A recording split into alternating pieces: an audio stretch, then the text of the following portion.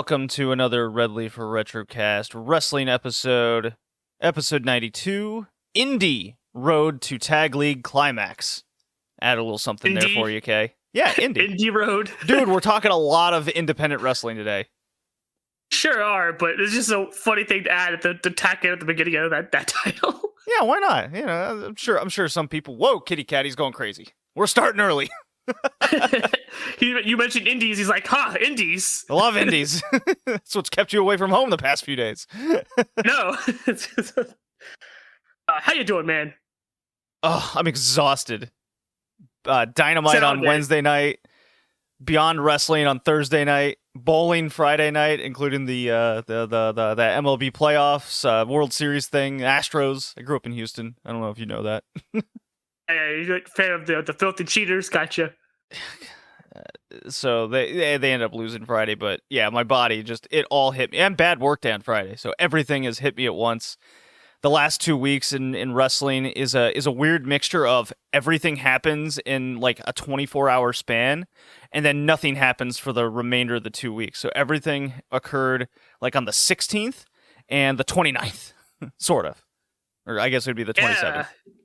It's kind of weird because when I was looking at the shows that were running, I'm like, dude, like almost like, I mean, some shows are ran, some good shows are ran, but like outside of like New Japan and AEW, everyone else is kind of like, yeah, one show, two shows. Well, it's a little break time, and a lot of promotions are gearing up for Tag League or another tournament. Sorry, I had to take a drink of my Monster because I'm also tired. I stayed up till 2 a.m. Yeah, we're watching that Vampire Hunter D. And I proceeded to watch Gundam coming out on the anime podcast. Getting a different kind of D. It definitely was an experience of a show. Both of them were what we watched. It's fucking fantastic. Anyways, look forward to that on the anime podcast. Today on the agenda, as my cat really goes through the apartment, Terry, and he is going nuts. Oh, I can hear him meowing in the other room. Did he get stuck? I'm convinced if it starts raining, he goes like mental in heat or something wild. Just afraid of the rain, bro. He's like, I hear the rain, I'm scared. Okay, on the agenda, recommended matches from outside promotions. That's going to be kind of like an indie thing going for me today. Could you hear that? Sure did. God damn it. Oh my god, Kitty Cat. I might have to just lock him in the room. Oh no. Yeah. That cat. I have done this in the past. So yes, indie promotions from the recommended matches. We got a big despair section. I don't know if you've heard of Ring of Honor. I might have heard of it once or twice. Yeah, maybe a Bound for Glory. Maybe a Marvelous. Maybe an NXT. Anyways. Bishonen, that's our sexy male men's promotions. AJW, got some New Japan with the G1. Dragongate, got a little preview there and a good match. DDT got another preview and an okay match. Joshi has been mostly quiet. Stardom got a Tag League update. They began it, so they got 1 day in. TJPW is building towards a November Korakuen Hall. I don't know if you could tell that was happening. They've been so quiet. Nobody could because they didn't announce it even at their big show. And they ran down their next big shows. They didn't even mention it. I went back and watched. They didn't even mention it. No. And then Ice Ribbon is back to Dojo and some news coming out of Ice Ribbon. So a little short discussion. Cool news. Short discussion on the Joshi front. Everything's going to be kind of front-loaded here. And then we have a large retro section. All Japan Women Classics, episode 55. We're heading into the spring of 92. New Japan through the 90s. I went on a huge binge, if you can't tell by my notes here. Some interesting shows happened, including a Tokyo Dome show in 1996 from New Japan. And then, as we do, despair. It's Monday Night Nitro, May 31st, 1999. Boy, sure was a fun one, wasn't it? We did see Surge on that show this time, so that was good. We did. And where did it take place? Houston, in the Astrodome. Yeah, because that's when you run shows that aren't pay-per-views. And we'll get to that. A lot of fun stuff to talk about here. Have you caught up on Metroid Dread at all, Kay? No. Ah, damn it. You see, I've been preoccupied with two things. Watching Gundam, because I don't know if anyone else knows this, but you definitely know this. I have been going through a tear through all of the Gundam series, finishing up last night with Double Zeta and this morning with Char's Counterattack. Oh, man after my own heart. That was the summer of 2009 for me in Deutschland. It's funny because like I've never watched any of this, and bits and pieces of Char's Counterattack is the only thing I'd really seen of it. And dude, it's some good stuff. I can sort of get why people like it so much. Oh yeah, I'm playing Guardians of the Galaxy. That game's pretty cool. Oh, I like that, do you? It's pretty good. I like it so far. They nailed the humor between the characters, despite the fact that they're, one, not the Marvel Cinematic Universe characters, and two, not voiced by anybody on that cast, but they nailed the dynamic very well. Well, that's good to hear. I'm glad you're enjoying it. I am a big anime fan, if the podcast wasn't a indication of that. We're at 111 episodes on that sucker now, every 2 weeks. A lot of anime. It's a lot of old anime to cover. No kidding, right? Yeah. Oh, okay.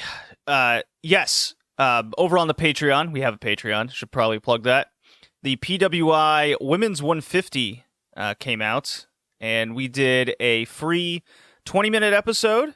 And then over on the Patreon, $5 tier, you can listen to the rest of the hour as we kind of give our thoughts, breakdowns, and overall just very happy of the amount of Joshi wrestlers that made the list this year. And overall, I think the rankings were pretty good. Pretty good. Much better than previous years. Discussions too. The very interesting discussions over just things that going forward for them, hopefully. Yeah, so if you check out the free episode on this feed, consider subscribing. You'll get even more in-depth thoughts over it. And you have awesome JD Star reviews. I have amazing LLPW reviews to older Joshi promotions there, along with me coming to the end of my Starcade reviews. I only have 2 left. Ooh. Yeah, over on my JD Star things, there's some interesting stuff happening on the recent episode that were released just before this episode comes out. Cool stuff. Second class, first class, Astros Girls colliding, Emi Tojo giving death stares and being scolded. Maybe Unagi can go find her and leg drop her. Right, because she wasn't like a porn star. That was weird to see on my timeline a few days ago. Unagi's Twitter game is amazing. I love it. Yeah, I'll have some thoughts over Unagi later. I kind of like what they're doing with her right now in Stardom. So do I.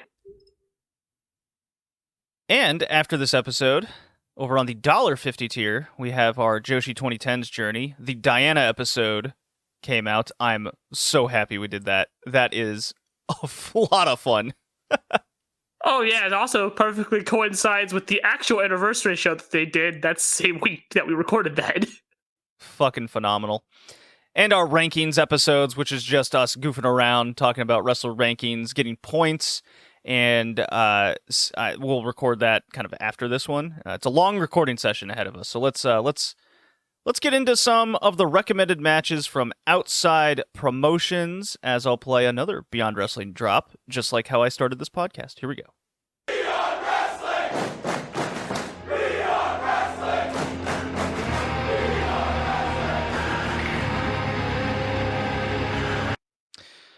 Beyond Wrestling, Uncharted Territory, Kay. You went to a Beyond Wrestling show with me not too long ago.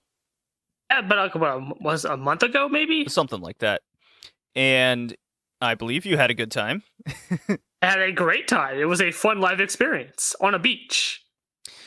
Yeah, and Beyond Wrestling is a local promotion here in New England, and I went to basically all of Season 2 Uncharted Territory and about half of the Season 1 ones.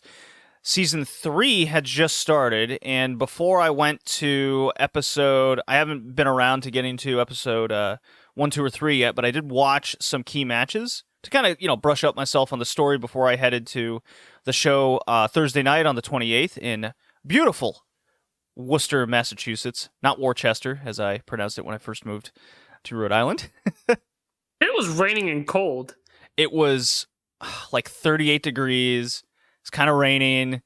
It was a miserable time, just kind of walking there and walking out. But if you look for a dude in a Toronto Maple Leafs jersey and getting heckled by the other 60 people that were there, it's a pretty decent turnout considering the timing. Dynamite was there the night before, so I'm sure everybody who showed up at Beyond went to Dynamite last night.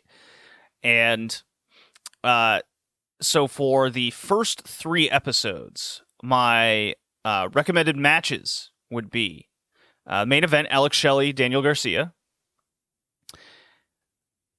Wheeler Yuta versus Layla Hirsch was pretty good. I enjoyed that. Wheeler Yuta has turned heel because yes, he has gotten, I don't know, it's weird. It's so John Silver and company, half these people went to AEW and they're effectively signed there, right?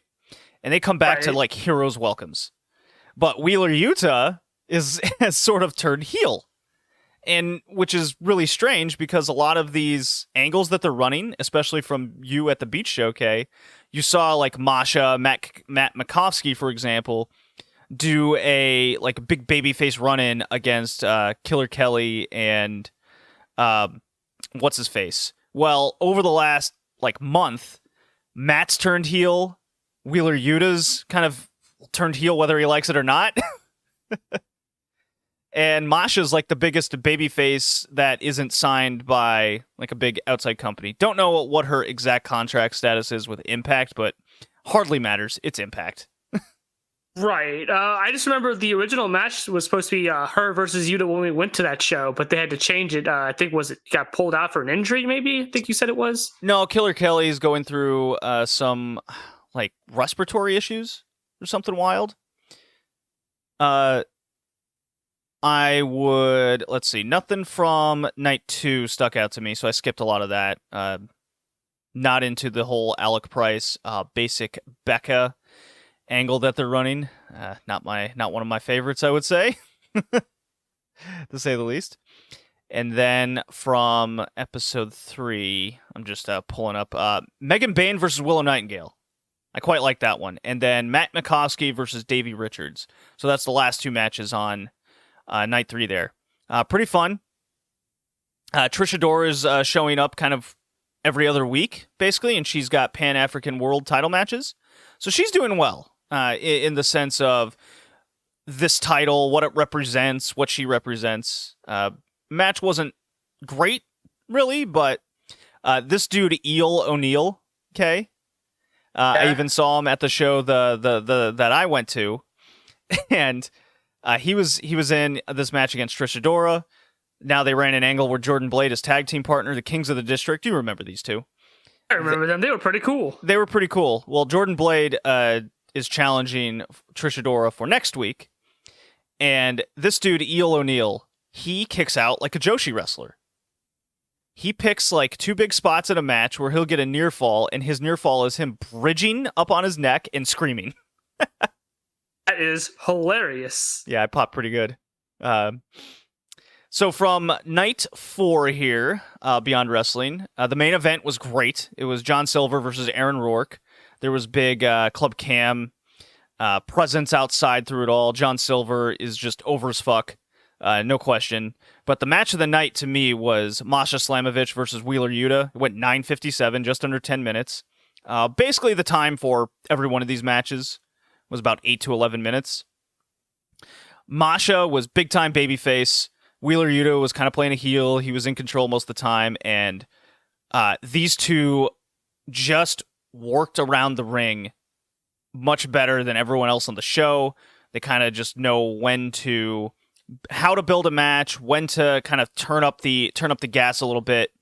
And not to take anything away from Aaron Rourke, I enjoyed him in the Discovery Gauntlet that they ran in season 2. I believe that was season 2.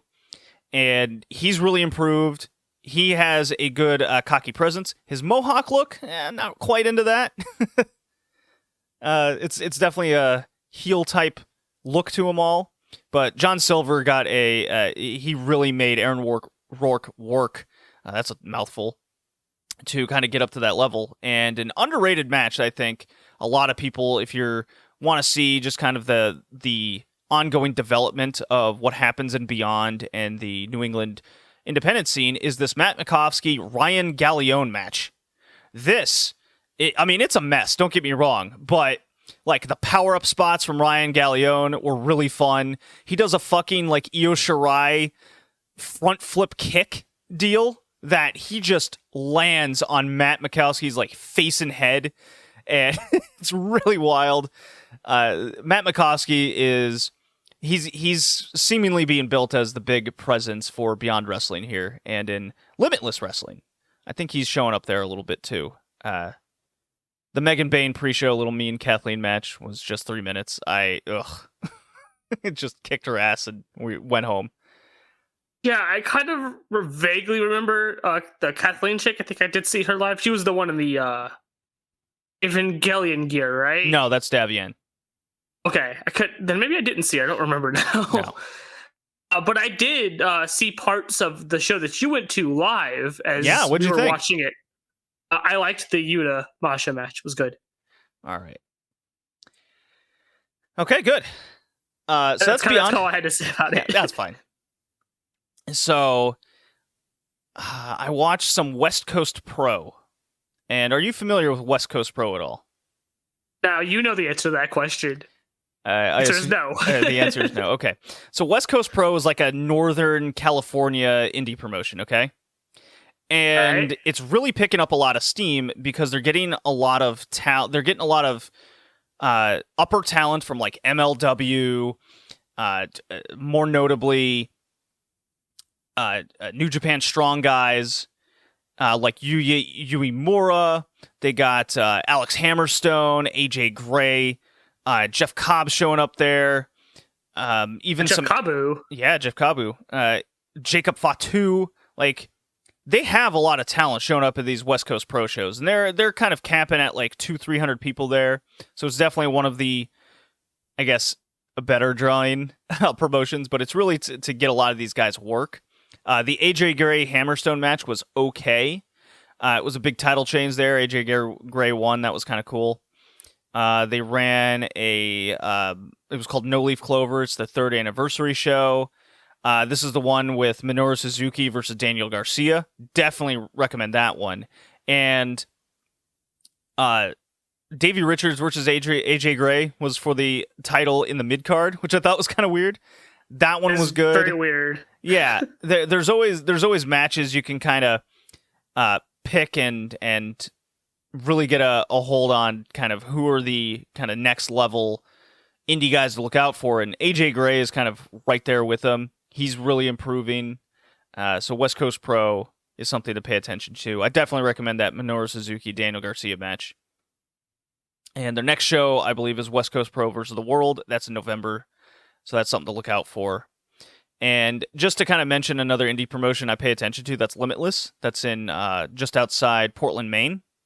I've been to a few shows for there. I use once a year, at least since I moved to New England. I take like a snowboarding trip, and I book it the same weekend a Limitless show does, and I kind of pick like a show that looks to be really good. It's usually in December or January. I tend to go, maybe both. That sounds like a cool trip to do. I kind of just go up to New York every year. Well, didn't do it last year, but I usually go up to New York every year. I wonder if there's any indie promotions up there worth watching. Oh, there's definitely. New York's a pretty big hotbed. You could go to New Jersey. I will not go to New Jersey. How dare you? And then I want to give WXW a shout out. For a long time, especially when I first started doing the wrestling podcast, I would cover WXW more than anybody else. Obviously, speaking German, I think, is a major advantage. I can get the better commentary. I can pick up a lot of the nuances with the German wrestlers cutting promos and whatnot. They do have subtitles for their site. I think that is something that a lot of other promotions could copy, is doing English subtitles for a lot of just, I mean, let's face it, German's not the biggest language in the world, but it's up there. Hi, Kat. Welcome back. That came through a little bit. Yeah. But I remember you telling me that, I think you did tell me that WXW was your favorite promotion to cover for a while there.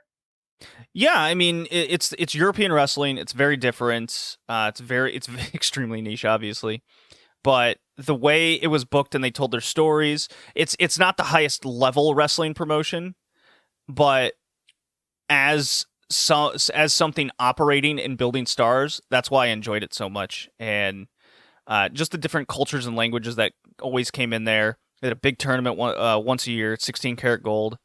I love talking about it and covering it. That's where Walter comes from. It's awesome. They just had their True Colors show, and it got from my sources that went to the show. They have fans back. It got some good feedback, good reviews. They have to kind of... So what happened with the promotion is obviously Speaking Out had something to do with it. They got hit with a different sort of version of Speaking Out, where it was kind of abusive training, that kind of deal, and they don't fuck around with that. And they put out a whole statement when that all happened, where now they're adding cameras. They're implementing like literal government policies over reporting, and they have to I thought they handled it pretty well. The problem is that they lost a few young talents there that were getting pushed. So not only are all their talents being signed to NXT UK, they also lost the few guys that were being built. So for the last 12 to 18 months, it's just been very stagnant. Who knows the direction? And one thing I noticed they're doing is they're traveling to East Germany. So they ran shows out of Dresden, and I believe they went to Nuremberg. They're doing a We Love Wrestling tour kind of deal, which they've done in the past. Obviously, if you've listened to this podcast, you remember. The True Color show should be up on demand next week. I'll probably resubscribe to WXW now, and I think some of these shows are going up on Peacock because they have a WWE connection, sort of, kind of. Oh, that might be bad. But needless to say, I wanna see the Bobby Guns title change that happened during the pandemic, and I want to see this show. There's some new female talents that's come up, and now that they're running in East Germany, it seems like the German Wrestling Federation promotion that's out of Berlin, it seems like they've mended their differences. They got this kind of weird rivalry between these two guys, the East German promotion and the West German. So there's a little cultural reference there. But they seem to be exchanging some talents between the two, or allowing them to wrestle for each other. It used to be kind of faux pas, like a CMLL AAA type thing. At least that's the way it came across to me. So you're telling me they brought the wall down? I guess sort of, kind of. It's definitely still there, but I mean, I can't speak of how it feels right now. Maybe in the next podcast episode, I'll do a little WXW catch up there, and maybe I'll get you to watch a main event or something. Sure, I'll be down. I mean, you talked highly of this promotion. I've not seen a single match of it, so it'd be interesting to sort of see what all the hype that you have for it is about. I mean, it's definitely temper your expectations, and there's a huge cultural gap. I'm telling you, the level just isn't there. It's essentially starting over from scratch again with just a few names. It's fine. I mean, I guess I can set my expectations accordingly. I have no expectations really going into it because I've never watched it before, so it's fine. So was this also the promotion that had what's his name, something Star or something the other night that helped David Starr was a big star in WXW. He was never champion. Okay, I thought he was champion. I don't remember. I just remember he was the big one that got in a lot of trouble. No, he did do a loser leaves the promotion match, and he lost, and it was shortly after that Speaking Out happened, which was interesting timing. Yeah, I mean, because all I remember is that you had mentioned that he was in WXW, and I thought he was the one of the big ones that got in a lot of trouble. I think he was the one that kicked it all off, wasn't he? He was, yeah. Okay, yeah. I kind of vaguely remember some of this. It was during the pandemic, so everything was a blur, anyways. Yeah, David Starr was definitely one of my favorite wrestlers for a little while. I loved watching him. He's a piece of shit. So very disappointing that. I mean, he's probably never come back to wrestling. That's how bad it was. But compared, you know what? I won't even get into that.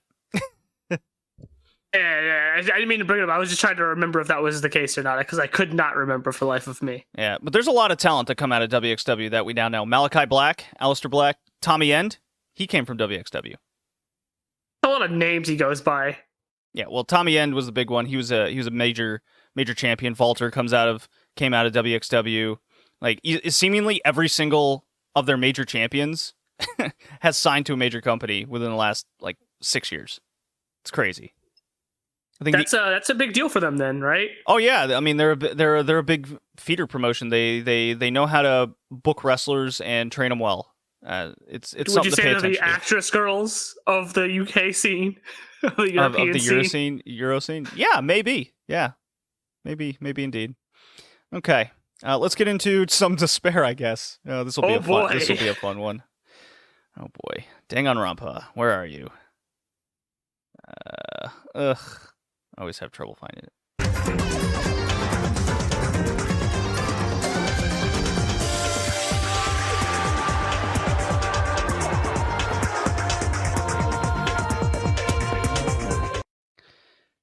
Despair time. All right, we got a good one. Okay, so in my notes here, I have Ring of Honor, Impact, and NXT. What do you have, Kay? I just have the Marvelous, and they're 150. You could count the people in attendance. That's how low it was. Korakuen Hall show. How was that? Being generous. Is that Korakuen? Oh, that's depressing. I have never heard such an echo in Korakuen. Like, it felt like it was empty. It was bad. It felt like an empty arena show, but it wasn't, and it was terrible. So I didn't. Full disclosure, I did not finish the show. I watched 2 matches and was like, I can't watch this. It is depressing. Marvelous is dead. I don't think they can pick up after this. They had like trouble. 5 people. They had like 5 people, and Kaoru's retiring. Tomoko is old, and that leaves them with just Maria, Mio, Rin, and Takumi. Yeah, not much of a roster to build with. I mean, they have that Ihausen chick, but I mean, who says that she does anything the next couple of years? It's not a good foundation to have. And watching them reminds me of the few times I've watched mid-2000s Joshi promotions where it's just like this. They claim otherwise with their attendance numbers, but it's just like this, and it reeks of dead promotion. Like, this reminds me of like Ibuki, like the one Ibuki show I watched where it was like there was 5 people in attendance, and it's like, yeah, this promotion's dead. It reeks of dead promotion. And you know what? If it wasn't for good guy Stardom, I don't think Rin Katakura, who's in the tag league with Mayu, would be eating anything right now. Oh, man. She wouldn't be having food on the table. Oh, no. Because that's how it was so bad. There's no way they made their money back, 1. And 2, there's no fucking way that enough people bought portraits or merch from them that they could sufficiently have income coming out from this show. It was bad. Sad, though, because I really did like Marvelous for a while there, but man, it's just not going well for them. And if the Chigusa and IO thing theory I have, where it's like May and Makoto are just being let go on disciplinary, they'll be brought back eventually. Chigusa needs a real bad back on now. She needs to bring them back because they need at least 2 more people would be fine enough, but they're not good shape, man. Well, even if they bring them back, there's no evidence that anything structurally is going to change within how this company makes cards or even fathomably books, because I saw the results of that Marvelous card, and it screamed all of the indie Joshi just tropes of what's the phrase I want to use? All the tropes that fails to build anything. They couldn't book any outsiders. They maybe had 1. Nozaki. That's bad. Yeah, that's it. That's bad. Kaoru Ito can't lose, so that goes to a draw. Kaoru Ito is probably at like a reduced price at this point because nobody's booking her actually. Yeah, but still says, "Oh, I can't lose," kind of deal, or some old guard respect thing. And you know what the biggest nail in the coffin for me when it comes to Marvelous, kind of probably knowing that they're closing soon, or knowing that they're about to die soon if they're not or they're just on some kind of thin ice. The Chihiro Hashimoto Takumi match that was supposed to be for the 3AW belt, the old Gaia belt. Yeah, the whole purpose of Gaiaism and coming off it and getting the titles and yeah. That match has been delayed like 3 or 4 different times, and now it's finally happening for the Sendai belt. Yeah, so It completely dropped the 3AW. I don't think Chisho's even carrying it with her anymore. That is bad. Your big angle, your big Gaia's angle, and you drop it because you know you can't. You don't know if you're going to have a show in the next couple of months. That's what the feeling I get, at least. They don't know. And I think Chigusa might be aware of that. And it's probably why they're so closely working, even more so now than they had prior with Stardom. They're probably working out some kind of deal, like I predicted earlier, where I think Stardom's going to end up, or Bushido is going to buy Marvelous and just make them a training dojo. And it's also a good roster they could have on there of some young talent, some good talent, and Takumi's a bonus, so is Mio and Rin. So it works out both ways. But I think that's going to happen because I can't see Marvelous lasting through 2022. No way, not with this going on. It's not good. It's not good with Marvelous. I got roasted coming out of Gaiism for kind of seeing the writing on the wall. And here we are. I was hopeful coming out of it. I was hopeful that Mio was going to get something. Now, well, she is injured, to be fair, but even before her injury, she immediately took a back seat to Takumi Iroha. And that's a depressing thing too. She's injured again. Third time she's out injured. It doesn't seem like it's as severe from what I remember reading as her last two. It's like she's injured again. It's not good. Kills her, like stunts her progression in her career so far. It's just this promotion can't catch a break. And honestly, I always feel like this was going to happen eventually. I think COVID just sped it up. I think Marvelous was always banking on Chigusa's old audience to continue to come to their shows because they never really grew anything. Oh, absolutely, that's the case. So I think eventually that an audience is going to want to leave, or maybe not afford to go, or maybe they're not going to see it as a point to go anymore because the shows are all the same. And I think that this was going to happen. I think it was going to happen maybe in 5 years, 6 years, but now I think it's going to happen even sooner because of COVID. So, yeah. It's sad to see because I really do like Marvelous, like I've said before. It's just sad to see. I mean, I watched the main event of that one seedling show that happened. It was Hanako Nakamori defeating Arisa Nakajima. Nothing says building up like a contender for the title. It's your big show in December by beating the challenger. I watched that too. Yeah, I watched this too. It was a good match. No, I really liked the match. Best match. Not their best match. You get the feeling, and now I don't remember if this was the case or not, but I feel like this match was booked like the day prior or the couple days prior, kind of like the Mayu Takumi match, where it felt like it was not planned, and so it was just thrown together and them calling it on the fly. So I think somebody pulled out, maybe. I can't entirely remember, but I do know the match felt sloppy, stiff, and like I said, like kind of like the Mayu Takumi match, the first one, where it's like this was clearly not the match, and they didn't have enough time to sort of put this together, so they're just calling it on the fly. And for calling it on a fly match, I think it's better than Takumi and Mayu. Such a one-sided beatdown. It was a very good, stiff match, a bit sloppy, but a bit raw at the same time. So I did like that. And these two are really good together and really good individually. Last two big people to come out of JWP. So, you know. Well, it did come across as an old-school JWP match. That's for sure. I'm saying. It felt like a very 2010s era, mid-2000s era JWP match. And I think that's exactly what they were going for. Maybe. I have no idea. But not their best match. I've seen them have better matches. But I don't know what this does. Like, okay, she beats Arisa Nakajima, then what? Arisa's supposed to have a title match when Rio comes back. So what? Is Arisa going to win the belt? Then Hanako challenges her? I bet you that's what they're going to do. Maybe. I mean, you can never tell with Seedling. For all we know, Nanai could come back from her screwing her knee being taken out, and she challenges for... I mean... Did we mention that last episode? That she's out. Her knees couldn't handle the buckling of her ego. You know, yeah, she made the joke. The weight of the ego. Yeah, you made the joke. It's fine.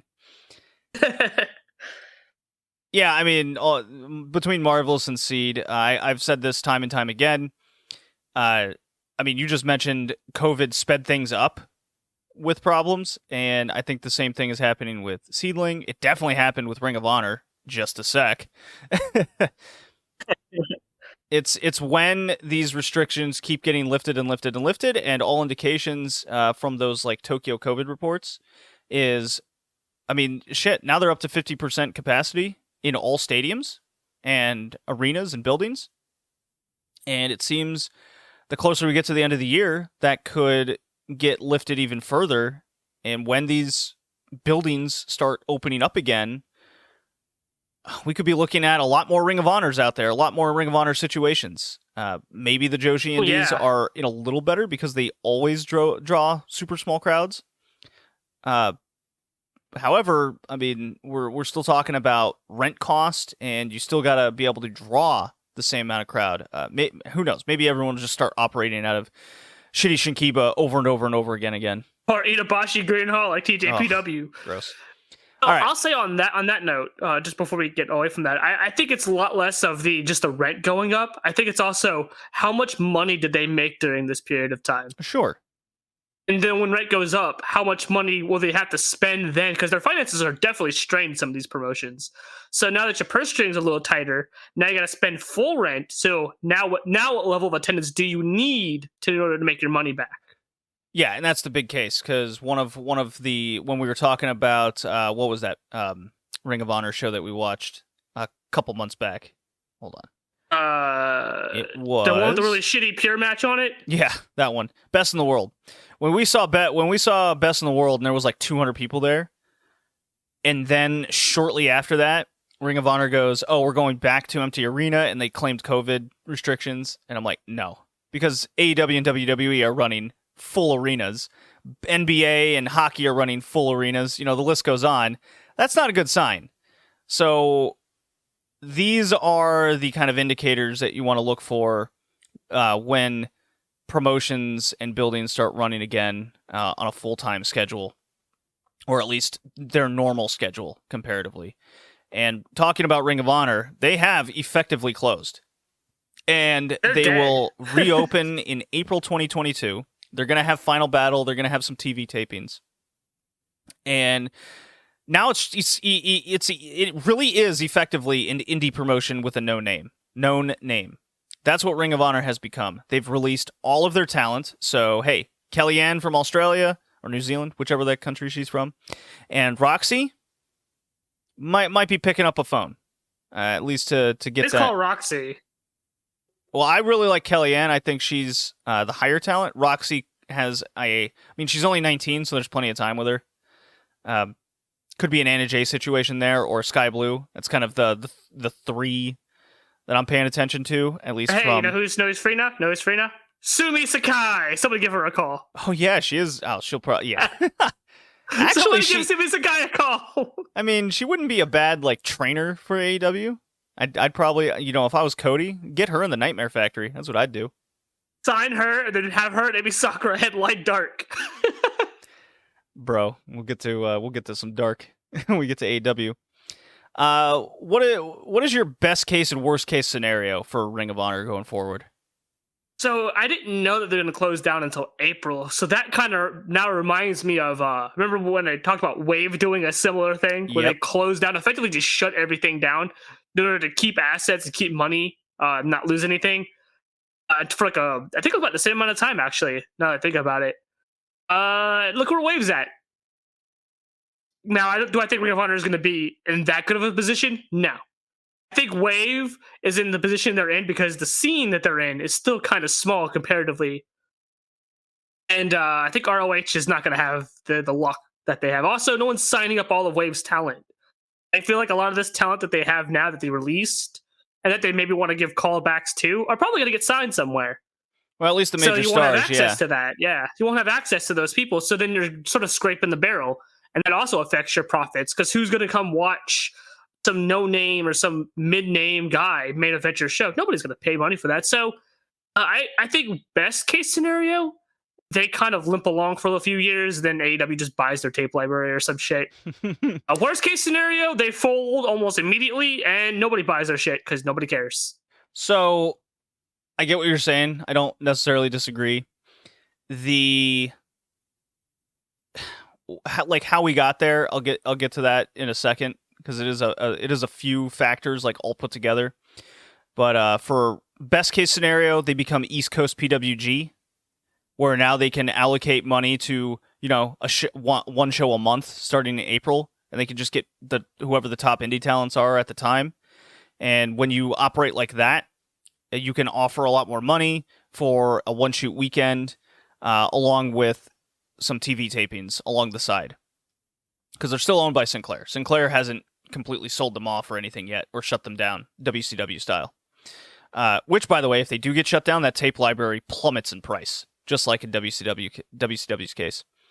Worst case scenario, once a month, they just call them in for some TV tapings, and they call in kind of the most mid-talent you can imagine, and it's just a TV-run show in which serves nobody except gets the wrestlers a paycheck.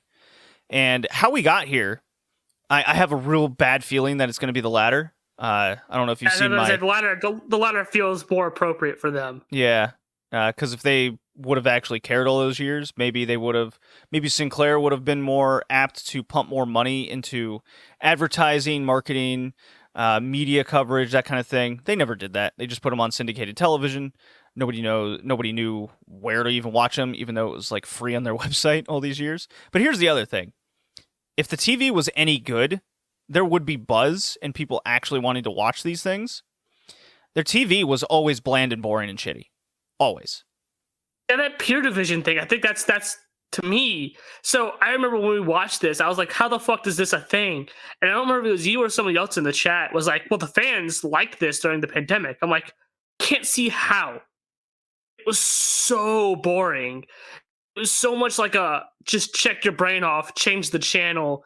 And when that's something you're propping up is sort of when you're big sort of difference makers, like, oh, hey guys, we have this Pure Division that other promotions don't have, and it's that boring. That's not something that gets people in the door. That's what makes people not want to watch. Yeah. And even when I listen to other podcasts and they say they love these Pure matches, I'm like, okay, more power to you.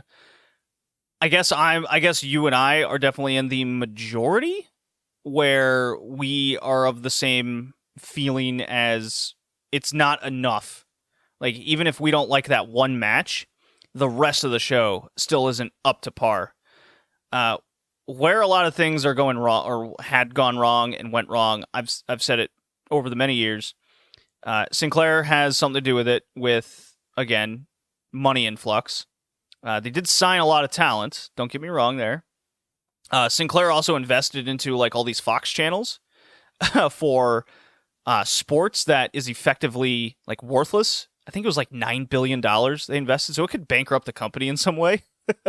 Jesus, what sports channels did they buy? FS 91? No, it was like all these local Fox stations and UPN channels or whatever.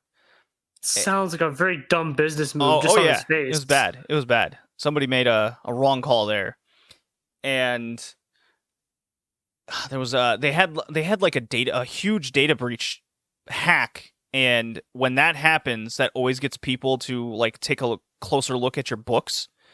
And what happens is COVID, because COVID has a lot to do with this. They saw this Ring of Honor promotion that has all these like triple-digit talents being signed, right? 6-figure guys. Like, what are we doing? We're not making any money on these guys. And okay, you paid them during the pandemic. Good on you. I made the kind of the harsh truth that, look, it's probably the moral decision is to shut down, but that's going to really affect the audience when you come back, because now you've just been out of sight, out of mind, and everyone's forgotten about you. And that's what happened with Wave. It's exactly what happened with the first show back. Only had like 100 to 150 people in that show. It was bad. They ran the entire Catch the Wave and other people's promotions, and then did the final on their first show back, and nobody cared. Yeah, it's a very similar circumstance. Now, booking-wise, you can go back as far as 2011, when Sinclair bought this promotion from, well, basically folding back then. So there is a savior element to Sinclair, whether you like it or not. And after a decade, I mean, we've been talking about the booking of this promotion being bland, out of touch, too old school, the lack of stars actively being built. I mean, if it wasn't for the New Japan relationship and Bullet Club and the Young Bucks and company, this would have happened probably a lot sooner rather than waiting until after COVID. I agree with that. I mean, Delirious has effectively he has no vision. He has no vision in any of it. And I mean, you could just look at the women's division over the years. And not to mention all of the backstage things that gave off bad vibes, bad press, with the Marty Scurll situation, with the Kelly Klein situation.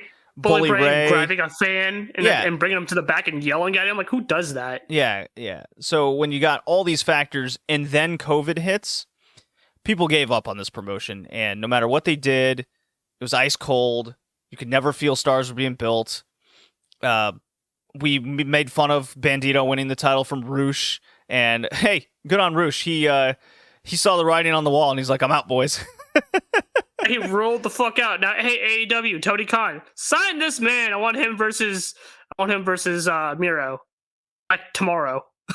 I don't know. Roosh has quite the reputation. Him and his family. They got that old school Mexican mentality. Sign up for one show then. Fuck, I want him versus Miro. Fucking give me that. Damn it. Yeah, it's gonna be interesting where a lot of these guys end up. I have fingers crossed for a PWG East Coast that we actually have access to watching. I think that'd be really cool. And if I was AEW, I'd send all of my young talent to these shows. That's what I'd do. I mean, I think the idea that you come up with sort of the PWG East Coast thing is cool in theory. I just don't think it's feasible because honestly, as long as PWG's existed, and from what I gather, they don't have any like streaming services. It's all DVDs, right? Mm-hmm. That's not future proofed, and I feel like that's eventually, probably sooner than I think most of us want to think. I think eventually that's going to be what their undoing is because I don't see DVD sales being a big buzz. And sure, people come to your shows.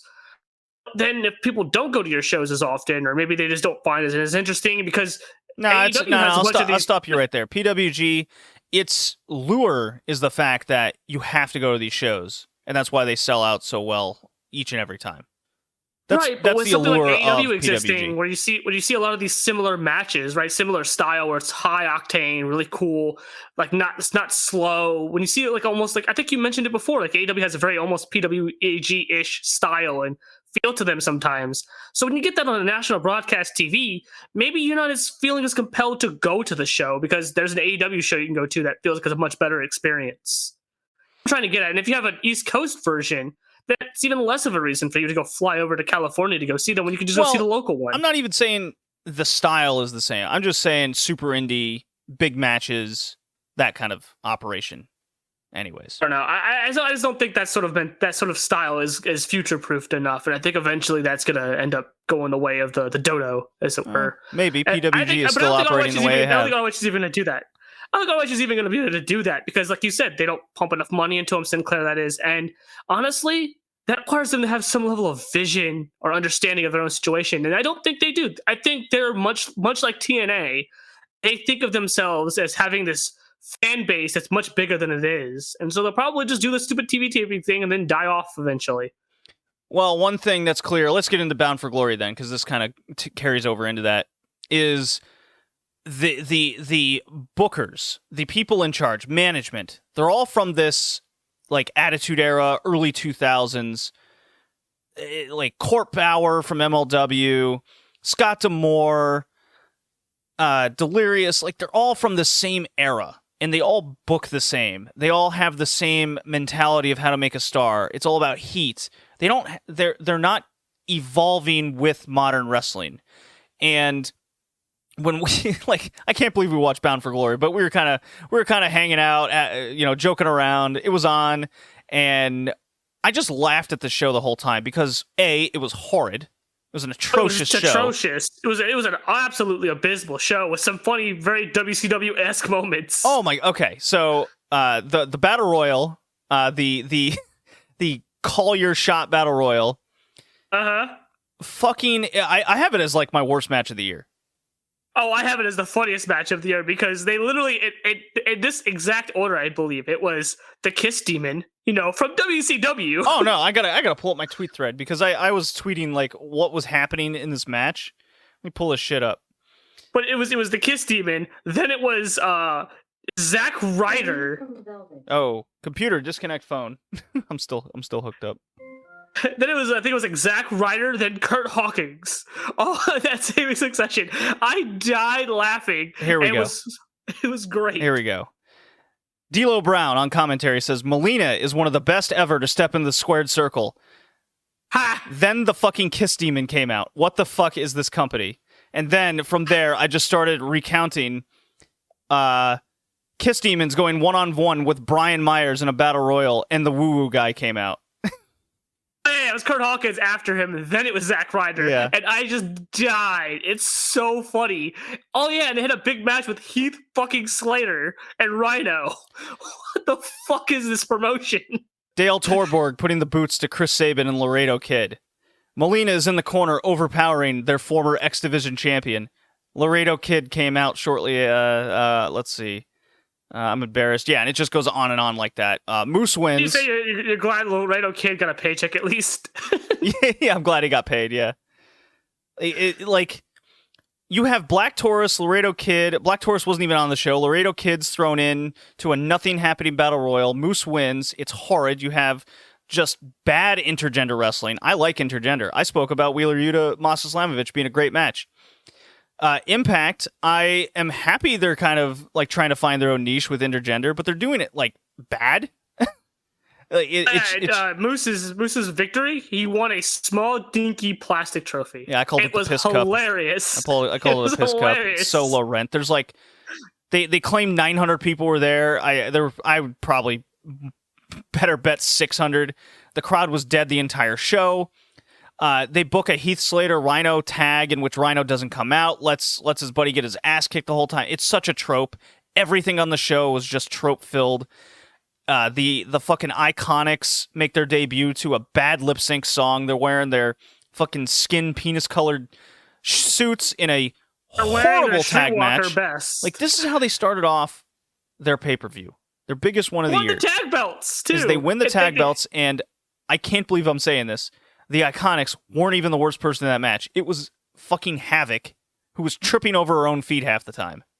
Oh, she was bad. She was very, very bad. But laughing. I think the funniest part was the entrance, because they had this song come out, and they were the commentator was making a big deal about whoever the fuck the singer was, and I had never heard of this person. I was like, oh, okay, I mean, the song's not bad, but it's like you said, bad lip syncing.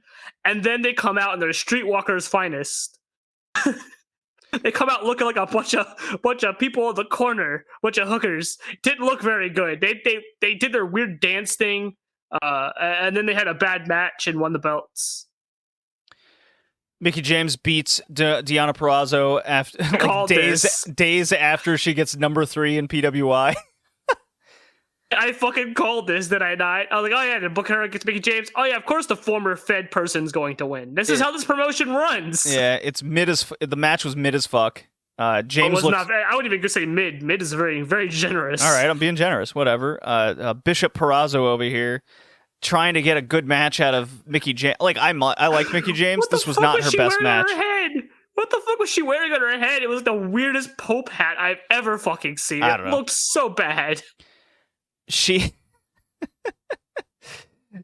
like this match was just off kilter the entire time. Then it goes into a horrible ref bump, which the ref just has to kind of like get into position a little bit awkwardly, and James jumps on the dude. There's a missed chair spot, and James just wins. It's bad. It was bad. And then Alexander versus Christian Cage. The one thing that Impact had to do right was have Josh Alexander win this fucking title. Their main event is kind of the only thing that's been holding them together. Was Kenny Omega wins the title. They try to get Rich Swann over. What do they do once Rich Swann loses that thing? Nothing. He was a non-entity. They try to build Moose up. On the show? Yeah, he was in that shitty battle royal for a minute. Oh my god, I completely forgot about exactly. that. I was laughing so hard at the Kiss Demon showing up. Exactly. It just fell into so many WCW tropes. They have a pretty okay match. I was into it for a little while, and then Alexander's celebrating with his hot Asian wife. He's got a kid there, and then Moose comes in, and I just immediately burst into laughter going, they would do this. Fucking do it. Do it, do it, do it, do it. And Moose spears him and pins him. So fuck you and your happy ending. Moose wins. And then he proceeds to just stand over with his junk full into the child's face. It's like, oh, that's a visual. Yeah. Did you happen to see his shitty promo on Impact this past week? No, because I don't fucking watch Thursdays. No, I saw it on Twitter because it kind of made the rounds on my Twitter. This promo was horrible. It's like he's shaking, he's nervous, he's being all meta about I don't need to be a tribal chief, I don't need to be elite. He's talking all this in monotone. He's looking at the ground, horrible delivery.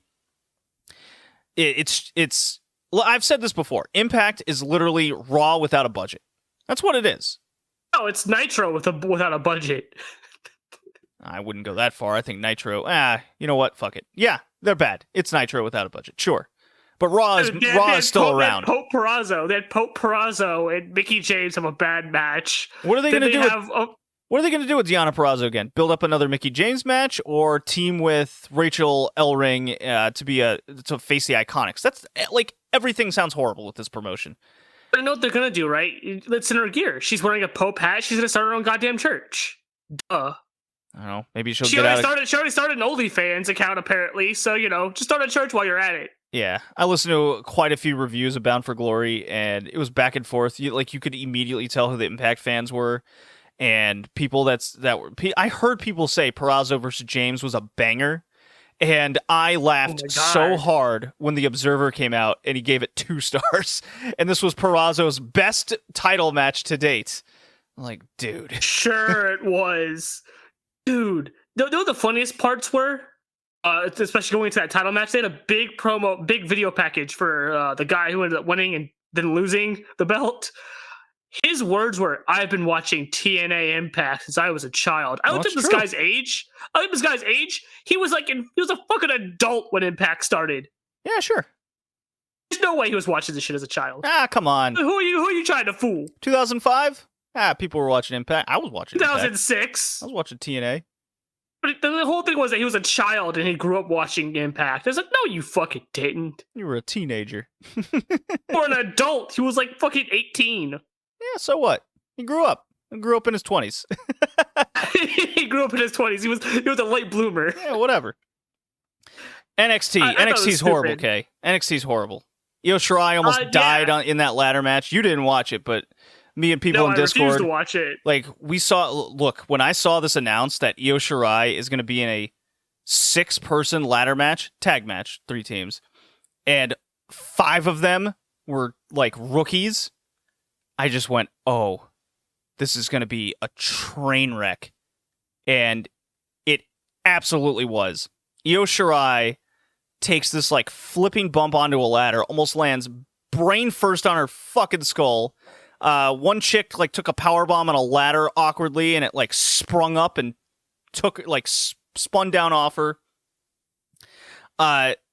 Someone did tried to do a Phoenix splash, but she lands like awkwardly on her legs and knees. Could have blown out like all of her ACLs on that. Like, it was just one thing after another. This was horrendous. It was horrifying. And then the cherry on the top was cut to Raquel Gonzalez, PWI woman number 10, goes up against Mandy Rose in a spooky fight, complete with like Jason Voorhees mask and a fire extinguisher. It was like 12 minutes of just the most like lower mid wrestling you can imagine. Everything looked terrible, and then Dakota Kai shows up with a scream mask and shovel and costs her the title. So we're going back full on Divas era, okay? Yeah, she blasted her in the back with the shovel and then fucking like vanished and then came back or something. It was now bad. She stood there and then she just like awkwardly got in the ring and was like, "Oh, it's Dakota Kai with crappy bubblegum hair." So I watched this portion, but I refused to watch Io Shirai outside of her last match in Stardom. So I will never watch this. But from the sounds of it, it sounds like she didn't or died for the sake of the Fed. It's a tremendous waste of talent. It's That's their MO at this point. Tremendous waste of talent. That's like their tagline. It's incredible. Look, when a company is in just disarray and people are unhappy and they're nervous of their spots, like, this is what we're seeing in Nitro. Just everyone starts going into business for themselves.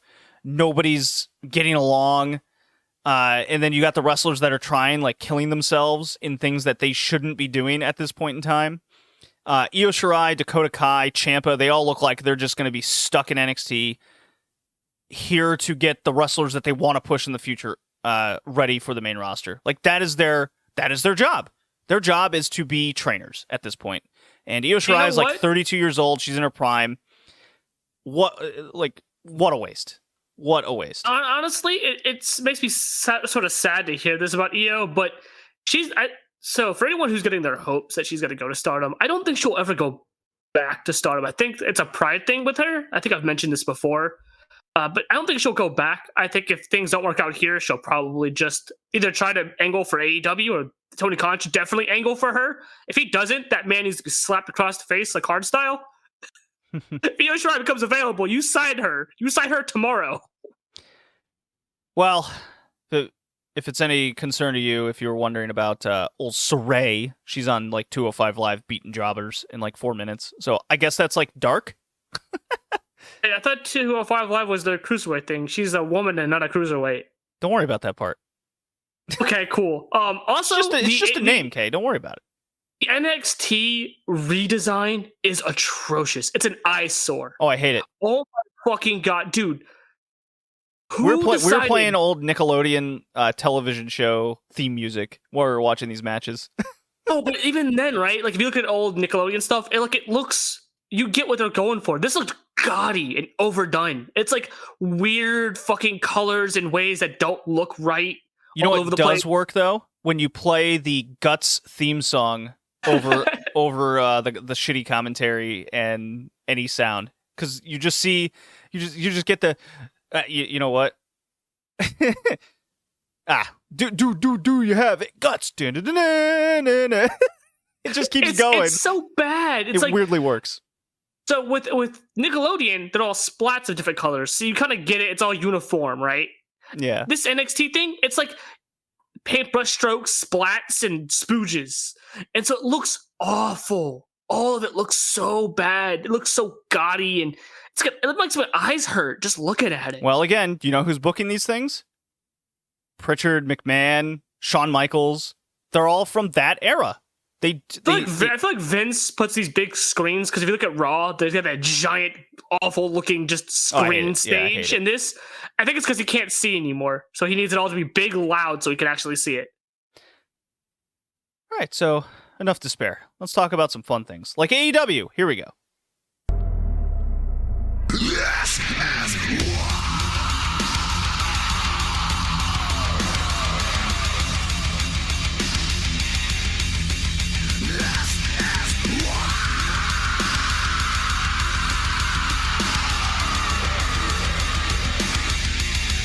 God damn.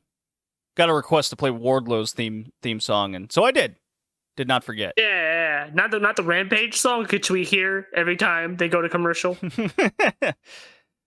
So I went to Dynamite in Boston, Massachusetts this past week. Sure did. Dude. So I'll just give you kind of a rundown. Obviously, if you're paying attention to my Twitter, @BowlingJD, you got like match times, full-on spoilers, crowd reactions.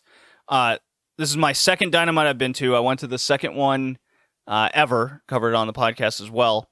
The pacing and format of the show has vastly improved from episode 2. Like, you definitely feel it.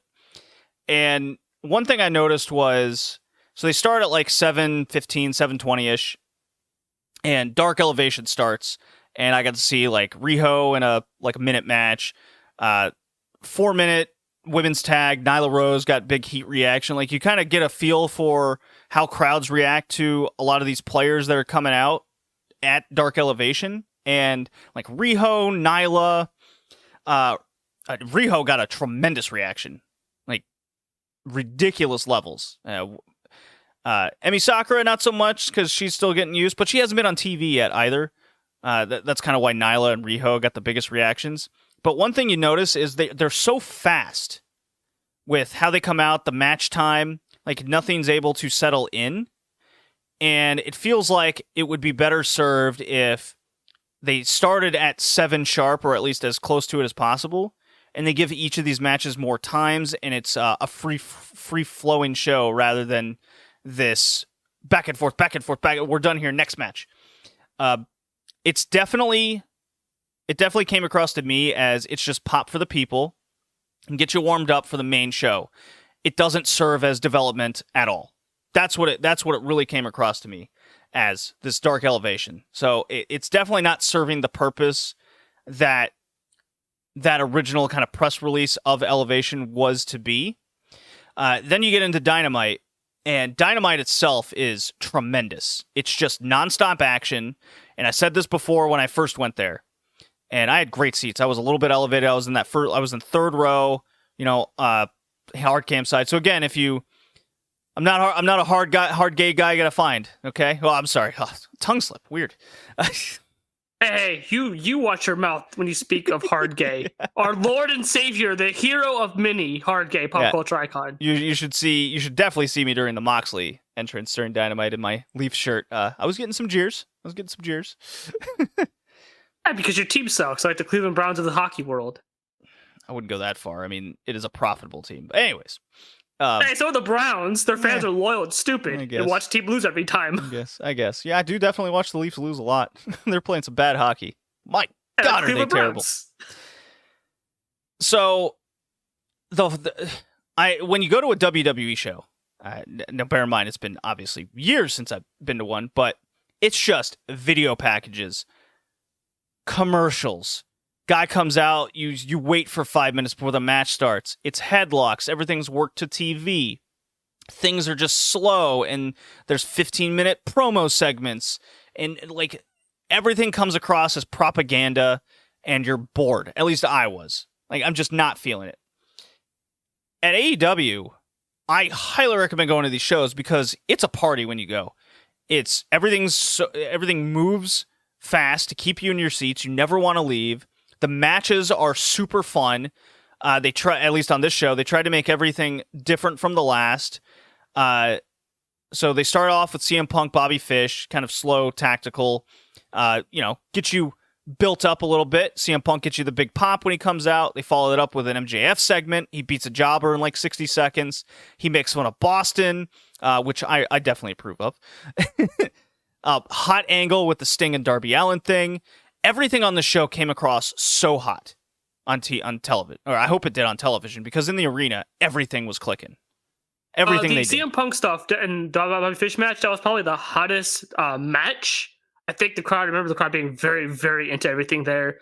The MJF segment was, not only is MJF fantastic, but he's also fantastic at getting the fans to boo him whenever he wants them to boo him, and shut up when he wants them to shut up and continue his promo. Oh my God, making fun of all the Boston women and the accent and the making fun of the sports team. Like, I like cheap heat, and then he takes it up a notch, like throwing in some other, like he gets you to boo him with the cheap heat, and then he'll go into the next level of heat. It's so easy how he's able to do it.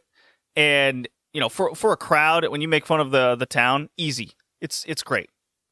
Yeah, it's I think he has something you can't teach. It's something you could only have in you. And he's just, this guy is a major fucking star. Like, every time because he's been cutting a lot more promos. At least I've noticed a lot more of his promos he's been cutting lately with Darby have been very, very good. He just gets the crowd in the palm of his hands almost from the jump. And he just does what he wants. And it's so good. I think out of the four pillars, I think he's the one that's going to be the biggest star. He's the tools. He's already the one with the pay-per-view main event. So. Right, but he's got all of the tools. He's got the mic skills, the in-ring work. He has everything you need. Whereas like Darby and Sammy are still working on bits and pieces of this. He already has it all from the go. And he's also young as well. I think...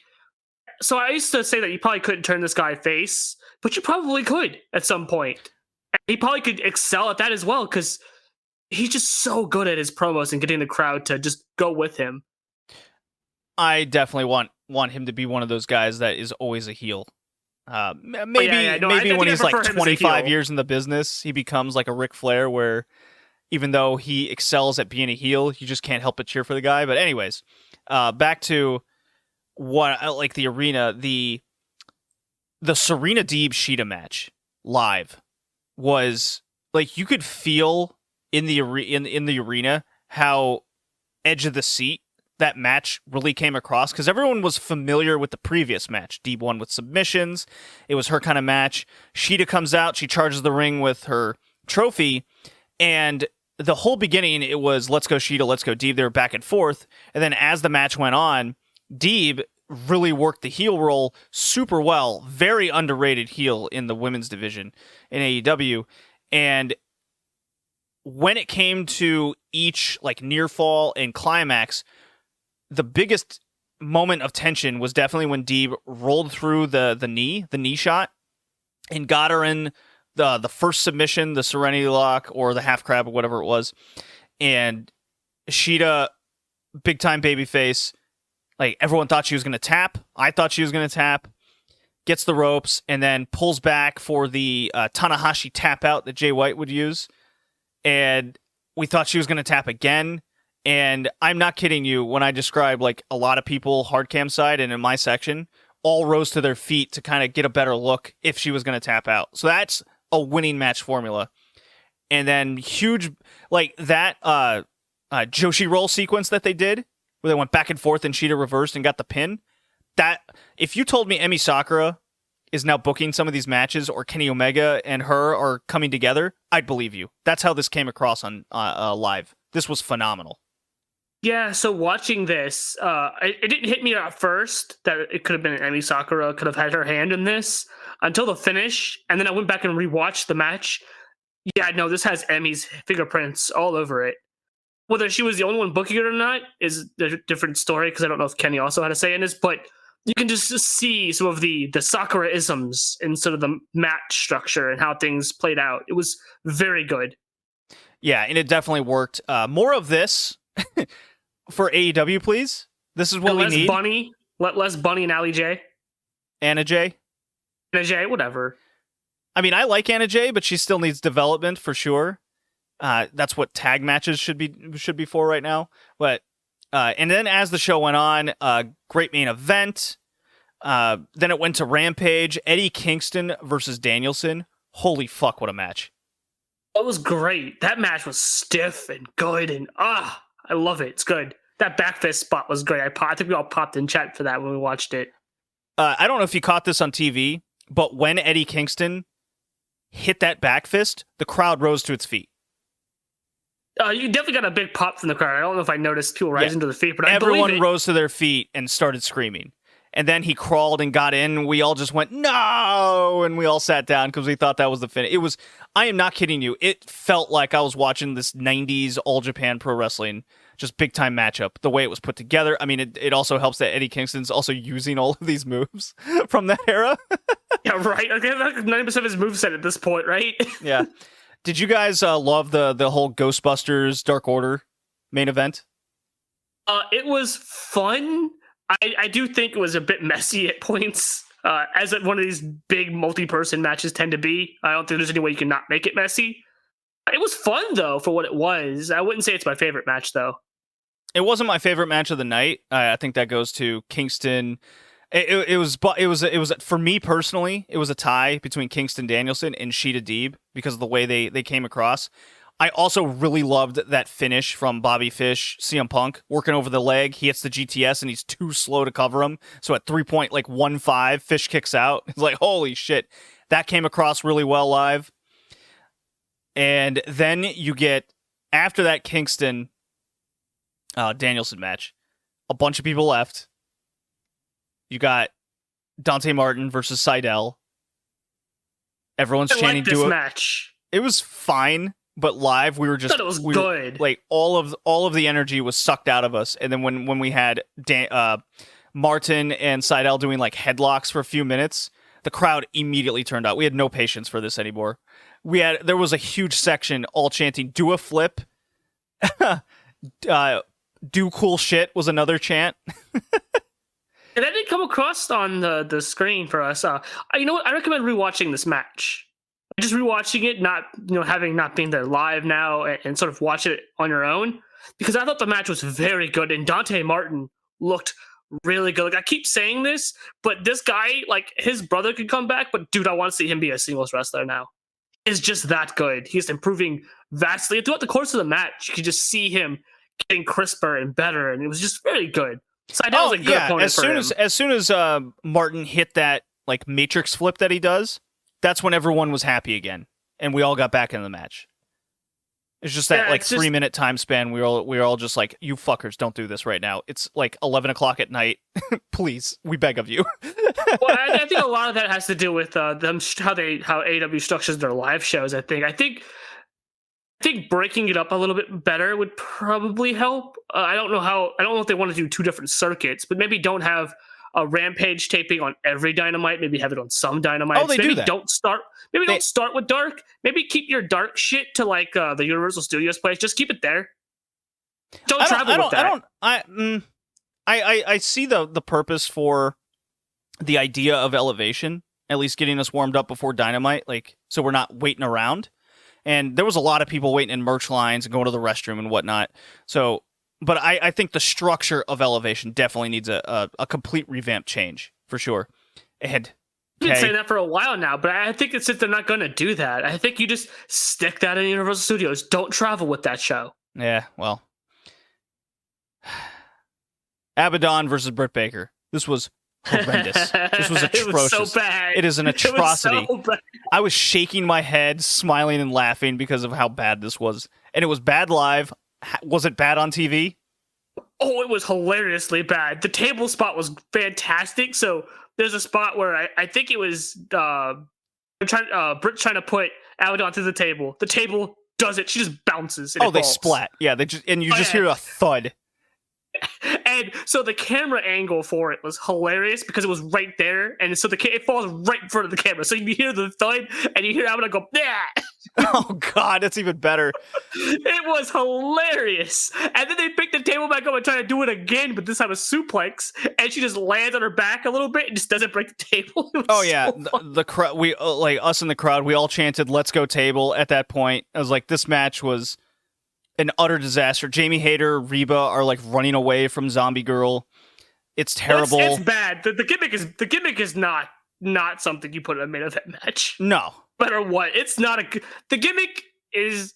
I think I said this before to you. I think she's better without the gimmick. If she became a better wrestler, you can kick this gimmick because this gimmick is not gonna work. I don't know. I'd have to see her wrestle first because didn't see much of anything in there. She was just all gimmick. It was corny. It's cornball. It's bad.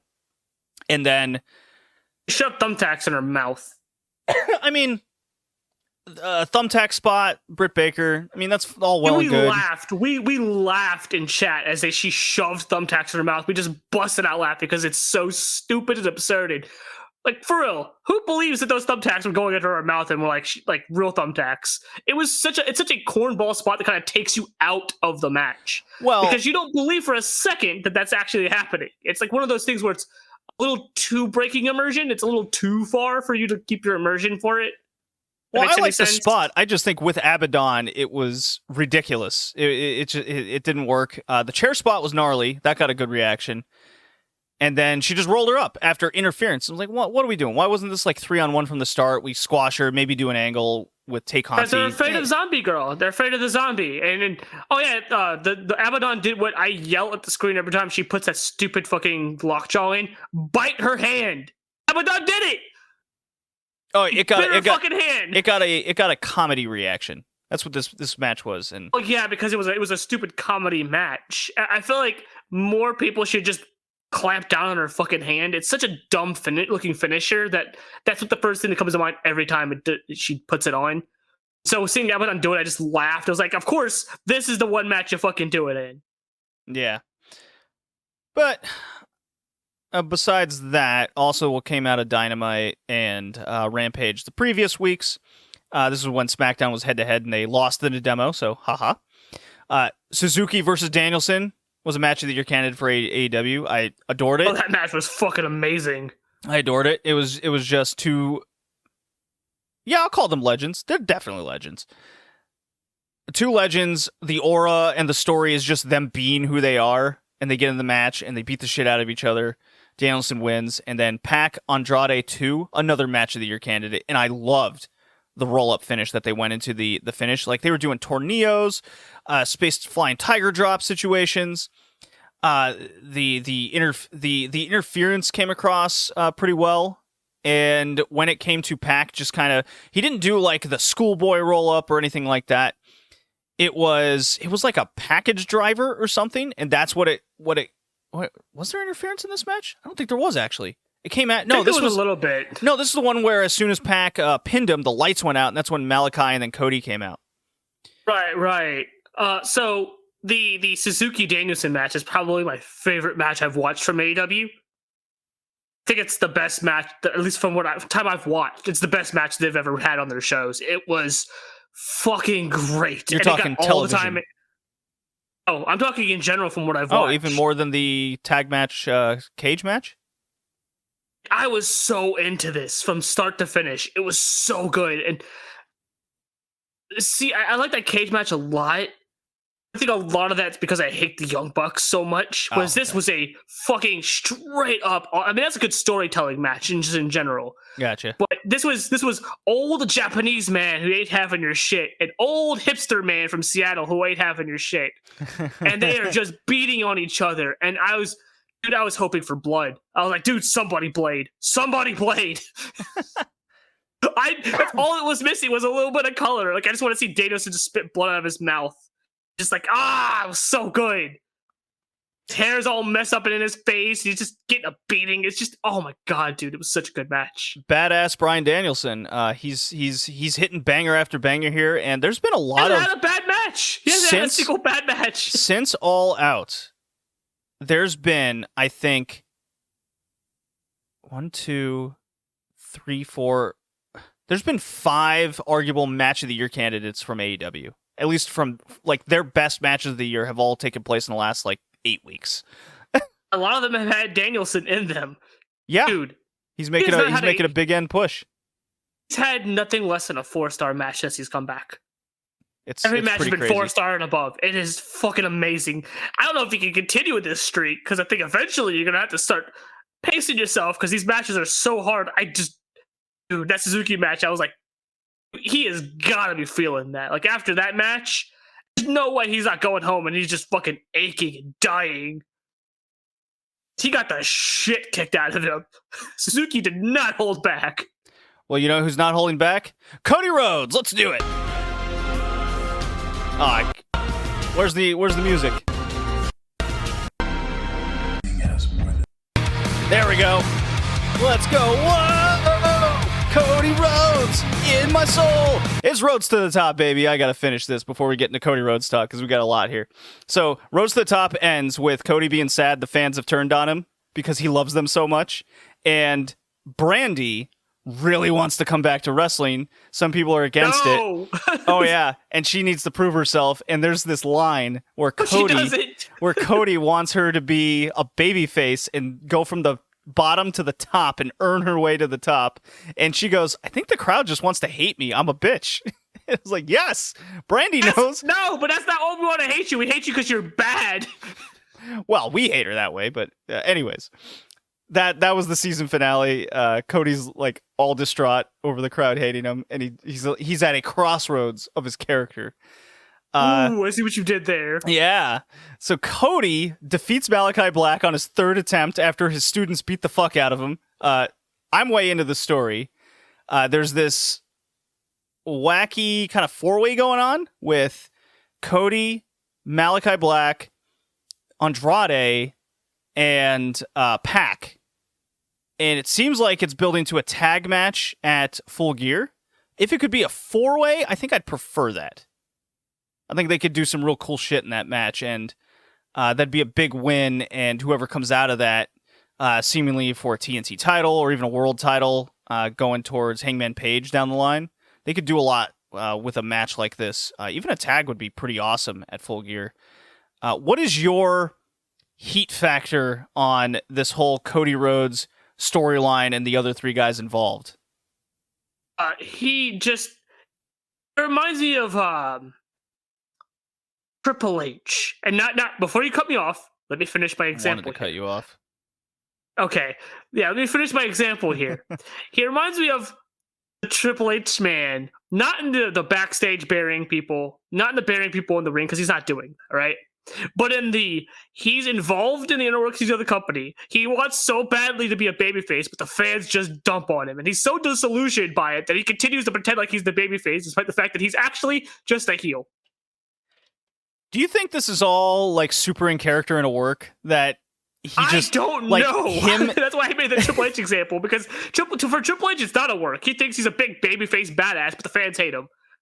Whereas Cody, I feel like I can't tell if he's actually like thinks he's this good guy babyface. The fans just hate him, and he doesn't understand why, or if he's playing a character. But that's why I make the Triple H example, because that's what he reminds me of. Because I remember watching him get booed while I was in attendance, but he's playing this badass like I'm a babyface, but nobody fucking likes him. I'm like, Cody's the same thing. He's this big babyface that nobody likes. I think it's like I brought up Homelander from The Boys in the past because Lex Luger. He's Lex Luger on Dynamite. He came out in all black, and he's cutting this just "I believe in you guys," and everyone's booing the fuck out of him in the arena. Everything's backwards from the words, but the mannerisms just come across as he's so aware of this, and he's even saying a lot of these things. And then Andrade comes out, and he gets cheered because he's against Cody. It is a fascinating thing to watch. And based on Roads to the Top, the live crowd reaction, his matches, I think I'm really leaning towards this is just a modern experiment on like a character working inside the wrestling world. Like, what can he do to redefine lines of what constitutes as going outside of basic babyface heel personas? Could he be this disillusioned VIP that I think this is just all the character that's been built? And if that's the case, and I'm really leaning towards it, this is just so much fun to watch unfold. Well, that's why I made the comparison I made, because that's the only time I've ever experienced something like that. I think the difference is Cody very well could be playing a character, whereas we know Mr. Hunter Hearst over there is not playing a character and actually thinks he's a big babyface. But I specifically remember being there for a live show once. I think it was the last Raw I went to. That was like years ago. And he comes out, he's got this big swagger to him, and the fans are just booing the shit out of him. And he cuts this babyface, I'm a badass. I forget who he was cutting it on. But it was definitely like a heel. I think it was Kane. Like some kind of heel person that he was beating up, and everybody's just dumping on him. And he thinks he's this badass fucking ass-kicking babyface, and he's not. And he's disillusioned by that. He's like, he's just playing that. But I think Cody might be playing a character. I think Hunter Hearst, man, was not playing a character. I think he legit thought he was just a babyface, and the fans were just out of sorts. Yeah, so Cody's going to face Andrade at the next Dynamite. I have no idea where they're going, like booking wise. Time limit draw. Limit draw. Yeah, you're the draw, Kay. Let's do it. Some of my favorite matches are draws this year. It's fucking awesome. 2021, year of the draw. I'd actually be super down for a draw. Cody and Andrade, like a 20-minute TV draw. I wouldn't be against it. No, and that goes into the story of building something towards Full Gear. What is your I'll use heat factor as like a definition now of the podcast. Heat factor on all the Full Gear matches, like Hangman Page Omega, Britt Baker Tay Conti, Lucha Bros, FTR, which, by the way, that Lucha hood angle, they could have just came out as FTR. It would have gotten over so much better, but whatever. MJF Darby? Is everything hitting on cylinders for you? What it needs to be? I think the matches that need to are like the sort of the title match between Omega and Hangman. I think the results of that match could sway my feelings on it. Sure, I think I've been on record before saying that Paige needs to win that belt. At this point, the story makes sense to do so. Long as any further could, Kenny's had enough of a run anyways at this point. You know what? I was 2 weeks ago. I was really asking myself, does it feel like Omega should lose the title at this point? And after being there live and seeing the crowd reaction to Hangman, Dark Order getting a win over the Young Bucks because Hangman Page got involved, Omega's had this title a while. He has Danielson waiting in the wings. I think Moxley is going to win this tournament and beat Danielson, and that'll be Hangman Page's first opponent to really establish him as a top star. Omega and Danielson doesn't need a title, and this is really the vibe I'm getting.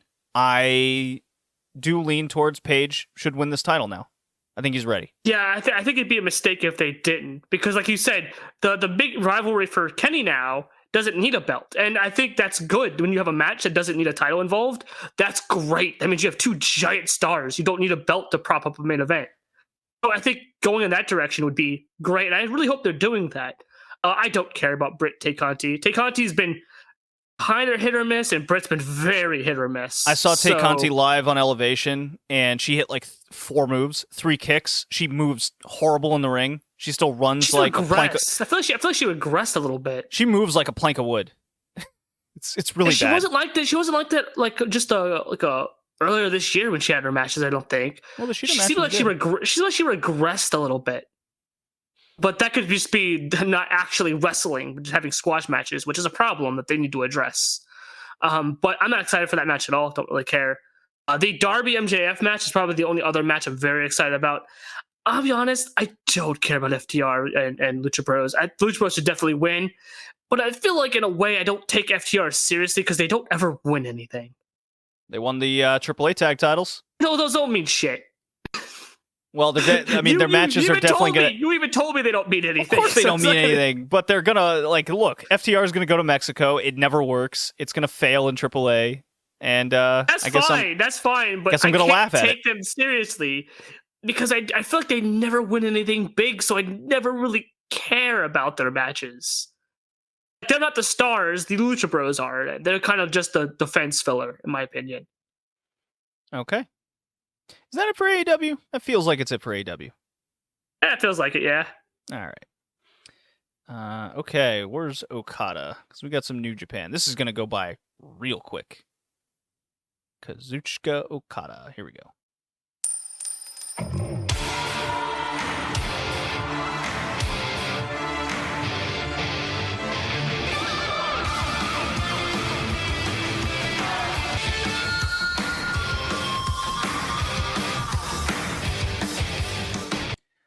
New Japan. G1 finished, Kay. Yeah. The one I told you I was only going to ever watch the block final and the final, and that's what I did. And it all did really good. It was very, very good stuff. Oh, fuck. I have top 10 G1 matches. I got check. What did you watch anything? No, you didn't, did you? Of course, I just watched I just watched the block finals and the finals. All right. I didn't watch talk anything about else. Talk about the block finals. I have to go to my backpack and get my little I wrote it down at work. Hold on. Talk about the block finals. Okay. I liked Cobb and Okada a lot. Okada and Cobb just trading bombs. The mixture of Cobb's power and him just tossing Okada around. Okada kind of coming back with his constant teasing of the fucking Changemaker, eventually hitting the Rainmaker. Even Cobb, I think, trying to go for his own Rainmaker, which is kind of funny. That seems to be a thing in every one of his matches now. His opponent keeps trying to go for a Rainmaker and missing, and then he goes for a Rainmaker and just turns into a Changemaker. He does hit the Rainmaker and beats Cobb. I thought this match was great. I really enjoyed it. And then we got the Taichi Tanahashi match that I really liked. So I like my Lord and Savior Taichi. If you don't like him, then you're just wrong. But him against the Asu Tanahashi was very good. I feel like Taichi's a little underrated. I could be alone on that one. I'm pretty sure JD will come in here and blame me for such opinions. But I think Taichi's a little underrated. I think he's quite good when he needs to be, from what I've seen. Now, granted, I don't watch a whole lot of New Japan, so I can't really say his sort of mid-tier matches are any good. But every match I've seen him in, he's been very good. Tanahashi, this man does not age. Every time I see him, I'm told how old he is, and this guy is just fucking fantastic. He sells well. He gets the crowd involved, even though it's a clap crowd. They're so behind him. This man saves this company. He saves everything. He's like a goddamn superhero. This match was great, and I was surprised that Taichi got the win. I was very surprised by it. It was very good. I quite enjoyed it. Okay. And cool, just in time. I just thought about Taichi's underrated. I've been back. I was listening. Oh, okay. I was right on the finish, right? Taichi did beat Tanahashi. Yeah, he was doing the whole rib injury over the course of the tournament angle, overcome the Asu for the win. Yeah, I mentioned I think Tanahashi's underrated, and how you probably read me for such opinions. No, Taichi is underrated. He's last day Taichi in the G1. He's like 3 years in a row, all great matches to end the G1. I think every time I see him in a big match, he always delivers. I don't see his mid matches, so I don't know if he's good in those. But every time I see him, he seems to almost over deliver for the position that I get told he's in. So I got my top 10 matches of the G1 here. Ready for this? Did it involve the change maker? Some did. Number 10, I have Okada Ibushi, the G1 final, despite the injury. 9, Taichi Cobb from day 10. 8, Taichi Tanahashi from day 18, so there's your Taichi match. Number 7 is Zack versus Kenta, day 13. Wacky little turnbuckle heel stuff angle. Number 6, Zack versus Naito from day 1. That was Naito's only match. Because he went down with injury. Yeah, wild that the tournament started out with a major injury and ended with a major injury. This, what a disaster. Disaster year for them. Yeah. Number 5, Okada Tanahashi from day 2. Number 4, Shingo versus Zack from day 3. Number 3, Shingo versus Ibushi from day 9. That was kind of Ibushi's breakout match for me in the tournament. He was finally like back kind of deal. Number 2, Okada versus Cobb, day 18, that B block final. You spoke highly of it. I agree. And number 1 was Shingo versus Ishii from day 1. So, not the best G1 I've ever seen for sure. I think it's easily the weakest. It definitely has the least amount of buzz and talk coming out of it. There weren't any. This is the first G1 I can remember, at the very least, covering New Japan on the podcast, that there wasn't multiple match of the year candidates coming out of this tournament. And I don't even think I put Shingo Ishii on my New Japan top 10 of the year. I did not. So nothing really came out of it. I think the biggest talking points that I remember seeing from this on my own timeline were the Ibushi injury and how bad that is and how unfortunate it is for him again. And then Okada's proclamation of bringing back the Generation 4 belt, the belt that everybody likes. Mm-hmm. So over he's actually being a change maker. He's making changes. Okada's going into business for himself. It's like, this shitty trinket you got over there, fuck that. This belt matters more. It looks cooler. Well, I was really enjoying Okada Ibushi. They look like they were just great. Yeah, they were like, I already thought the match was great up to that point, and then when he hit that Phoenix Splash, I'm like, here we go. This is when they're going to turn it up to the even better level. We're heading towards finally that epic G1 finish, and maybe it would go another 10 to 20 minutes, who knows? He just never got up. And what's crazy is Ibushi has injured his shoulder just like this before in the Best of the Super Juniors on a Phoenix Splash. So my, how history repeats itself unintentionally. So that was a big bummer. Maybe stop doing that move now. Maybe just cut that out of your repertoire. He has enough stuff in his repertoire. They're like 10 years apart. It's nuts. And that is very nuts. Okada proclaims he doesn't give a shit about the other title. He proclaims himself as beating the real champion, which is Ibushi, because some Wrestle Kingdom. And he's brought back this title to use as not just part of his persona coming out of the G1, but also instead of the briefcase. Well, yeah, instead of a briefcase, he has this title.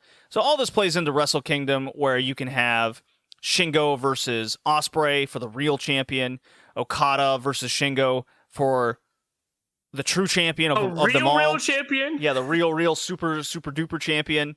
And then they'll probably have Ibushi, because now he has a real claim that he never got his title match in July, and now he got injured in the G1 final. I mean, there's your 3 nights of Wrestle Kingdom, basically. Assuming Ibushi makes it back in time. Reports say that he certainly has a high chance of that.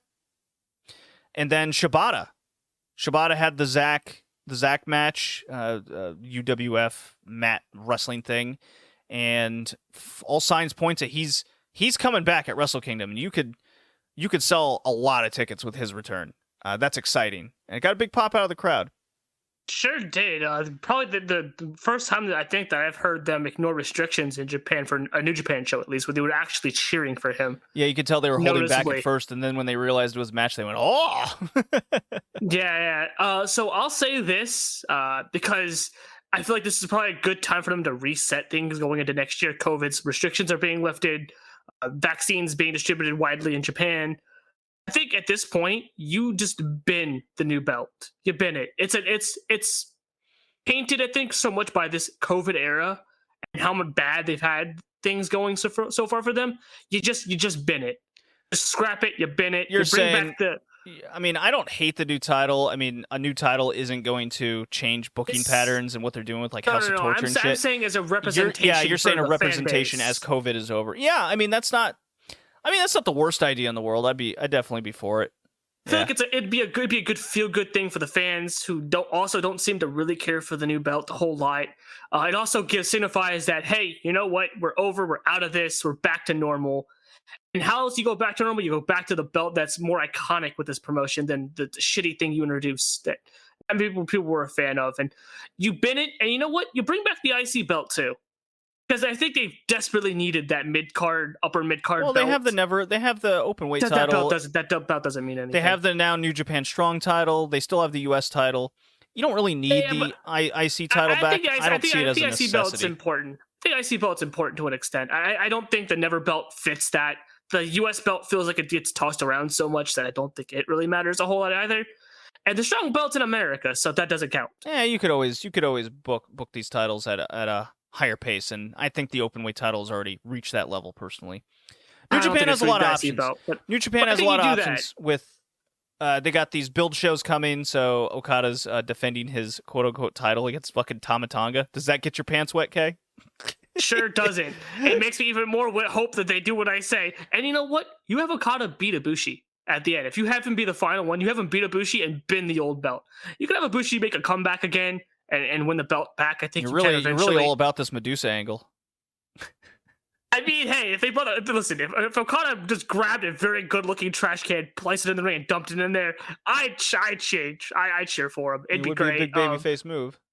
Sure would. Shingo's coming to defend against Zack because Zack had that good match and tapped him out. So I mean, that's a match I'll definitely be watching at the show coming up.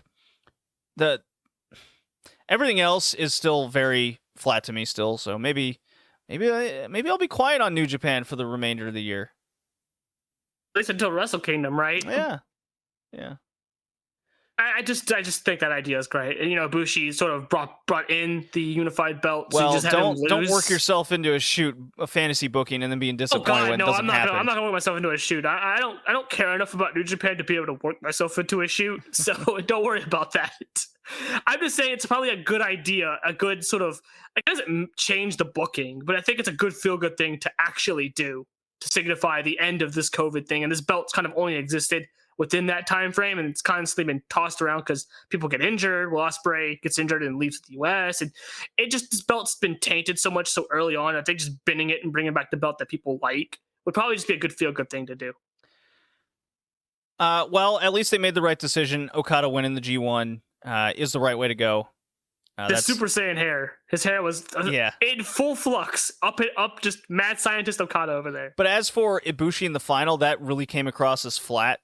That it wasn't someone new and fresh. Because him getting to these finals 4 years in a row, you could really feel that even though the match in the G1 final, despite the injury, I think is clearly the better option if you're just going by pure match perspective, Ibushi Okada. I really think this year really needed to feel a lot more fresh with either Kenta, Zack. I think they really dropped the ball on booking Zack to be this submission champion, but it wasn't meant to be. So then you turn to Angle Kenta. But man, that A block final of Kenta Ibushi just was, I thought, besides that last 3 minute stretch straight out of 90s New Japan, that whole match just teasing 3 separate 20-second countouts. The ref kind of holding back. Kenta ran to the back. I hated that so much. It was so corny. It felt like not a New Japan thing. It felt like something you would see in fucking Nitro, where they run to the back to get the count. Well, yeah, I mean, just do no contest then. Yeah, it's just I didn't care for that, and I think even with that last was a couple minutes of the match, I think the entire match sucked. No, it didn't save the match. That just sucked. It was bad. Yeah, this is going to be a G1 that I will sooner forget than remember anything coming out of it. I will definitely remember the Ibushi injury, and that's not kind of the good way to do it. But I I'm just excited. remember Okada being like, "Yeah, fuck your new belt. I'll just bring back the old one."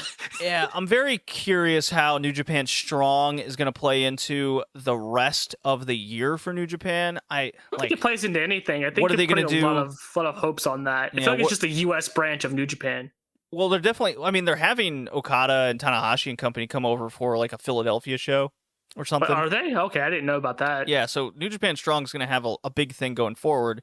And I would be a betting man and say a lot of angles from New Japan Strong are going to play into those 3 nights at Wrestle Kingdom because they got 3 big shows to build to, or at least build matches to. Yeah, that's almost too much of a daunting task. Like 3 nights, that's just a bit much, isn't it? I guess we're gonna find out. It's, I mean, next year you get WrestleMania 3 nights because they copied them last time. So why not do it this time? Yeah, I mean, really you build like the 1 Wrestle Kingdom, and then you had New Year's Dash where you can run angles, which they're not doing. I guess we'll find out. It's definitely New Japan is definitely pretty ice cold. Anyways, let's go. They're so weird right now. It's just odd. Whoops, that is a drop I didn't mean to play. We got Dragongate to talk about. R-E-T.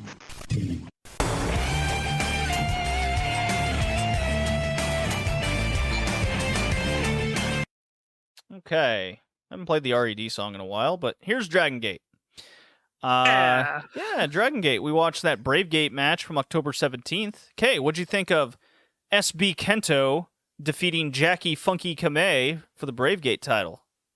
SB Kento is a great, he's got a good presence to him. It makes me so sad that his title reign didn't start off really good because they had that stupid vacation, whatever the fuck they were doing. I feel like that was so unnecessary. They could have just had to win the belt, honestly. The Jackie Kamiya, that's a fucking mid-carder guy. Like, he might not stay a mid-carder, but the gimmick he's got now, that's fucking full-on mid-card, man. There's no way he's going past the mid-card. That was the first impression I got from that. The match itself was very good. I don't think I expected it to be as good as it ended up being. I thought, SB Kento being, SB Kento and doing really good shit and just showing how great he is.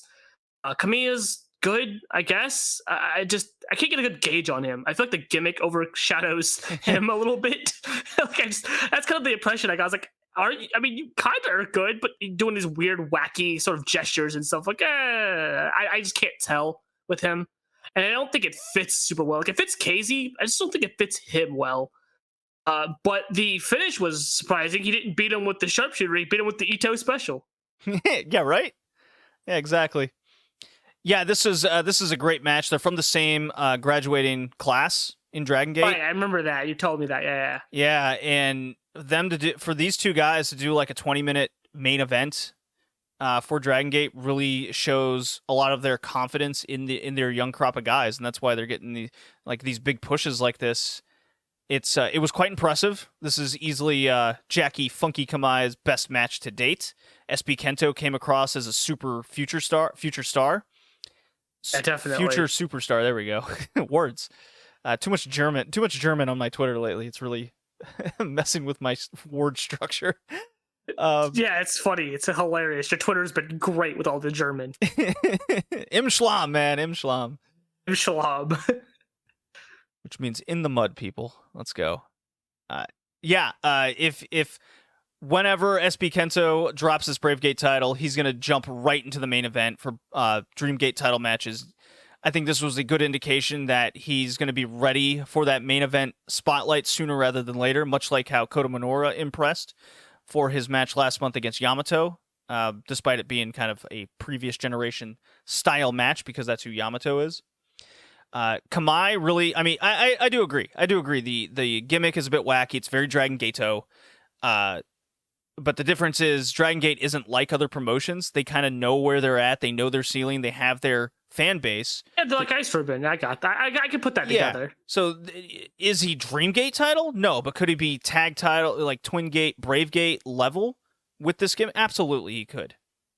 Oh, yeah, definitely. I just feel like I remember watching him last year, and I thought he was good, right? And I just feel like the gimmick right now is kind of holding back. There's just good stuff in there, but you just compared to Kento, he just does not come off as nearly much of a star as Kento does. I mean, Kento is clearly the pop standout anime from this music class. is crazy. It's Great. You listen to SB Kento's banging theme from like a rapper or something from his area that he grew up, and then you get anime girl techno intro from Funky Kamiya. Kamiya. was like, I was fully expecting to turn it up like the stupid the Too Hottie song. Too cool, Turn it yeah. up. Yeah, too cool. I was expecting that. I was like, I kept waiting for it. These fucking nerds are great. We had another rookie debut from Dragongate, Takumi Hayakawa. He looked pretty okay. OG Shiba, he's a guy that's been out a while due to injury. He's returning to the ring on December 18th. So maybe he's getting back into form, back into shape, but it's actually going to be for Dove Pro. And Dragongate's been... What the fuck is a Dove Pro? It's an indie promotion in Japan. Don't worry about it. But Like Dragongate's the great been... Osaka Pro Wrestling that's coming back? Well, hold that thought. So Dove Pro, Kyushu Dragon, I think that's what it is. They have like weird working relationships with Dragongate, so they can send over some older guys, some young guys, kind of go back and forth, easing him back in, I imagine. And then Sora Fujikawa has left Dragongate, and I think he's the guy. He's the rookie that broke his fucking face. Horrible injury. This is probably retirement. That's the vibe I'm getting on it. Maybe not, but you asked on the previous podcast what happened to like the other Demon Mask. Well, I think we got our answer. What, you think it's the guy that just left? Yeah, Sora Fujikawa. Oh, And that was kind that of could be interesting. that was kind of the feeling beforehand that it was him, and they were building up for his return, but it never that's the happened. guy coming back from Mexico, Yeah. right? Yeah. It's very possible that OG Shiba is they could just move him into that role. I mean, they could still do it, but there's not a necessity for it. In the meantime, Dragongate's been building towards Gate of Destiny on November 5th. The matches to pay attention to are Eita and Nosawa from Noah. Yeah, Booker Man is in Dragongate here with the Noah Boy, Junior feels tag great, titles. man. Feels great, man. Yeah, they're taking on Jason Lee and Kota Minoura. I kind of expect that match to be good, believe it or not. I'll set my expectations accordingly. It's Noah. It's got a Noah guy in there. I expect old man bullshit. I wonder if he's going to bleed in it. That's kind of his shtick. He's wacky. Twin Gate titles on the line. Natural Vibes, King Shimizu and Yakotsuka taking on another Noah duo, Keno and Congo teammate dude How. I expect Shimizu and Yakotsuka to retain here.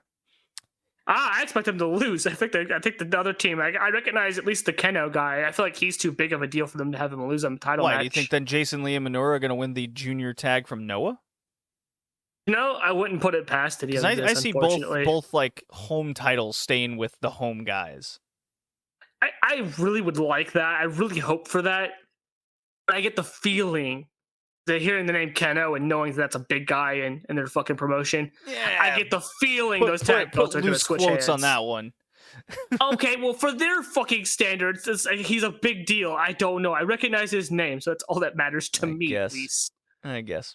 And then Dreamgate title, Yamato taking on BB Hulk. We've last few podcasts we've talked about our kind of worries and expectations of this match. I think that I am pretty hyped for the match because I like my dude BB Hulk.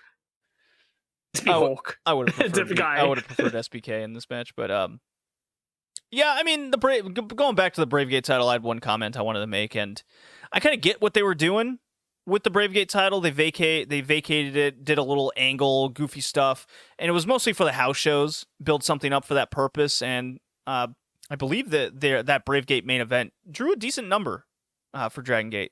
So I think serving that purpose of kind of livening up their house circuit, I think it worked. But for us and kind of watching and following it, we're just kind of bummed out that couldn't really do anything with it. Yeah, I feel like it would have been better if he just won the belt. I actually feel like I should have what's his face Okada shouldn't have lost the belt. I think Kento should have beaten him. Well, he's out with a knee injury now.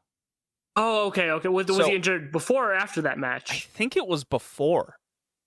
Okay. Yeah. Well, then you should have just had SB Kento face him and beat the belt, not fucking what's his face.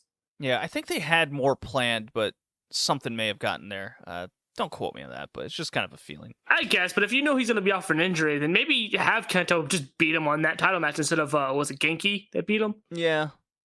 Yeah, I feel like that would have been much better because the Genki thing was funny in the moment, but it was a dead fart. There's no way that was a serious run. Well, no, Kagetora got beat by Genki, and then Genki lost. Whatever.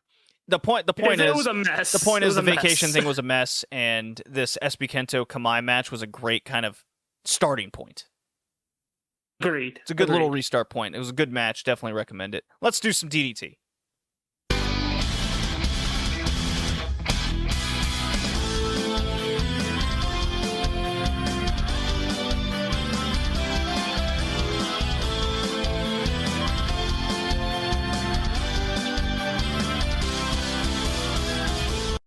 All right, got to drink a little bit more of my coffee and Bailey's here. Okay, DDT. Did you watch the October 12th Get Alive main event of Disaster Box versus 37 Kamina? That's Harashima and Naomi Yoshimura defeating Takeshita and Shun to be the new tag champions. I did not, because I didn't know this even happened. 17 minutes, 31 seconds. It happened shortly after the Takeshita-Chris Brooks match. New tag champions. It was exciting in parts, but not enough for me.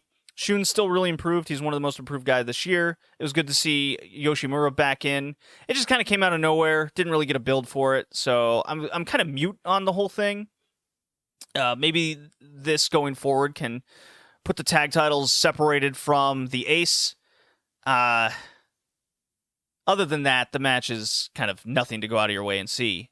But the real thing that we should be looking out for is the Dio, which is DDT's kind of smaller G1 of themselves. Block A consists of Jun Akiyama, Tetsuya Endo, Yuki Ueno, Yuji Hino, Naomi Yoshimura, coming back, new tag champion. And, you ready for this, Kay? You ready? Go ahead, hit me. The Bodygur. Oh no, Mr. Koliga Pro, get the fuck out of here. Get the fuck out of here, indeed. Oh my god. Go back to your dying promotion where you have shitty COVID protocols that almost kill a wrestler. Yeah, so I don't know what he's doing here. I would have preferred, like, I don't know, anybody else, basically. Quickly, somebody do the Tanya Harding. Just hit him in the fucking knee and have him not wrestle. I'm not gonna put it out there, but I did. Don't worry about it. I think an injury could be coming. I think they'll just be like, you know what, Bodyguard, get out of here. Hey, Bodyguard, you stubbed your toe. Get the fuck out. Go back to your Koliga Pro. Oh dying no, promotion. he's injured. He's out for the tournament. Oh no. Oh no! Okay. Somebody hit him in the leg with the bullpen hammer. Who knew? What is how did that happen? I'm kind of ice cold on DDT right now. I have no feeling So for. am I. Well, and what I mean is the promotion doesn't feel ice cold. It just feels like it's in a restart story mode. It's directionless almost. Well, since the Brooks Takeshita and to this Dio starting, I think it's a reset period. They completed all the stories they wanted. They got new tag, new top end champions. Actually, Saki Akai should have been in the Bodyguard spot. Why the fuck is she not in this? Fucking get Bodyguard's fucking old, haggard, Yakuza money having ass out of here. Yeah, that's what I say. I think this Dio is going to be the restart period for a lot of the stories that they want to tell over the next few months to a year. And with that, I think for Block A, I could see, I would prefer, my personal is Yuji Hino finally gets the push from joining the promotion in January. He got to the finals in the King of DDT tournament, going for Takeshita. I think they could tell a story with him getting to the finals and winning or losing either or, and they could tell something long-term with that. I think Yuji Hino is the guy to look out for. Could they just pull a fast one and finally push Yuki Ueno into a main event spot? That's possible. And this could be a vessel for Endo to get back to the top because he's been kind of in the backseat since he lost that title to Akiyama. Block B. That's what I think they're going to do. I think they have Endo win it. Think your vibe is on Endo? Yeah, it's hard to tell because everything's in restart mode with DDT. Block B consists of your KOD champion Takeshita, veteran Harashima, Higuchi, who's also a guy that's been waiting on a push, Mao, Chris Brooks, and from scummy BJW land, Yuji Okabayashi, or 2AW as well. I really hope Okabayashi just plays an outsider, getting kind of that midpoint region. I sure hope he doesn't win this block. I think Higuchi should win. And if they want to, I would love to see Higuchi win this thing outright. And fuck it. He beats Takeshita for this title, like, immediately. Takeshita got his great match against Chris Brooks, build that story, and then end the year or begin the year with Higuchi winning this title. I think he's ready for the main event. It's Hino or Higuchi in my mind. Could they go back to Endo or push Ueno? There's a lot of options here, which is always a good thing to have. So I'm looking at this right now, and from what little I kind of could put together from what's going on right now, I think the finals could be Endo versus Chris Brooks, the big heel versus big babyface who just had his big sort of story thing, right? And I think you can go either way. I think you have Endo win, be the big heel to face Takeshita, maybe beat him or not beat him. I think it's a good defense either way. Or, and I think this would be more interesting to me, you have Chris Brooks win, and you kind of continue to play off that story where everyone cares, everyone's happy for him, and his best friend Takeshita is happy for him, and so you run this back one more time. And since Chris Brooks was so close to beating him, finally complete that circle, and he beats him and wins the belt. I don't know if Chris. It's a very big, good, feel good story for them. Yeah, but I don't really get the feeling Chris Brooks is ready for that defining main event, because coming out of that match, I go, yeah, he served his purpose. We'll come back in a year and reassess on his development. They're a very different vibe on that. I think that match showed that he's ready for this kind of main event. I don't think you have him as a long-term champion. I think you have him maybe have a few defenses and then drop the belt maybe back to Takeshita or to Endo or to anybody else. But I think it's a nice feel-good story you could have going through towards the sort of back half of this year, beginning of next year. I think it's a good thing you can do there to kind of get some feel-good going. He can be a good transitional champion if you really need it to be that way. But I think it would be a nice thing to do. I don't think Takeshita be a long-term champion is a good idea. Yeah, I really get the feeling they can get old pretty quickly if they're not careful, kind of like Miyu Yamashita. Yeah, that's my vibe. Extent, but it can get that way because fan base for DDT and TJPW share that commonality where the big ace that's always pushed isn't super popular or well liked by the fan base. They respect their abilities, they just don't like them, and so you have them on top for too long. The fan base starts to get a little antsy about it. So I think having him be a short-term champion, the fans love Chris Brooks. You just had a really good story where everyone says they love Chris Brooks. So just finally have him win the belt, even for a short time, would probably be a good idea and probably might do some boost to business since he seems to be pretty popular with their fan base. Yeah, I think Takeshita should lose this title within 6 months. I think a 3 to 6 month reign would be perfect. And we can start telling other stories with this promotion and build new stars like a Higuchi, like a Ueno, like a Yuji Hino, get him up there. Chris Brooks, like you said, if I have my opinion on that. But there's the good thing is DDT has options. See a direction that can go, unlike TJPW. Yeah. All right. Stardom.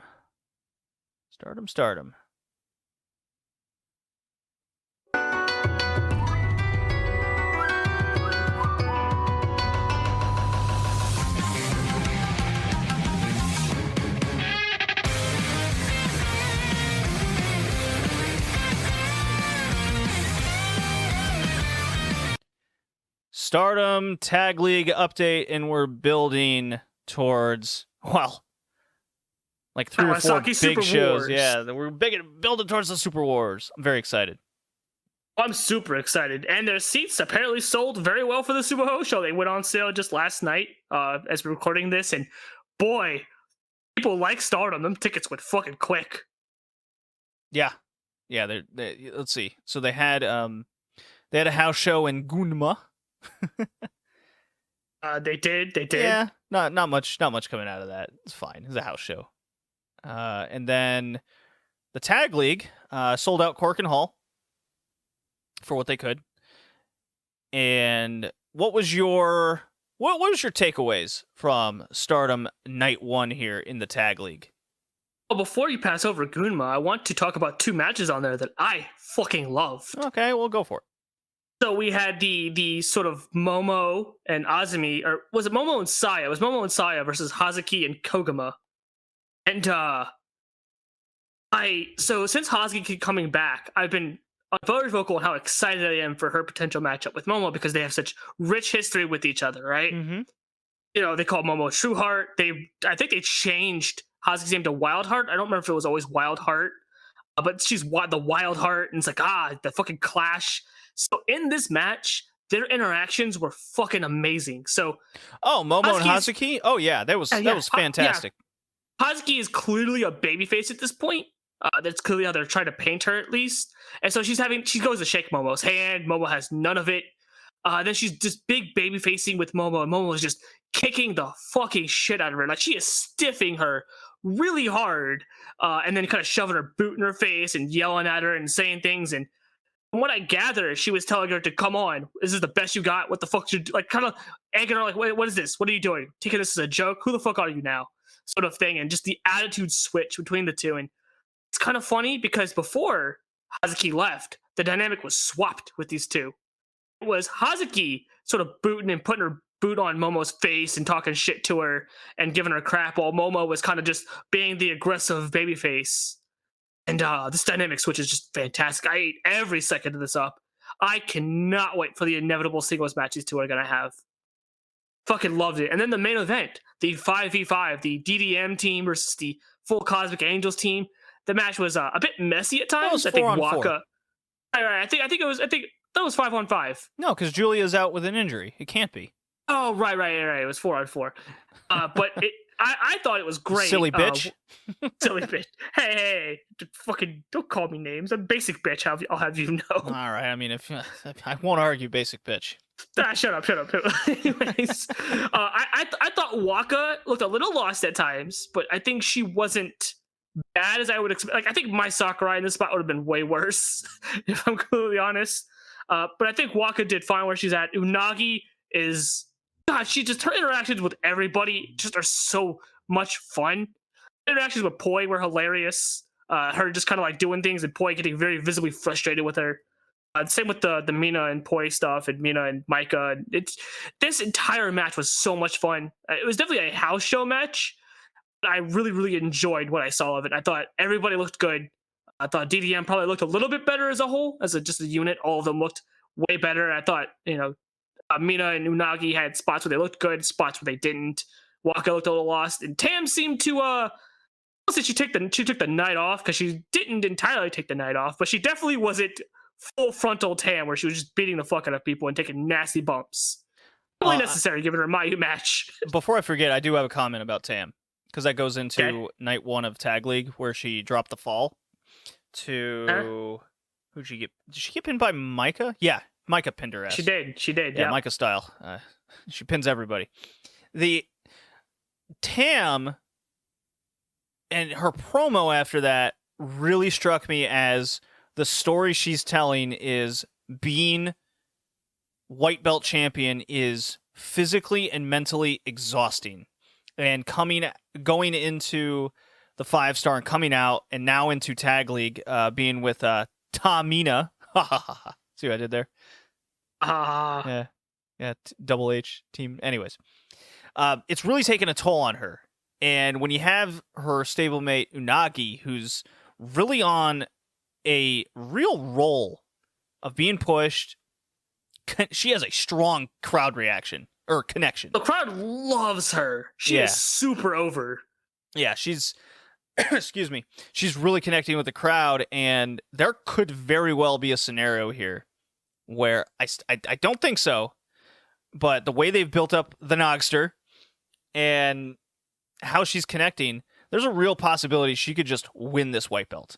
I don't look, don't get me wrong. I'm still like 80% sure that Tam and Mayu is happening at Sumo Hall. So Tam is definitely winning this, but yeah, that's where I'm at too. Yeah, the build I think, has been strong with Unagi coming across as a person that can just take out Tam because of how exhausted she is. And that's why I've been praising Tam Nakano seemingly for the last 18 months, that her ability to get you in the building, believe her story, believe the ring story is bar none. I'm really into Tam's white belt run since she's won it. It's been great.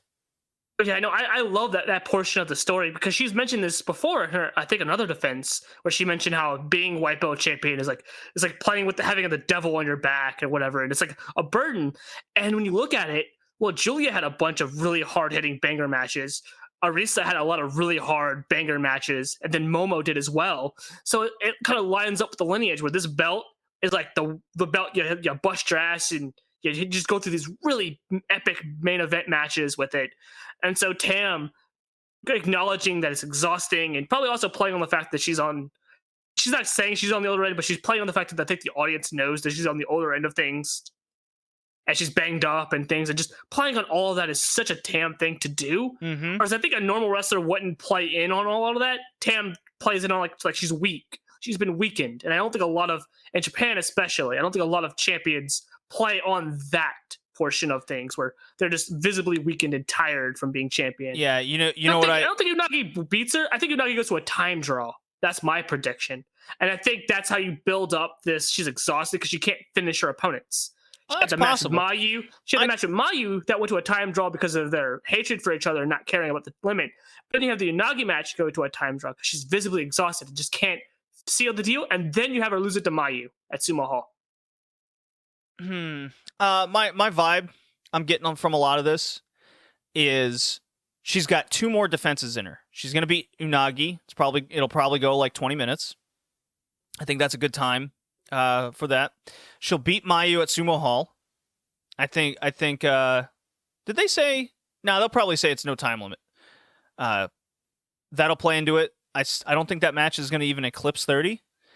And then in January, Micah, because I said this maybe 3 or 4 podcasts ago, that I've really got the feeling Micah is being set up for that white belt, and Micah getting that fall in Tag League and going up against Tam the way she has, I'm really feeling that Micah's going to win this white belt in January, because she, along with the fact that she's got this big red belt defense coming up against Hazuki and Utami. I think we're both on the feeling that it's going to be Utami.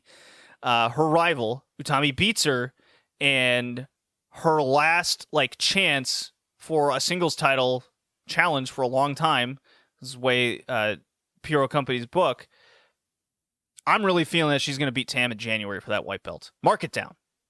So I have a different idea. So the idea of Mayu beating her to me kind of could work because the exhaustion I thing. wouldn't be against but that. I don't think she beats Mayu. I don't think Mayu beats her.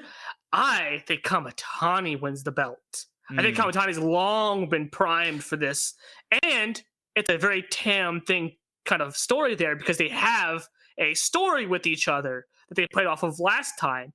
And I think they're going to use Tag League this go round to help. I don't think Kamitani's winning any Tag League. I'll put that out there. But I think they're going to use the combination of Tag League and this back end of the year to get Kamitani to feel like the main event star. And so you'll have her win the white belt right as you'll have Utami probably lose the red belt. So we have similar vibes, just with different people. I think either or, you could do either one of them, but I just feel like Kamitani's been so primed for a little bit longer of a time than Micah has for this spot. And then you already have the built-in story between the two that they played off of last time. So running that back again with Kamitani being much better spot and more confident, I think that definitely does a lot more. And if Utami loses the red belt at Sumo Hall, I think it's a shoo-in that Kamitani wins. I think if they do that, they're going to line it up to when one loses the belt, the other wins the belt. There's a lot of similar vibes going on right now. A testament to Stardom's booking this year, and how it's really how they've built up this roster. I know I've mentioned this before, but they've really built this young roster up to a certain degree of level, depending on the person, and really have made so many people feel credible at any point in time. So the fact we're talking about multiple people feeling like they're ready for the next step, and they're using a lot of these time draws this year to really kind of emphasize that factor that so many people are kind of vibing for a main event spot, but everyone, like so many people are even with each other, whether it's Starlight Kid can't defeat Momo or Momo can't defeat. That's a story that's going on right now as well, going for the high speed. Back and forth on winners. Like everyone is back and forth. Everything feels so competitive, and that's why I just love a lot of these time draws. Stardom has really conditioned us that this is a viable option, a third option of finish. It's not just about wins and losses anymore. It's about trying to defeat your opponent in this time scale. It's the year of the draw, Kay. I mean, AEW really had a big match with a time draw that built up a feud heavily. Stardom has time draws left and right this year, all building towards various title defenses and people trying to get to the next level over another, and they just can't do it. It's really helped elevate people. That's the point you mean, though. I think that's the good point that you made there. I think a lot of people seem to miss that. I see a lot of discourse on people not liking the time draws, but I think people are too busy in the moment and not stepping outside of the moment to see what the time draws are trying to accomplish. Because I agree with you 100%. It's all of this is meant, these trading wins, these sort of time draws, it's meant to give the overall vibe that nobody in this roster is better than a lot of people. Everybody's even, so that anything can happen. Anybody can win a belt. Anybody can shoot up to the top. Like Shuri, just last year, I don't think Shuri would have won the red belt. I would have had her in this discussion. She lost to Mayu, but she lost in a convincing way. But then you go throughout the year, and she ends up shooting and get red hot, and that's all it takes to just shoot above the pack that's still so even with each other. And I think them doing that makes your entire roster look good. People are missing that point. The entire roster looks top-notch, top form. Everybody's giving their all. Everybody's at 100%. Everybody's prime time. And then when you do it like this, it makes everybody look good. Your entire promotion looks like it's full of superstars. No other promotion is doing that. And I think Stardom's probably the only one that can accomplish that because they have the ability to market their wrestlers as superstars as well as make them feel and look like superstars with these matches. Like I'm watching a lot of NHL games, Leafs, Avs. Somehow I'm watching the Florida Panthers, and when I start seeing these teams, this is my comparison. Hear me out. When I start seeing these teams and they're going to like overtime losses, because the games are super competitive. Like the Leafs are playing horrid hockey, so then when they come across, I'll just throw a team out there, Ottawa, another team that's playing horrid hockey, and they go to an overtime game. That to me strikes me as something around the lines of, I'll say a level of Lady C versus Waka, right? Both are low end. They have trouble beating each other, and then when they face a team that's actually hot, like the Florida Panthers are going to beat the shit out of the shitty Maple Leafs right now.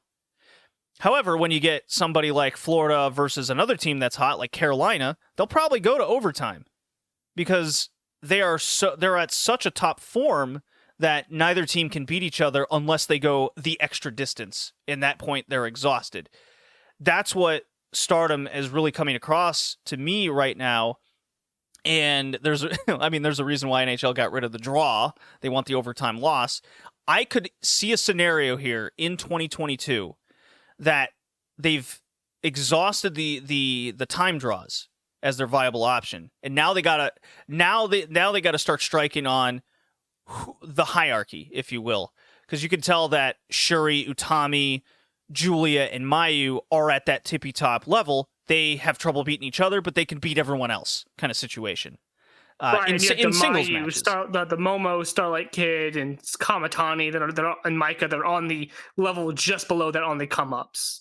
Right, because Momo's story is she's kind of in that Leafs funk, if you will, where she could beat. She didn't win the big one yet. Yeah, they have the talent to be the elite at the elite level, but they're not quite playing up to that standard yet. Hence why Momo lost to Shuri in the 5-star file. It all makes sense in the world that's being built. You know what? Her having this high-speed title match with Starlight Kid is great. I like how they built it up, where it's like she's like, "No, I don't want your fucking belt. No, I don't want your fucking belt." And Starlight Kid just keeps antagonizing her for it. And at the end of the Korakuen show, Momo was like, you know what? Fine, fuck you. I'll take your dumb belt, because she called it a show pie, which is just, it seems to be a trigger word for her now. Thanks, B. Priestley. Thanks, B. Priestley. It's a trigger word for her. So she called it a show pie. Momo just snaps and slaps her and gets in her face, pulls her mask. She's like, all right, fine. I'll beat you. And then I'll just take this belt and throw it right back at you. You can have it back because I don't want it. I love that. If Momo loses that match, I don't think it hurts her at all, because high speed is not her style. And they keep talking about that, right? Where she, once upon a time, she used to wrestle for the high speed belt, but that was a long time ago.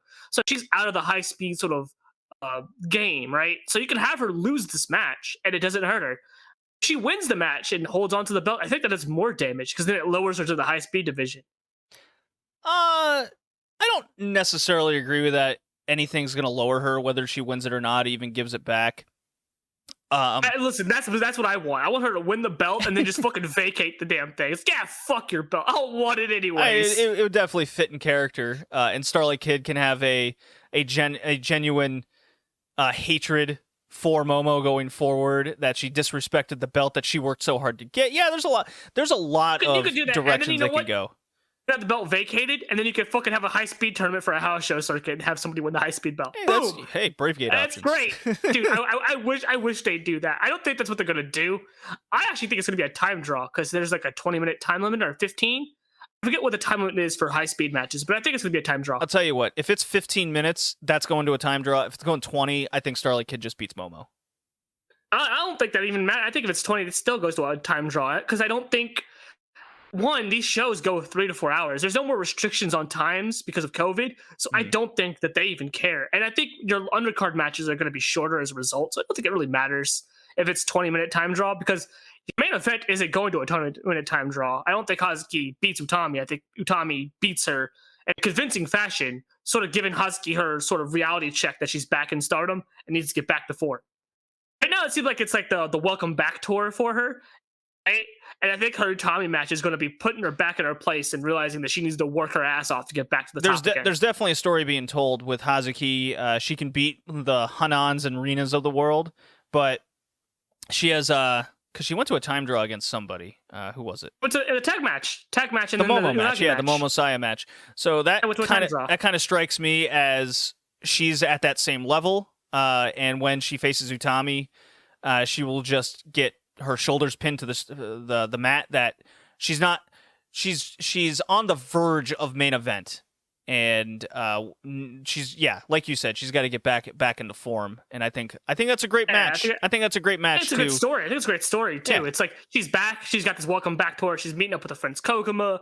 She's just all these things, and she's kind of, even her mannerism. She's like in this like, oh, I'm happy to be back kind of mood almost. And then Utami's the reality check.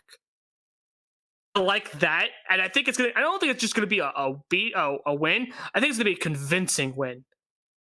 I think it's gonna be like a thing that's gonna shell shock her for the stories going forward with her, where she realizes, oh shit, I've been gone for like a year. I really need to remember where I'm at, and this company's passed me by since I've left. I need to work hard. I think that's exactly what you do. I think you have Utami just. It's not a squash match, but you have it be a convincing win. You have her just Utami in like maybe the last 5 minutes just beat the holy hell out of Hazuki and then pin her. I think based on that Aroha match, I think it's going to be a similar structure for sure, and Hazuki will be big baby face trying to fight back. Yeah, I think it's going to be a one. I think it's going to be Hazuki with the baby face trying to come back spots. Yeah, but I think Utami is just going to just pummel her, and I think that's what you want to do. You want Hazuki to realize where she's at and sort of build her story from there. Because right now she doesn't have a story. She's with Koguma and her friends sort of deal. I mean, that is the story. I think story. That's how you said. Right, but I think that's how you set off her individual story, not her story with Koguma as a team. Because that's just for Tag League. That's not going forward past Tag League. I think it's all interconnected. Hazuki and Koguma, I think, have a real chance to win Tag League, along with Micah and Shuri, believe it or not. I think Momo Oz wins it again. And I think this time they win the tag belts. That's possible. They win the tag belts this time. They've been really hyping up the fact that Momo Oz won it last year. They don't ever do that with Tag League, to my knowledge, where they hype up the team that won it last year, the year prior, and they're really hyping up Momo Oz winning it and talking about how they're going to win a three-peat and everything. And it's Tag League, so I think they could very much do that and then have them win the tag belts finally. Is Julia coming back only at Sumo Hall, or do you think she shows up at Edion? We don't know. I think the money is in having her come back at Sumo Hall, pops tickets for her return. But I think realistically, you want her to get some ring time in before that. So I think you kind of want to have her come back as soon as possible in December, and maybe that's where you drop the tag belts. Drop it at Edion, her- yeah, and then Yeah. perhaps, you can even have a Sumo Hall tag title match the next day of Momo Oz versus another. Yeah, that's a very possible. No, actually, I think what you do is you have Momo Oz beat them, and then you have the Julia Momo match be the match on the next night. Ah, that's another good option. Because they've been teasing that match so much, and every time it's almost going to happen, it doesn't happen. Either Momo gets hurt and pulls out, or Julia gets hurt and pulls out. Yeah, you really get a good feeling for a number of options that are really exciting, and obviously the big build is, I think, Utami Shuri. It's really climaxing at the end of the year. Is Shuri gonna overcome this epic new champion of the promotion, this big star Utami? Either or could win, and that's very exciting to me. It's so 50-50. It's unbelievable. It's so refreshing that a promotion built that up like this. Because when it happens, when especially when Stardom recently, when stuff like this happens where you don't know where it's gonna go, like Tam Julia and stuff like that, it could go either way. It feels like invigorating and electric, and it's just such a fun discussion to have because there's so many things you can do no matter who wins. Utami could win and still hold on to the belt and then lose it to Julia, right? That's my prediction. Or you could have Shuri win and then she has this run, loses to Momo, and then Momo loses to Julia, and then you run it back with Utami. That's another thing you can do. I love all these stories. It's good. It's really good. I've always been a fan of the Avenger defeat challenges as you're building up to these epic matches. It's a very simple story. Avenger loss, reprove yourself, and it further builds up to the big climax main event, and you get some good matches in between. I've always liked those, like the Kenny Omega Ishii story from coming out of G1. That was a good match. People always get way disappointed when it doesn't meet the expectations that the first meeting did, but it was still a good match, guys. Just because it wasn't 5 stars as opposed to now it's 4.5. And if you had that mentality, then how would you ever enjoy Tsukasa versus Maya? Because I haven't one of those matches live up to the expectation. I think the second match was the best match they ever fucking had between the two, and every other match has been very, very good, just not that level. But they're still very good matches, so shut the fuck up. Doesn't matter. Yeah, I always like a good match, and I mean, this Micah Utami match coming up further plays into the rivalry and the evolution of Micah. Do I expect it to be as good as their 5-star? I think it's very possible. And Micah's improved so much that she could overcome kind of that ceiling on her style, that I hope she can reach that next level. It's definitely, in my mind, no doubt going to be better than their January match, which is very exciting. The 5-star match was already better than that match. Yeah, exactly. So I want to see what a red belt match is going to be now, and it plays further into their rivalry. I'm excited. Right. I think it's actually going to be better than their 5-star match because they're going to be unrestrained, unshackled from the rules of the 5-star, which is a time draw and everything. Yeah. And I think that, and they're going to be the big main event.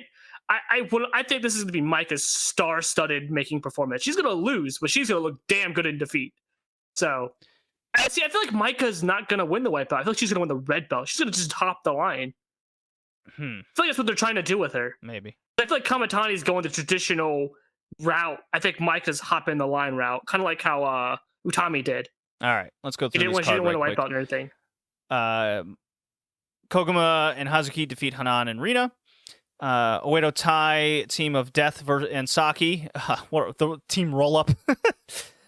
They defeated Saya Kamitani and Utami. Aphrodite, Saya got rickrolled by Death. She sure did. I enjoyed that finish. Roaka and Starlight Kid and Partner had a good match against Momoaz. This match ruled. Went to a 20-minute draw. It was Starlight Kid's kind of show party. It was awesome. It was a Starlight Kid and Momo party, really, because their interactions were the big highlights of it. Azumi came in and did her stuff with Starlight Kid, but it was really all about the Momo Starlight stuff. And like I said, the post-match promo was fantastic. I love when Momo just gets snapped on you, kind of bitch mode. It's great. It's fantastic. She's gonna toss that belt right back at her. I'm gonna win it, and then just fucking throw it back at you. I don't just fucking trinket. This Christmas ornament. And then in the main event, Micah and Shuri, they are a couple of wacky nerds now. It is Ponishi, Team Ponishi, Ponytail Bushido. great name. They're goofy. They have headbands. They're showing off their ponytails. Doing sumo. They're doing sumo like dance sways things. Yeah. It's fucking great. Yeah. It's and I do like the story. Julia's out injured. She's still tag partners with Shuri, and she goes, "We will not vacate, but if my faction members win, then I will gladly hand over my tag title to Micah." And I think it keeps. I'd vastly prefer this than just straight vacation, personally. I also, one thing I don't know if you noticed, but Shuri came out without the tag belts. No, she came out with both. What are you talking about? Oh, she comes out with both in another match. She came out with neither of them in this one. Are you sure? I'm pretty positive. She did the stupid dance thing and everything. She didn't have either Yeah, belts she with put them her. down. She didn't have them. She didn't. I vaguely remember she had all three of these titles in the entrance, and then she put them down.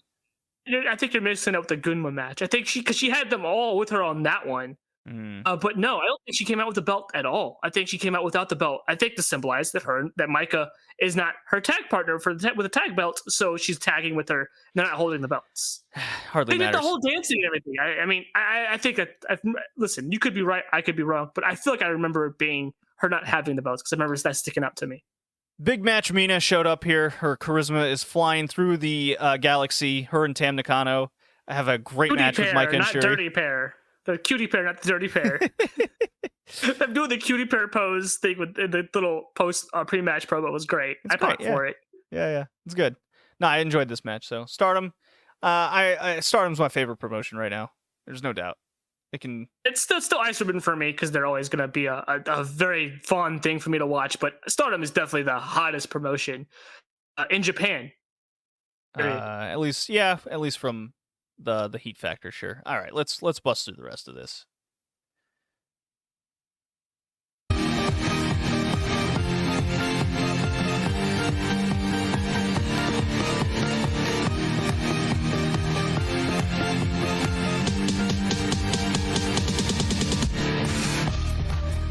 All right, you ready for rapid fire TJPW? Yeah, I didn't watch any of this. Okay. I can report that I watched a little bit of Let's Bravely from October 29th here. Live from KFC Hall? Yeah, the school gym. It's Whatever. like an auditorium. Whatever it is. Yeah, it's pretty dire. They're building up Miyu Ito versus Magi Rabi for the tag titles at Korakuen Hall. That's taking place on November 3rd, I think. Sure, we'll say November 3rd. Who cares? They didn't care enough to even announce it before, like on their big highlight reel of announcement of shows. So if they don't care, why should I? So it kind of started at Shinkiba on the 23rd. There was a trios match. It was 1-2 and Mocha taking on and defeating Magi Rabi and Suzume. Suzume, of course, ate the fall. So Of course she did. Of course she did. And I think on the show prior to that, Ito and Miyu teamed up immediately after their title match. And not sure I agree with this move where it had, I think it was Marika and Hikari, the international champion, where Miyu kicks Marika's head off, pins her, while Ito has the international champion in the Ito special basically submitting. She didn't submit, so good on Hikari there. To establish them as a tag team again, they're, I guess, mending their rivalry for now, and they're going for the tag titles. I could not care less. That sounds like the dumbest story you could do. We just had this match where I just crushed your dreams. Let's team up again. It's really coming across as making Magi Rabi transitional champions, or if you beat them, Was the point of teaming them back up again? Yeah, it's not. It's bad. No matter what you do, it looks bad. It's not vibing with me right now. I'm trying to get a feel for what's going on. Maybe it's a temporary story to reignite the Ito Miyu feud, and they are immediately building to a rematch at the January Korakuen. Because honestly, they're not setting anyone up for Miyu, so that's kind of my only kind of thing that makes sense in my head. I said, no matter what you do with that tag title match, the outcome is going to be dumb or bad no matter what. If Miyu and Ito lose, then what was the point of even teaming them back up again? So especially so soon after the title match. Reignite their feud again and get another title match immediately. Okay, but if you're going to do that title match at Korakuen, why do it in the smaller venue and not have the title change be in the bigger venue? That's even more stupid. And then second, agree. if Magic but Sumo loses, Hall is so far away for them. Yeah, it's if they do the title match at January and Ito wins there, it's going to be a literally, why the fuck did you wait this long to do this? Why did you not do this at your big show? Why did you do this at the smaller show? Because I don't care how much they try to pretend like this January 4th Korakuen is their big deal anymore. They run Korakuen more than once a year. This was a big deal when they ran it once or twice a year. Yeah, it's no longer the big now venue. They're running Sumo Hall and fucking TDC Hall and other shows. Korakuen Hall show at January 4th isn't big anymore. Get over yourselves. And then if Magic Rabbit loses, what was the fucking point of putting the belts on them? You could have just had fucking Neo Bushiki-gun lose then. All of it's dumb. This company is stupid, and I just don't get what they're doing.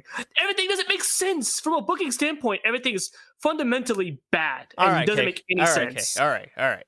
I get it. I'm the one watching this right now, so let me review this shit. So they're so frustrating. So they're at KFC Hall, they're at Itabashi, they're at Shinkiba, and they're trying to build for Korakuen. It's kind of right back where they were. Well, just go with that. Why they're also building towards even larger venues to pretend to be Major League isn't vibing with me at all. They rekindled the Rika versus Yuki Arai match, a match rescheduled from their previous time because I believe Arai was out on duty and Rika was missing She had COVID. Oh, that's right. Arai had COVID, and then Rika pulled out due to injury or something with the family. So Rika hilariously slapped the shit out of Arai. She had a big smile, and she's like, I can't wait to beat you up, or whatever. That was at least funny. How that happened was they were in a tag match together against the Cat. They were teaming with Raku, so the match was no good. It's pretty bad. And, of course, Rika wins to, I guess, get a win under her belt back. I'm excited for the match because I like Yuki Arai, I like Rika. I think the match will be good. And don't get me wrong, I think Magi Rabbit 1 to Million will also be a good match. The booking, not feeling it. I really hope if Rika Arai was happening outside of Korakuen, actually Korakuen might. You know what? I am happy this match is happening at Korakuen. Maybe you can then build off of Rika and Arai going in different directions and building up for something, but I'm not confident they're doing that. And then they had a main event the other night. That is Let's Bravely, October 29th. It ended in a time draw, and it was used as a vessel to build the November Korakuen matches for the tag titles, and the draw caused Miyu Watanabe to challenge Hikari for the international title. So a decent build, very simple. I think it happened too late. I think they probably should have done this show immediately after Wrestle Princess to keep some buzz around the promotion, because they basically went dark until the show happened, and I did not see any buzz on, at least in the bubble we're at, Kay, where we follow, a lot of Joshi fans follow us. We know a lot of at least TJPW fans, and no one was really talking about this. I just saw a couple people kind of tweeting about it, and the Hikari Miyu match is interesting, and I think Miyu should win this title. I don't think it even matters. I think Hikari's run's been so lackluster that if she dropped it now, her entire run just feels like it now. Yeah, but so if Miyu wins it, right? What difference does that would make for the belt in general? I think this belt has been so iced so long. I think Kamiyu was the only one that brought any life into it to any degree, and that's funny because Kamiyu, I think last I saw, has regressed a little bit as a wrestler, which is sad to see. But Miyu winning it doesn't do anything. Hikari retaining it doesn't do anything. No, I disagree with that completely. I think Miyu will elevate this title a little bit. I think we all agree Miyu is in ring better than Hikari, and I think that's what this title needs right now. There will be better defenses, and they can build off it more. Hikari hasn't had the best blowaway matches you could imagine, for sure. I think it was a good time for Hikari to be champion, give her a chance. That's what this title is mostly meant for, and I think it's time to get someone like a Miyu who got to the Final Four of the Princess Cup. She had a good main event title match against Rika earlier in the year. This is a good step for her. She's already had the big tag title range too. Oh, and you can have a Yuki Arai challenge. You can have, well, what they do with Suzume, I don't think so. She drops falls every fucking match. Right. My problem comes from the fact that I don't think they even know what level to book this belt at. So I say that because Kamyu wrestled against some kind of lackluster talent, but she did a good job in her matches. Hikari's run symbolizes to me, and then if you look at even prior, like Ito's run and stuff like that, it's like they don't know what level this belt is. Is this Miyu would be a good. Miyu would be a good person. Mid card belt? What is this an upper mid card belt? It doesn't get treated like one, but they feel like is it meant to build new stars? It hasn't built any new stars yet. So then what's sort of the point of this belt? The tag belts feel like they're more in line for that than the international belt. That's why I don't. The tag belts have main evented shows. I think did the Hikari Raku match main event at KFC Hall show? That's a fucking KFC Hall show. Does it even count? No. Exactly. So my point here is I feel like this belt win is almost beneath Miyu because she's been tag champion. She's challenged for the main belt and everything, whereas Hikari and Kamyu didn't have either of those. So them winning this mid card belt makes sense. Miyu feels like she's beyond this. She's like I said, Final Four, Princess Cup. This belt doesn't feel like it's that level of a belt. I disagree. I disagree with this. I think this is a good opportunity to elevate the title, and Miyu's a good person for that. I think you're giving it too much credit. I think she's gonna win it, and then she'll be defending it against fucking Mahiro and shit again. Well, if that's the case, I will criticize it. I would rather see Miyu face people like Yuki Aino or people to further elevate. Anyways. Not much out of TJPW. I'll watch that Korakuen show, though. I'm quite excited for those 3 matches, despite the booking critiques that are there. Ice Ribbon. Not much out of Ice Ribbon, but let's talk about it. Risa's Hera music. You know what? I haven't played Maya in forever. Let's go, Maya.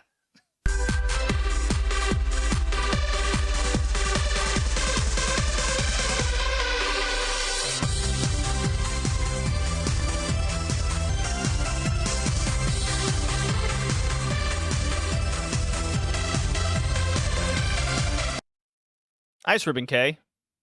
Yeah, Ice Ribbon. They've back to form. I mean, they've been running dojo shows, but we haven't been able to see any of them. Kind of doing that Queen of 10 Minutes thing. I don't know if we'll ever see any of that right now. But the big news came out of when Tsukasa and Sakushi came back, and Koga and Momokogo came back from CMLL. So we kind of got hints that because the president went with them, which is why we didn't get any live streams of anything, right? So the president went with them over there. So that's not normal. So I think everyone assumed that something was being worked out. And sure enough, the first Peace Party back, which I don't know if you've watched, but I watched, the big announcement at the beginning of the show was that Peace Party will be no more. I think they're running a couple more until November. Then they'll have no more, but they'll have a final one for like Christmas time, call it Christmas Ribbon or Christmas Peace Party, something like that, in Shinkiba. But they are going to forego this and go and start a thing with CMLL.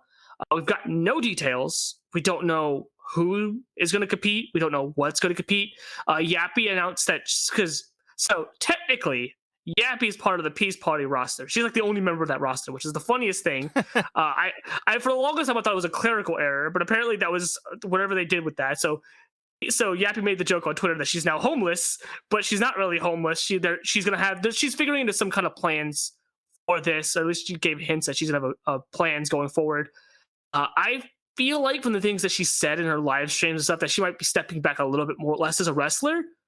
I don't think she's gonna stop wrestling, but I think she's gonna take a bit of not wrestle as many dates. And I think she's going to be helping with the CMLL stuff because she does speak Spanish, right? She's from the I'm blanking on it now. Philippines, right?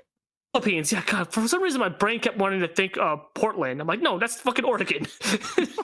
It's been a long recording session so far. I think we've been at like 3 hours, almost 2 hours. 240.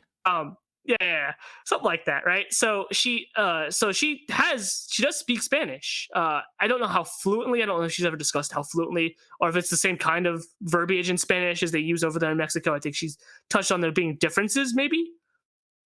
But I feel like she'll play a factor in this. She hasn't said anything. We know nothing, like I said.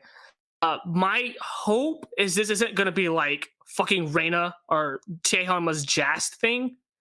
They just bring them over for like a show or two, they kind of have the CMLL branding, but some shows don't have anybody from CMLL on them. They just have a bunch of Joshi and masks pretending to be luchadoras. Or they have a few of the luchadores come over for like a match or two, a show or two. That was kind of the problem with Reina, where Reina became less about the CMLL and more about the Joshi wrestlers on it because they couldn't keep having them come over as frequently. I hope it's not that, but part of me feels like that's kind of what it's going to be because that's what they all end up being. I hope, and I sort of asked this question, I hope that because we're not going to get these live streams of peace parties anymore, that we get the dojo shows instead as sort of the weekly live streams, because they've been streaming Peace Party every week that it happens. Right. So I'm hoping the dojo shows get that, because I still want to get my weekly fix of Ice Ribbon. But kind of sad to see Peace Party go. But in some ways, I feel like it kind of needed to kind of go, especially watching the recent show where it's like Yuki Mashiro is fun. Saran being a child and fighting with the bigger wrestlers and having goofs with Mashiro is fun. Totoro is fun. The main event with Momoko and Tsukushi. You see Saran's grown like 4 inches. Dude, she's almost as tall as Suka. It's hilarious. They had the back-to-back. I'm like, either Suka is really short or Saran is going to become tall as fuck really quickly. But that's hilarious on its own. But I think when I see stuff like Pure J's new rookie, Chie, wrestling, I'm like, oh, God, she's just so bad. And I don't think her being in Peace Party is going to help her any, unfortunately. She's just so bad. She looks bad. Her gear looks bad. I'm sure she seems like she's a lovely person backstage. They all seem to like her. Oh, my gosh. She's just atrocious to watch. So I feel like they're going to get in a way, I feel like it's okay to get rid of this. There's only so much you could bring in the seed rookies or whoever in. I'm kind of sad we won't see any more Madeline, or hopefully we see more Madeline. I don't know how that's going to work. But I'm kind of sad on that front. And what's going to happen with the Juku title? Because it's pretty much just been the Peace Party belt for a little while now. At least it feels like that. It'll probably be sealed again. I feel even more when Tsukushi wins the Infinity belt. She's just gonna retire that belt. It feels that's like fine. I think it served its purpose. I think it served its purpose. I like this move. I do share the same worries and expectations that you do with how this is gonna go. Being a little bit more on the positive side instead of pessimistic JD, where I only take pleasure in the horrors of the universe. But because your favorite sports teams all suck and your favorite wrestlers all lose. Look, man.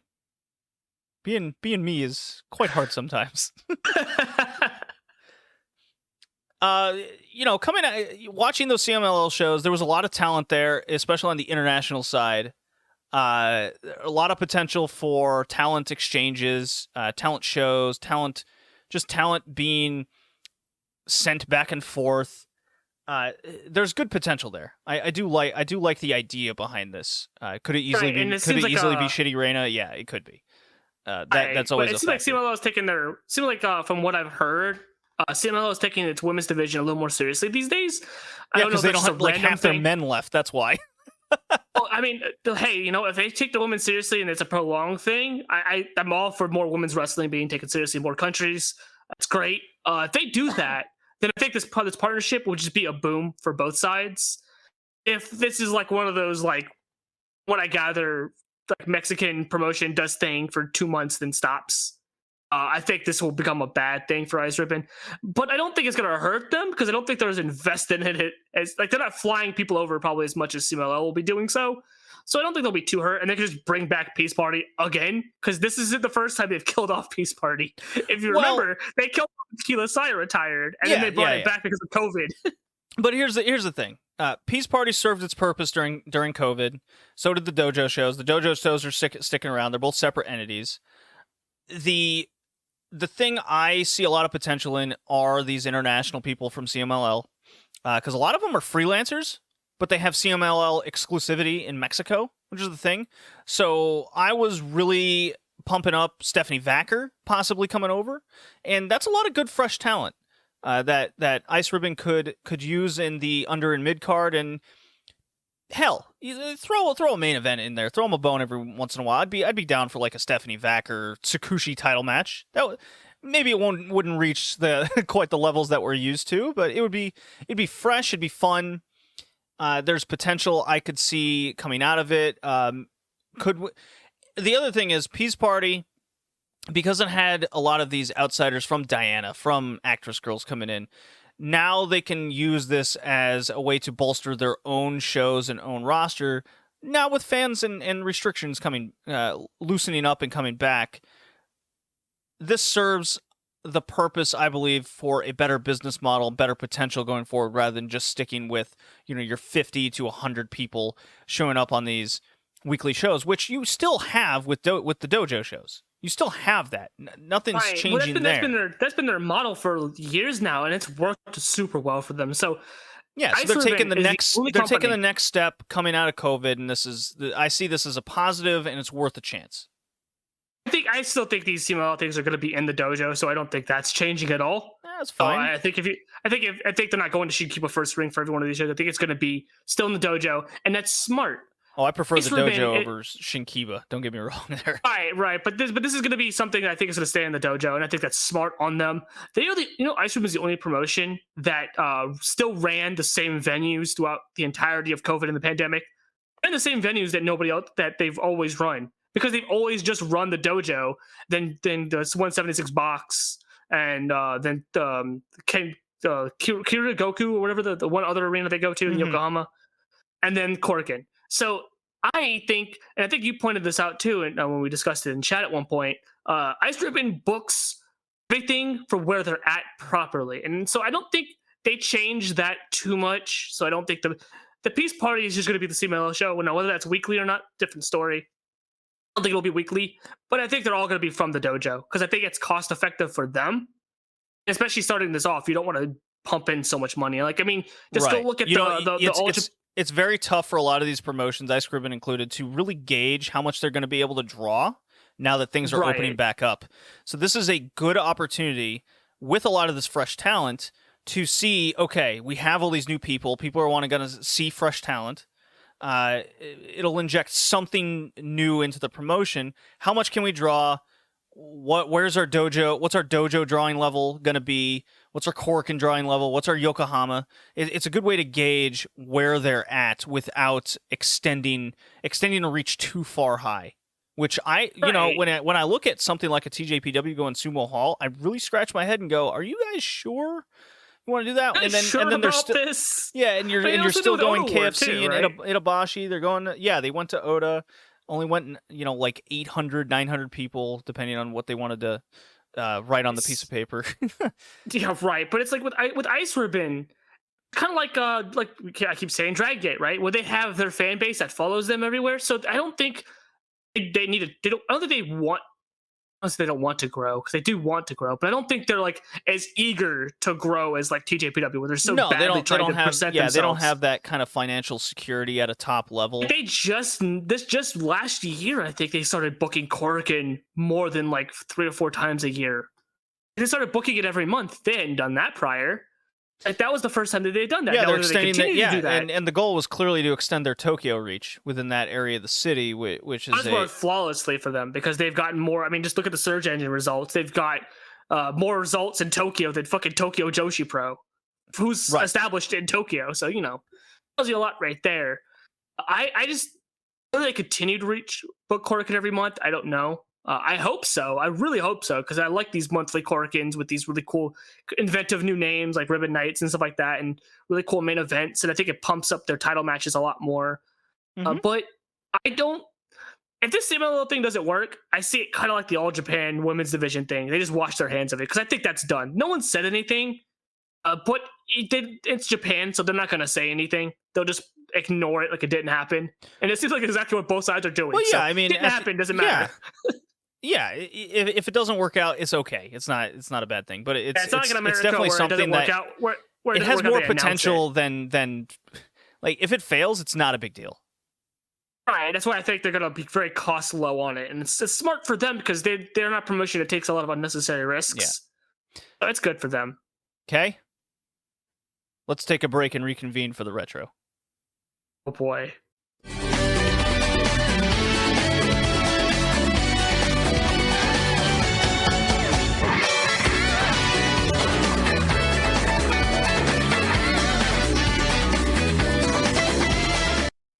And it's time for the retro. It's All Japan Women Classics. It's episode 55. February 1st, 1992. March 7th, 1992. A couple good shows. Yeah, the AJW always delivering, except for when Bat Yoshinaga's there, or Hota. Well, Hota wasn't too bad on the show. The Bat Yoshinaga match was It was dreadful. Fuck. Do you think we should just have Bat Yoshinaga discussed in the despair section only because she's so bad? Like her matches are always horrible. She's not a wrestler. That's the whole problem. Is she's not a wrestler. She's like a fucking MMA holdover bullshit thing that they were trying to do. And they want to keep her strong, sorta. So they book her against the worst talent. Like a Kemi Torisu who somehow still has a job. A Kemi Torisu is the worst I've ever seen in a wrestling ring. She is the worst wrestler I've ever seen, yes. We're gonna get to like fucking David Flair on Nitro. A Kemi Torisu is somehow worse. I mean, at least he can kind of run the ropes. I don't think she could even try if she wanted to. David Flair can sort of put on a figure four. A Kemi Torisu is incapable of walking in the ring. It is incredible.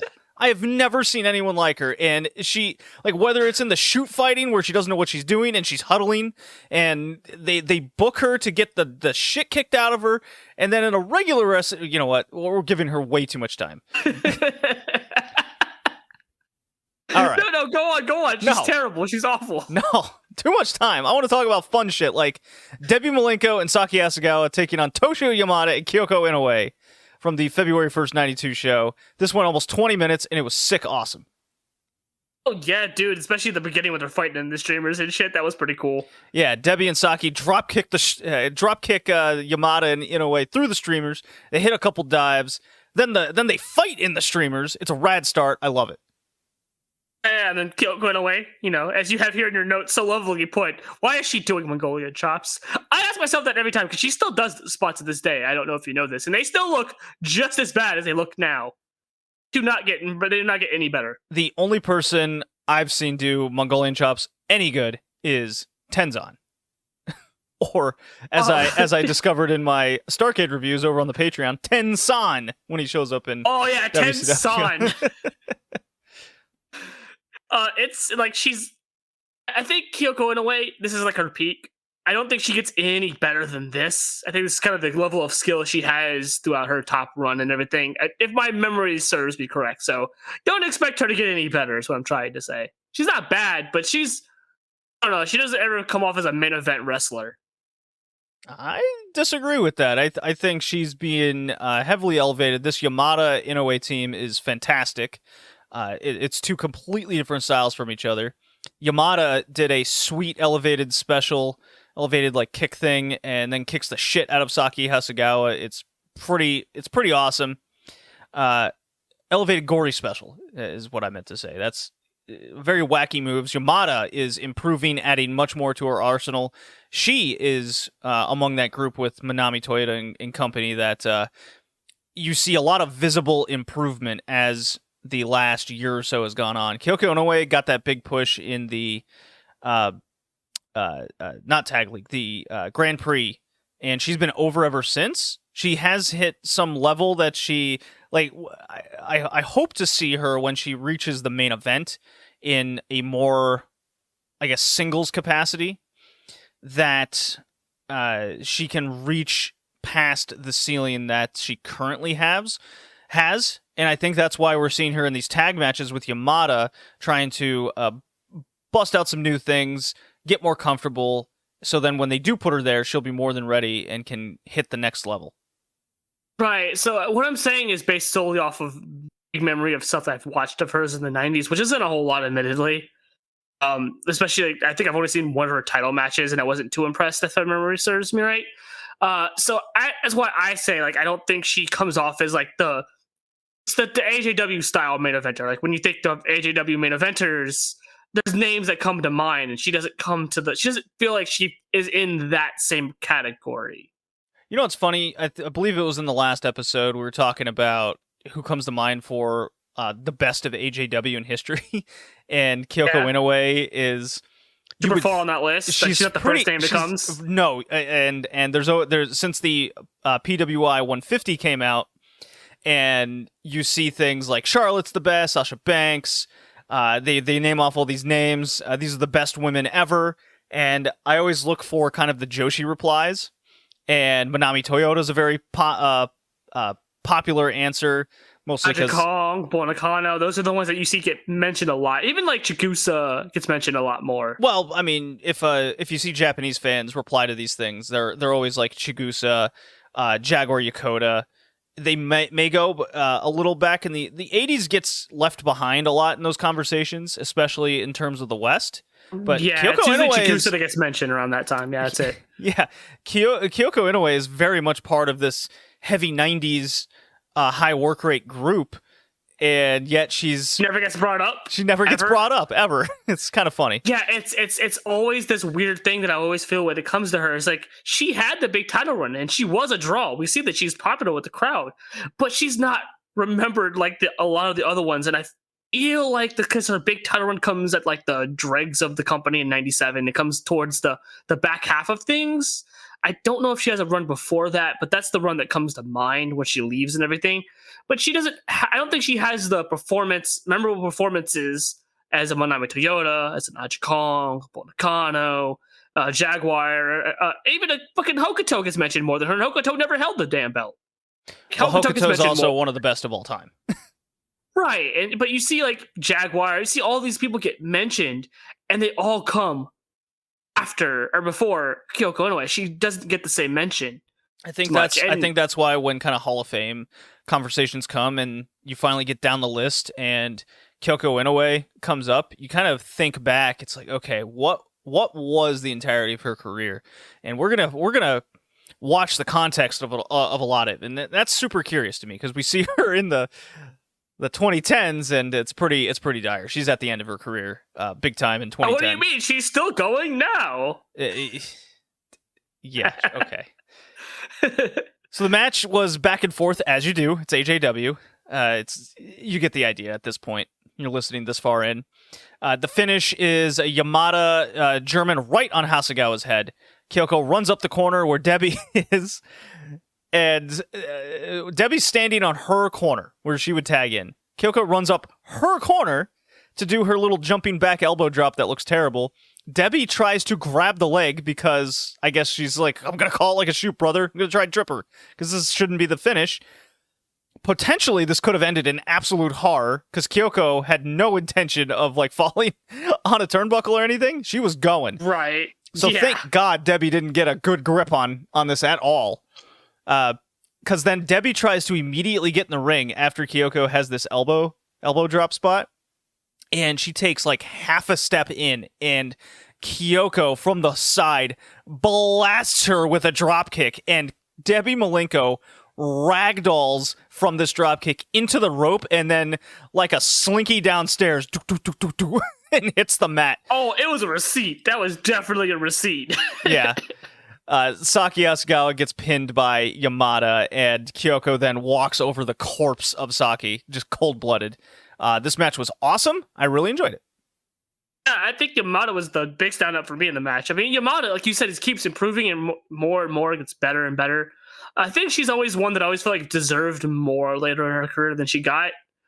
But I'm just more excited for her rivalry we're going to have coming up with Manami Toyota because we've got a bit more of that to go through, which I'm excited for. Yeah, this company, since the later end of 1990, with that hot Bull Nakano Jungle Jack feud that started, the company has kept on this upward trajectory ever since. So it kind of goes to show you build the talent up slowly, you get a hot program in your main event, then you can build the rest of your crew up to a level, which we're seeing, and the roster will slowly catch up because we're seeing people like Takako Inoue, Yamada, Saki Hasegawa's now breaking out a little bit. Kyoko Inoue is on the verge of the main event. This is very similar to what we're seeing in Stardom right now. Yeah, it's almost like this is the playbook you follow, and Rossi is following it to the T. Well, it's a good at Rossi Ogawa. Yeah, it's a good playbook to building stars. You can make a similar comparison to AEW. The difference is AEW, as they did start from scratch, they didn't have to build young, like the whole roster from young stars up. Like they already had Chris Jericho, Kenny Omega. The list goes on. While they're really building up the 4 pillars right now with Jungle Boy, MJF and Darby Allin and company. Like these are your young guys that you gotta take the time to build up. So it's that next crop that takes over from all the guys that started the company. That's who you got to pay attention to, and that won't happen now, but it's definitely going to be over the course of the next 3 to 4 years. And in AJW's case, it took just about less than 2, like around that mark, where they finally had all the wrestlers start breaking out and coming in. And since they all debuted in like 86, 87, 88. That's kind of the time frame we're looking at.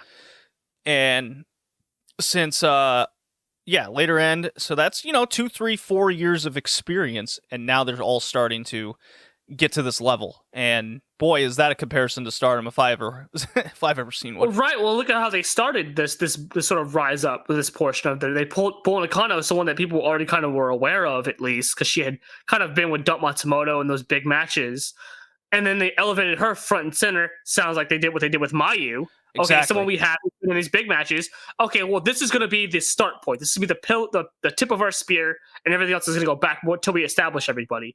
And that's what they did. They established Bull, then they established those around Bull. They established Mayu, established those around Mayu. It's kind of weird because you'll see people try to say, well, they didn't need to establish people like Momo or Utami or whatever. But to the greater masses, they definitely did, because we may know who they are. Fans of the product that we're following at the time may know who those people are. But the general wrestling audience didn't know who the fuck some of these people are, so now they know who they are. Right. So that's what you do. Yeah. And speaking of Takako Inoue defending her AJW title. This was cut out of the classics, but we found it anyways, because I want to see Takako Inoue. I have become a big fan of this Takako Inoue. Oh boy, well, you can't wait to see her later. Before her leather Taser Chan days that we're seeing in Oz Academy. Her leather-clad fucking biker style days. Those are the days I like. I like Chainsmoker Takako Inoue. She takes on and defeats Miori Kamiya. Match built around Takako taking a nasty fall off the top turnbuckle. She holds the back. That's the whole story here. Very big back injury. And from there, it's Miori kind of working her over. She's hitting Germans. She's hitting suplexes, creating some really close and nice near falls. It's not like, look, it's the AJW title. Let's compare this to future title, high speed-esque. This is what it is. Yeah, your future high speed-esque level. And so the ring level isn't like quite there as compared to the tag match we just watched. However, the story in the ring, the way they worked, it definitely, at the very least, reached that level to what they were capable of. It got some really close, nice near falls throughout. Occasionally, Takako would hit kind of a key move of hers, namely her little shoulder suplex, fighting back from underneath. It's very simple. It's very nice. And she hits another one later in the match, very late. And she finally gets the win via that move, and feels like she escaped defending her title. And survived. So nice match. I quite enjoyed this. 16 minutes, 48 seconds. I was kind of surprised it got cut out because what we ended up getting was a really rough rookies match. Yeah. I think those aren't even like worth mentioning anymore because they're just basic. Why was it even on the classics? I don't even understand what that was there. Yeah, I would have rather the classics would have been much better served, kind of showing off a lot of these near falls in the match and showing you the finish of this almost 17-minute future title match. Yeah, no kidding. It's so weird how some of this stuff ends up on the classics and other things don't. It's just odd. Yeah. Aja Kong versus Bull Nakano main event. And when I saw this on the card for the classics, I was excited.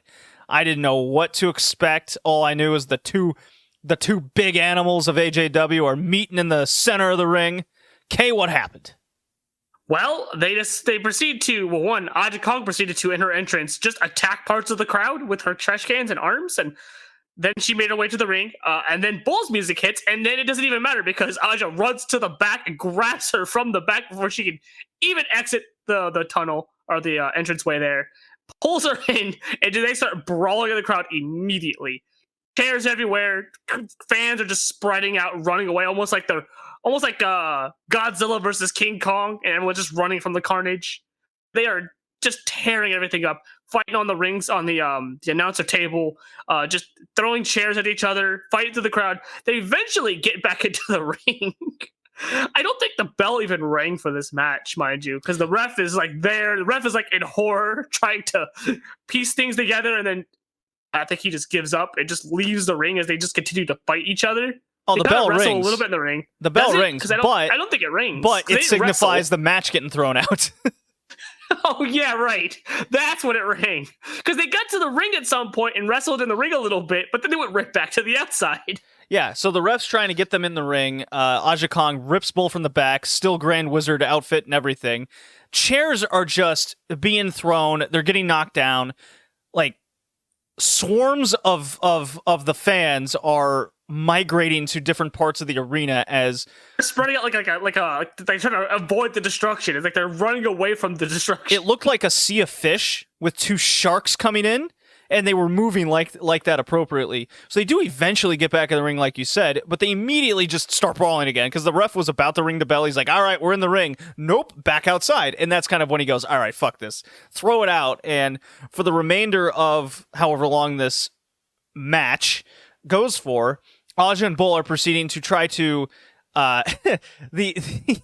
every single chair in the arena is basically knocked down or thrown in some way, and it's a great visual too of like a pan up shot of Aja walking through the sea of just chairs laying on the ground. It's crazy. It's one of the best angles in women's wrestling I've seen. The one I would put this right up there. Obviously a different type of angle, but with the dump Matsumoto kicking the shit out of Chigusa Nagayo from singing and then like cutting her clothes and shit, and that's what kind of started the hair match. That was a really good angle from a pre-show you can go and look up.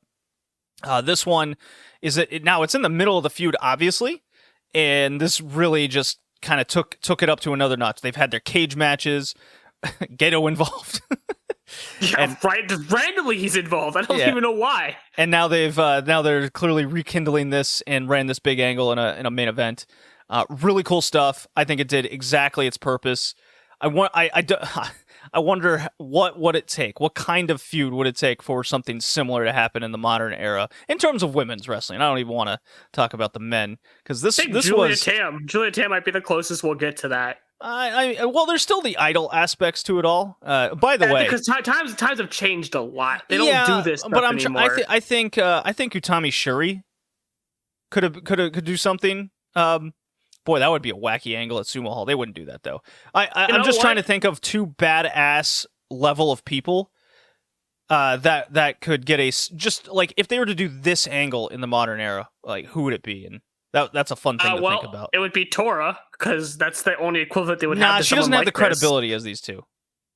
So the only thing that comes to mind, and it's because they had intensity in their feud, and the one title match they had involved chairs and fighting in the ring and throwing water on each other. Momo and Hazuki. You could probably do something like this where they're just fighting and destroying each other in the crowd before a bell rings. I just don't think that would work modern era, so I can't picture anyone actually doing that. I don't know. I think Julia Tam's the closest we'll get to something like that, given that things have sort of changed. Yeah. However, I think, and I could be mistaken, I think the next Classics we'll have will be the title match between these two.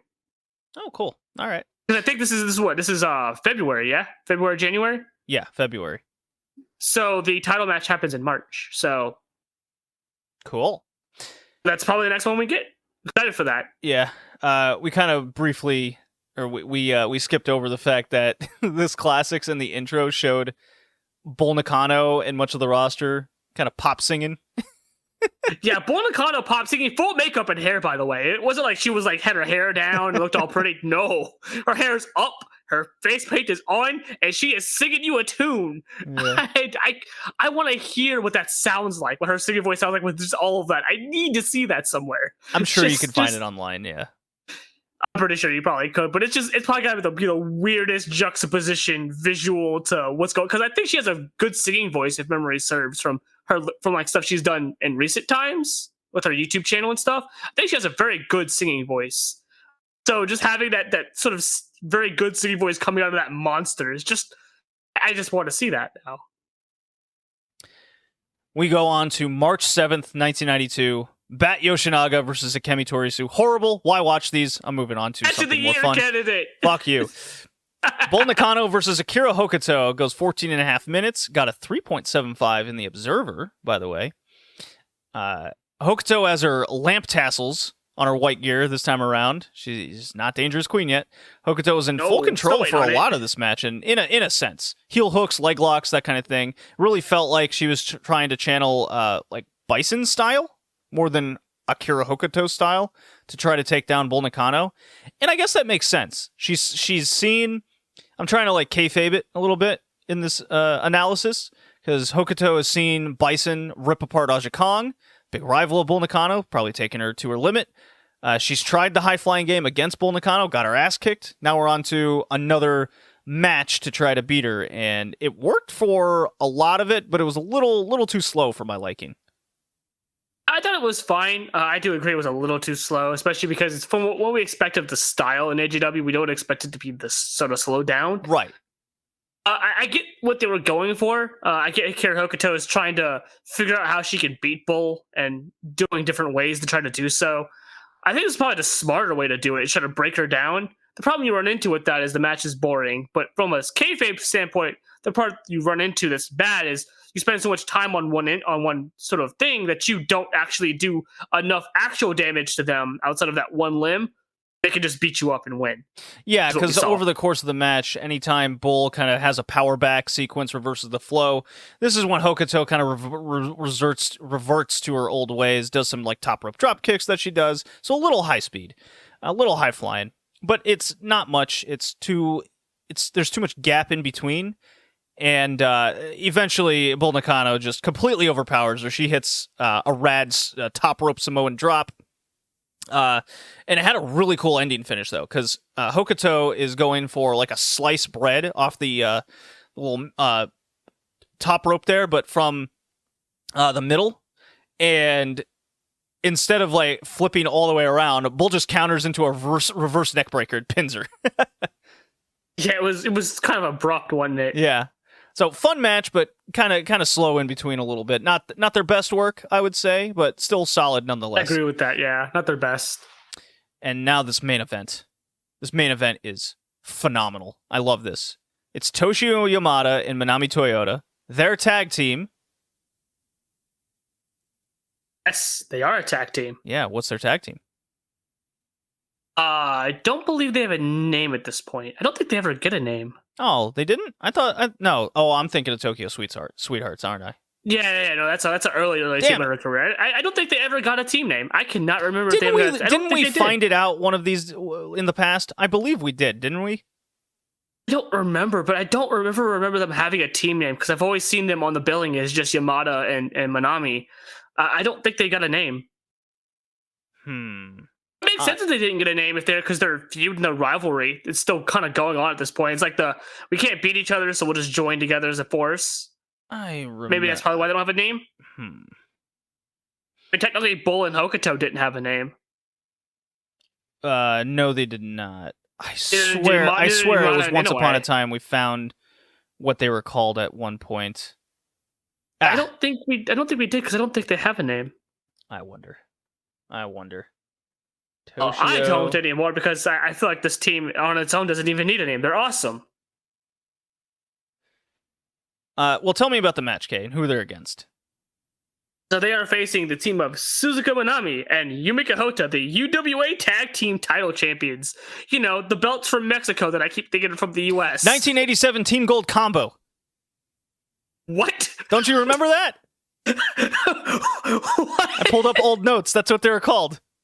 I don't believe that at all. In their like Olympic gear, and they're part of the class of '87 or whatever. Come on. Yeah, no, I'm pretty sure they don't go by that anymore. Nah, come on. They're 1987 Team Gold Combo. 1987 Team Gold Combo. Ah, yes, with a side of fries and a shake. No, I refuse to acknowledge that as their team name. It sounds too much. You're not buying it?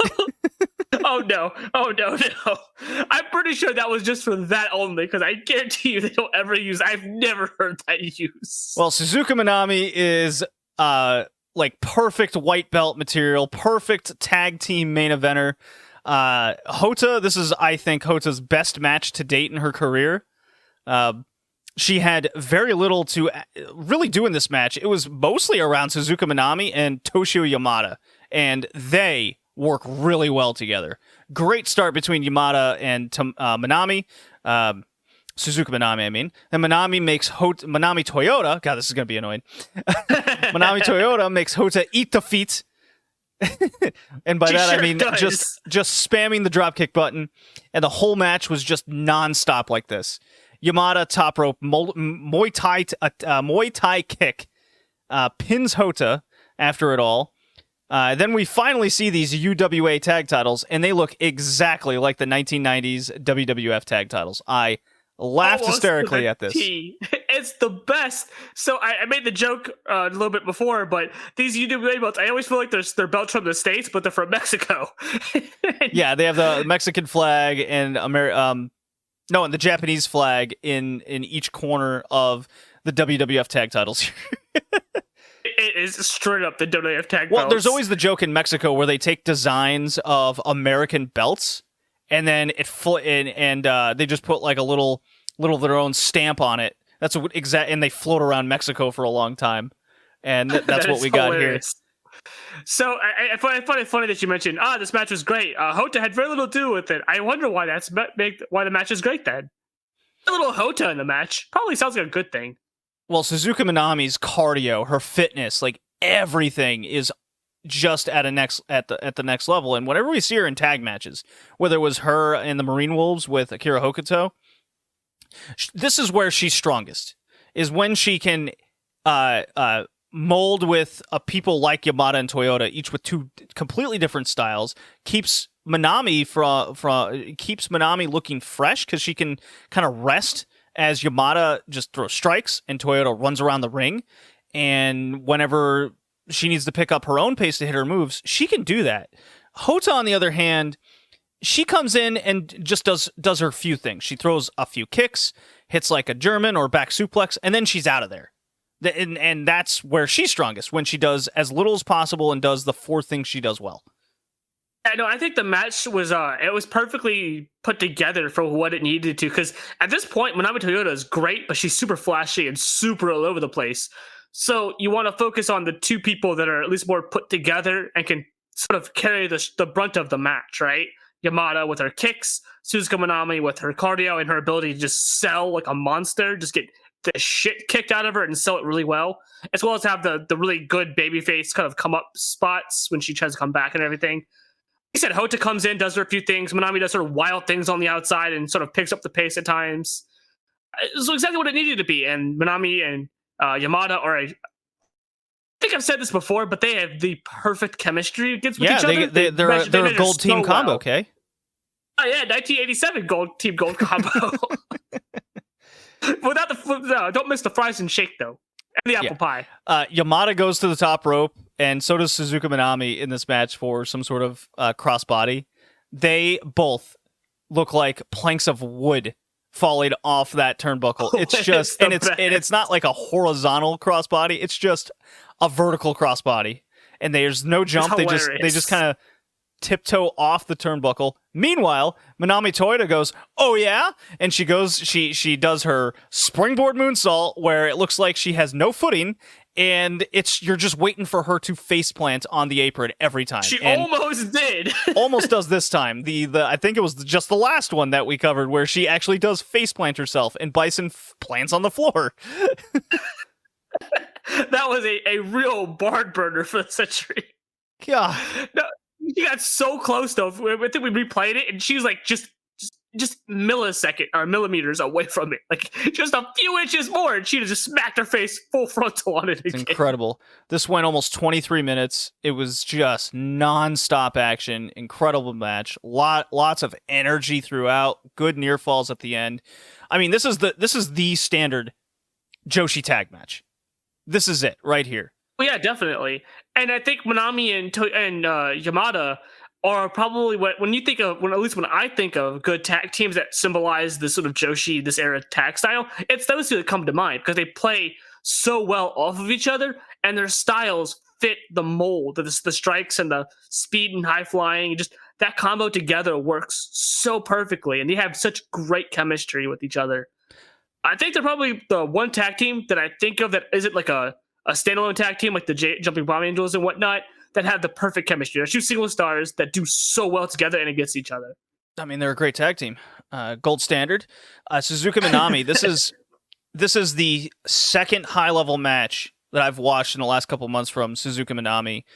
Both come in tag settings, and she currently has my best match in LLPW as I entered 1993, and it's no surprise. She is excellent in what she's able to do in a tag setting. She's getting more and more comfortable as she settles into this role, as her story was completed with the white belt and Akira Hokuto and Marine Wolves, and that was a very solid story. Meltzer gave this match 4.75 stars. I wouldn't go that high, but big star Minami. Minami gets all the big stars from him. Well, I personally wouldn't go that high. However, if you were watching this in 92, maybe you would, because there's nothing else like this going on. Oh no, definitely. Not even in the men's stuff is there stuff like this going on. No, that's I believe this won match of the year. This might be the case. This might have won Observer Match of the Year in 92 over the Flair Vader match from Starrcade. Over the Bull Object title match? Correct. Well, it's the Observer Awards, Kay. I guess. I mean, listen, Big Dave Man is on record saying that Manami Toyota is the greatest of all time, and I won't disagree with him on that one. When it fits your narrative, you will agree. Exactly. That's how Dave's stuff works, right? When it fits your narrative, you like it. When he doesn't, you hate it. Yeah. Okay. All right. Fair enough. Yeah. The Flair Vader match was really good in 92. I think I got that right. Could have been 93. Maybe I'm thinking 90. Whatever. Point being, love this match. It's a must watch. It's definitely a 1992 Match of the Year candidate from what we've seen so far. I'm looking forward to more, and I wonder if we ever see these UWA tag titles ever again. I think we do, actually. Okay. Looking forward to where that Bull Nakano Aja Kong thing leads to. I guess we'll have to find out. It definitely feels like it's going to be the next one because it happens in March, so it has to be the next one or the one after that. All right. I guess it's time to move along. New Japan time. Here we go.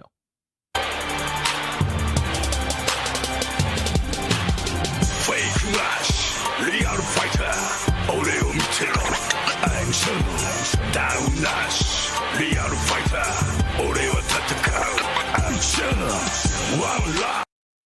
Man, I am Chono. Haven't played that one in a while.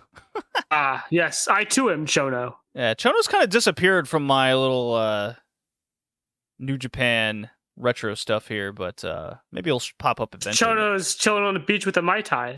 Yeah, I wonder, but all right. So last one, we had a gap in there, so I watched some Rey Mysterio matches instead from like Mexico and ECW.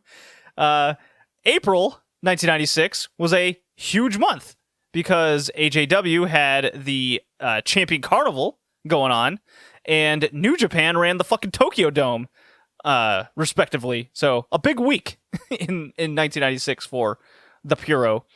So I watched the April 20th Budokan Hall show. A couple matches here, highly rated in the Observer. That's just kind of baseline that I'm go by a lot of these for All Japan. And while New Japan, it's just, if it's in the archive and looks good at this point, it's what I'm watching. New Japan archive, very slim at times, as I've mentioned. So All Japan Pro Wrestling, April 20th, 1996, from Budokan Hall. Get a load of this trios match here. Toshiaki Kawada teaming with Gary Albright and Johnny Ace. You know, People Power? You remember that guy? Yeah, People Power, man. Yeah. They're taking on Misawa, Kobashi, and Akiyama. So, what you're telling me is you got People Power, Divas era, man. Yeah. So, it should go without saying, but Johnny Ace is easily the weakest person in this match. It's not even close. Match goes almost 20 minutes. It was rated 4.5 in the Observer of the time. I thought this was fine. I didn't think it was that great. It's a lots of big meaty men doing power moves, which is kind of cool, but it starts off way too slow. There's decent enough movement in between the lower periods of the match, and it kind of picks up a bit, but Johnny Ace hits the ugliest moonsault you'll ever see, and he misses most of it, by the way. And after all the meat has been slapped, and the baby faces attempt their little fighting spirit comebacks, this is where Gary Albright just goes insane. This is where he gets really cool, because he just chucks guys. Like, that's his meaty madness. Albright hits a dragon suplex on Kobashi and pins his ass. This was fun. Crowd was into it, but I'm very neutral, so I wouldn't go that high. I'd probably go in the upper 3s. I'm going by a 5-star scale, but maybe I'll go like 2 out of 3 recommendation. Now, a match that I highly recommend is the main event of this Budokan Hall show. It's Akira Taue versus the returning to All Japan Steve Williams after he got cracked with like drugs and shit or whatever. This is the Champion Carnival final, and I never realized, at least my limited All Japan history of like when people won what, I had no idea Akira Taue won a Champion Carnival once upon a time. Because I listen to a bunch of podcasts, and anytime they start talking about Hall of Famers, it's always Akiyama's a Hall of Famer, Kobashi, Misawa, Kawada.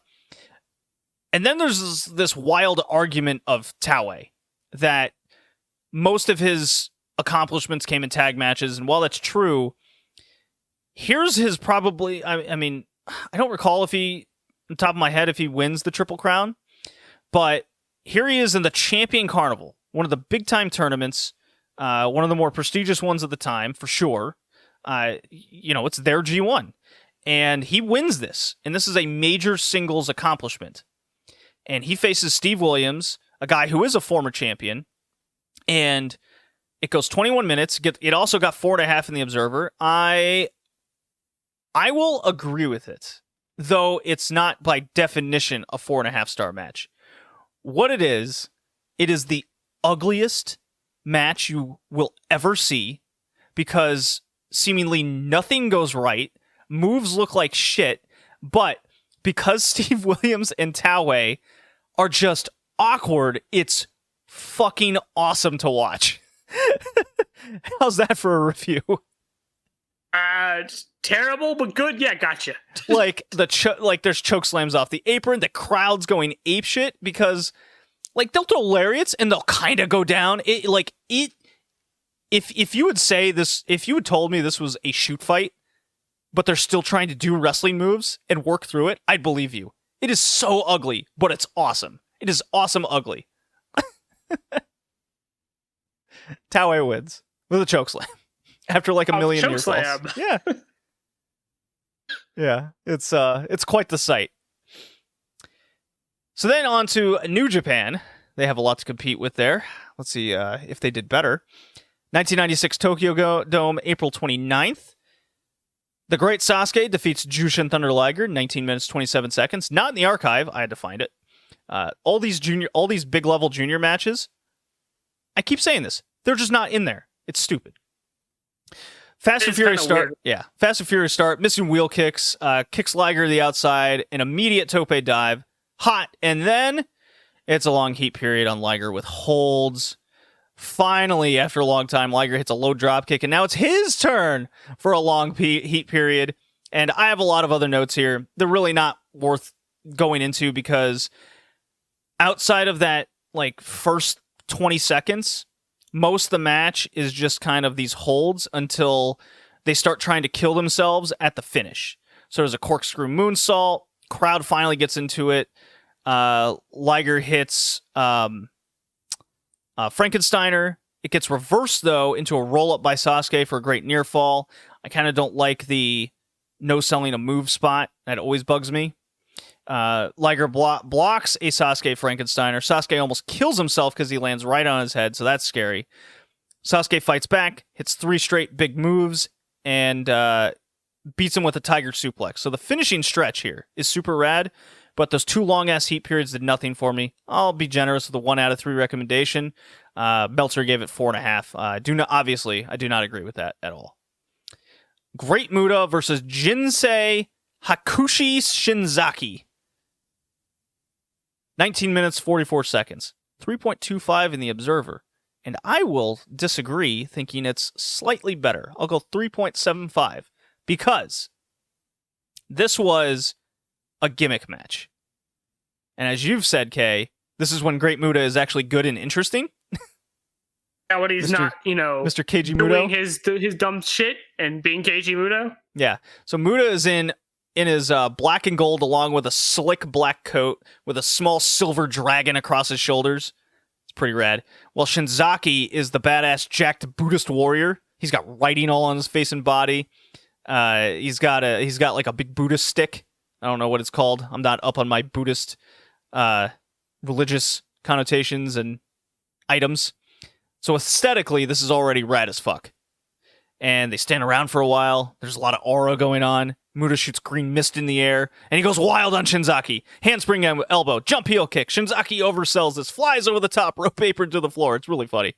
Muta poses, and that was an awesome start. And it kind of slows down a bit, including a nerve hold from Shinzaki, and I immediately went, ban this move. I fucking hate this shit. Luckily, it lasts only about 4 seconds, so my anger was immediately subsided. Muta shoulder block Shinzaki off the apron. Dude flies off over the guardrail. It is a rad move. He lands between 2 announce tables, like splitting the Red Sea. Did you get a good visual there? Keiji Muto and Red Sea, yes. Okay, well, Shinzaki and Red Sea, but Shinzaki's just a bumping madman. Muta then breaks his Buddha stick and bites it and beats him up with it. He bites his stick and then beats him up with it. Yeah. So Shinzaki's now bleeding buckets. Muta chokes out Shinzaki with his own like sash from his gi. It's a good beating brawl match, and this is where Muta's good. Shinzaki's bleeding all over the place, fights back, hits a Sasuke special of all things, and dare I say this match is good? Diving headbutt from Shinzaki, goes for a powerbomb. Muta green mists him while he's getting picked up for that powerbomb. Then he top rope tomahawk chops Shinzaki, and then he hits a moonsault and wins. I enjoyed this. Feels like forever since the last time I said I've enjoyed a Muta match. That doesn't come by often, does it? Yeah. Tatsumi Fujinami against Tenryu. Okay? 9 minutes this went. So starts hot, fast, crowd explodes. Tenryu slaps the shit out of Fujinami, and they do some meat exchanges, I will call. Fujinami hits a dragon screw. Tenryu rolls the outside. Fujinami hits 2 straight wild suicide dives. So that was unexpected. On the 3rd attempt, he eats a big meat hook by Tenryu. And so Fujinami's now immediately busted open. Starts taking some stiff kicks. Figure 4 spot to cool off, because these men are old. And Tenryu just proceeds to chop the shit out of Fujinami. These 2 guys are awesome.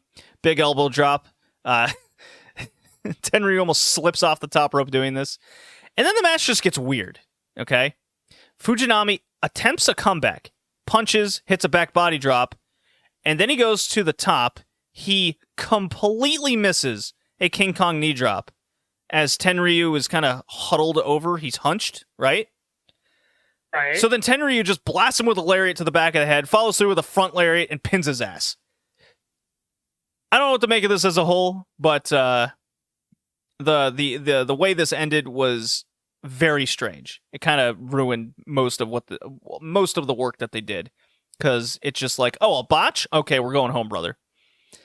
Maybe that was meant to happen. Maybe they were playing it like a shoot you're supposed to hit. I don't know. Who knows? And then we got the main event, IWGP title. Nobuhiko Kawada from the UWFI against Shinya Hashimoto. Got a 4 even in the Observer, 12:53. So this was fairly short. I didn't love this match. It was that UWF style. Never works for me. I don't know why people love this style.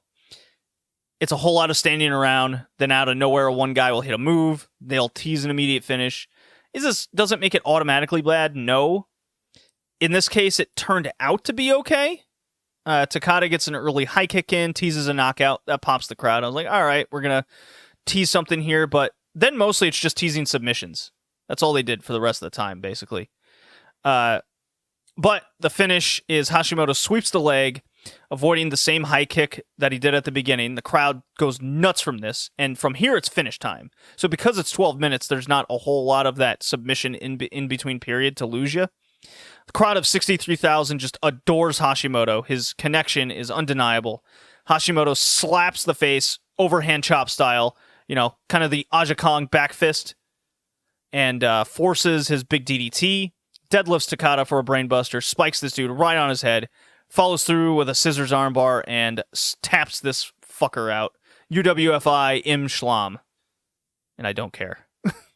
Yeah, the UWF style is shit. I've said this many, many times.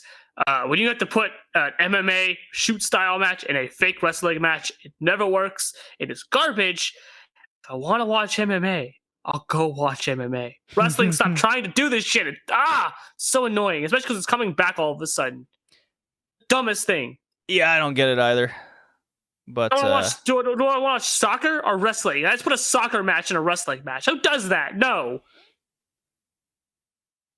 Well, get to watch Nitro now. You ready? Sure. I mean, review Nitro, not rewatching that piece of shit. Here we go.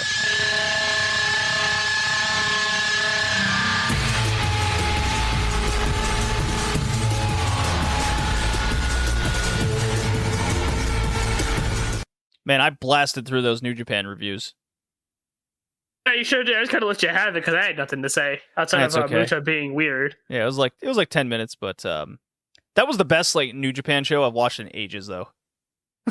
Yeah, right. It feels refreshing having to actually watch good old New Japan instead of the same boring garbage. Yeah, I think there was one in '95 that I really liked, but that feels like it's been months. Ages ago? Then. Yeah, ages. WCW Monday Night Nitro, May 31st, 1999. But first, meanwhile on Raw, the story is, you ready for this, Kay? The higher power. Ready. A higher power? Oh, I remember this. So get this. It lasts like 2 weeks. Do you have memory of that? I have memory of it was me, Austin. It was me all along. Well, did you remember that this was a taped show like 2 days after Owen Hart's death? They start Nitro with a fucking cross coming out, signifying a dead body.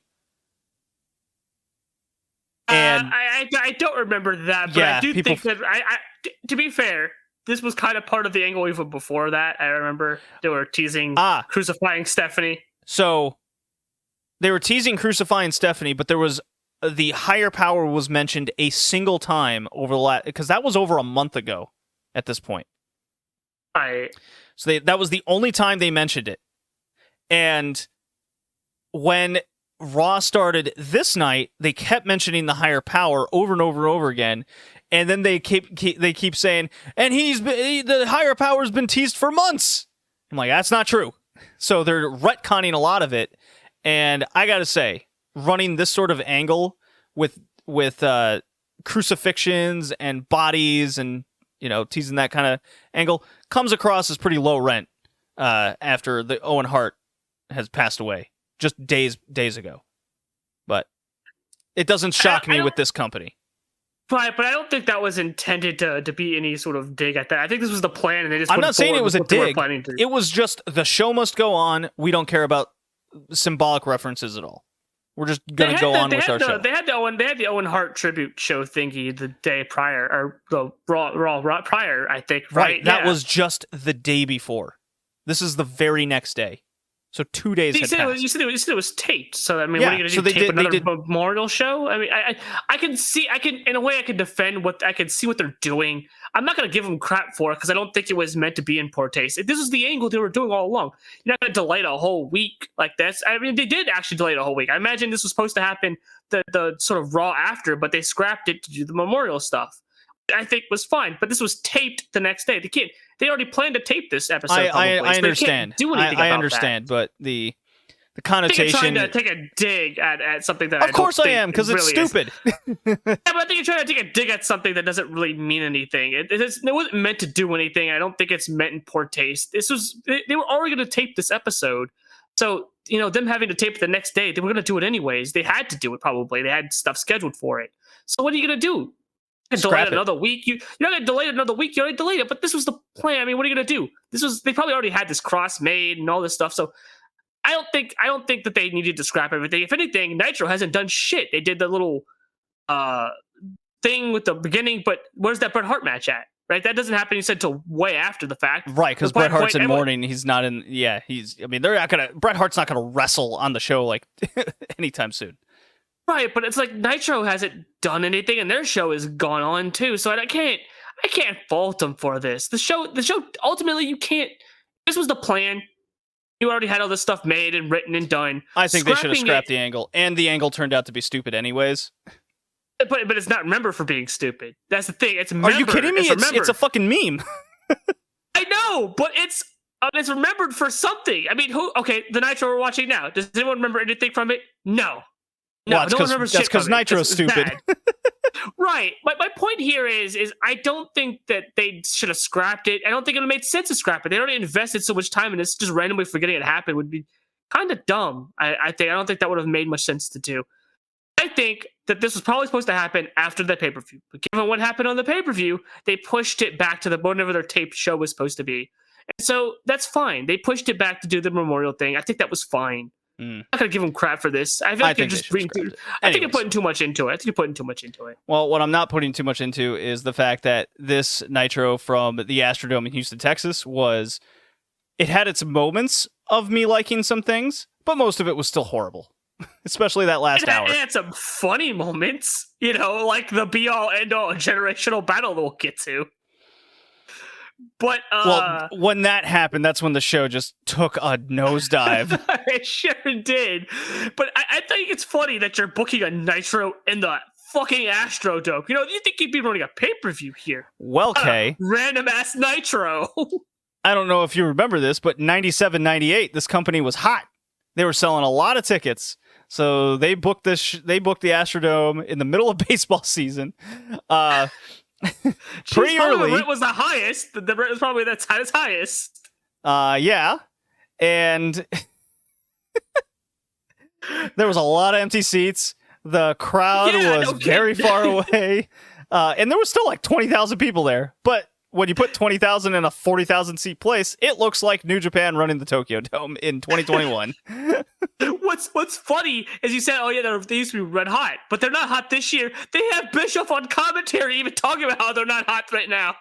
It's like, we're not as good as we used to be. I'm going to turn this company around. They're acknowledging it. So why are you booking these big ass venues when you know you can't fill them? Because I guess they have contracts to it all. Oh, they gotta burn money, bro. They burn that Turner cash. Yeah.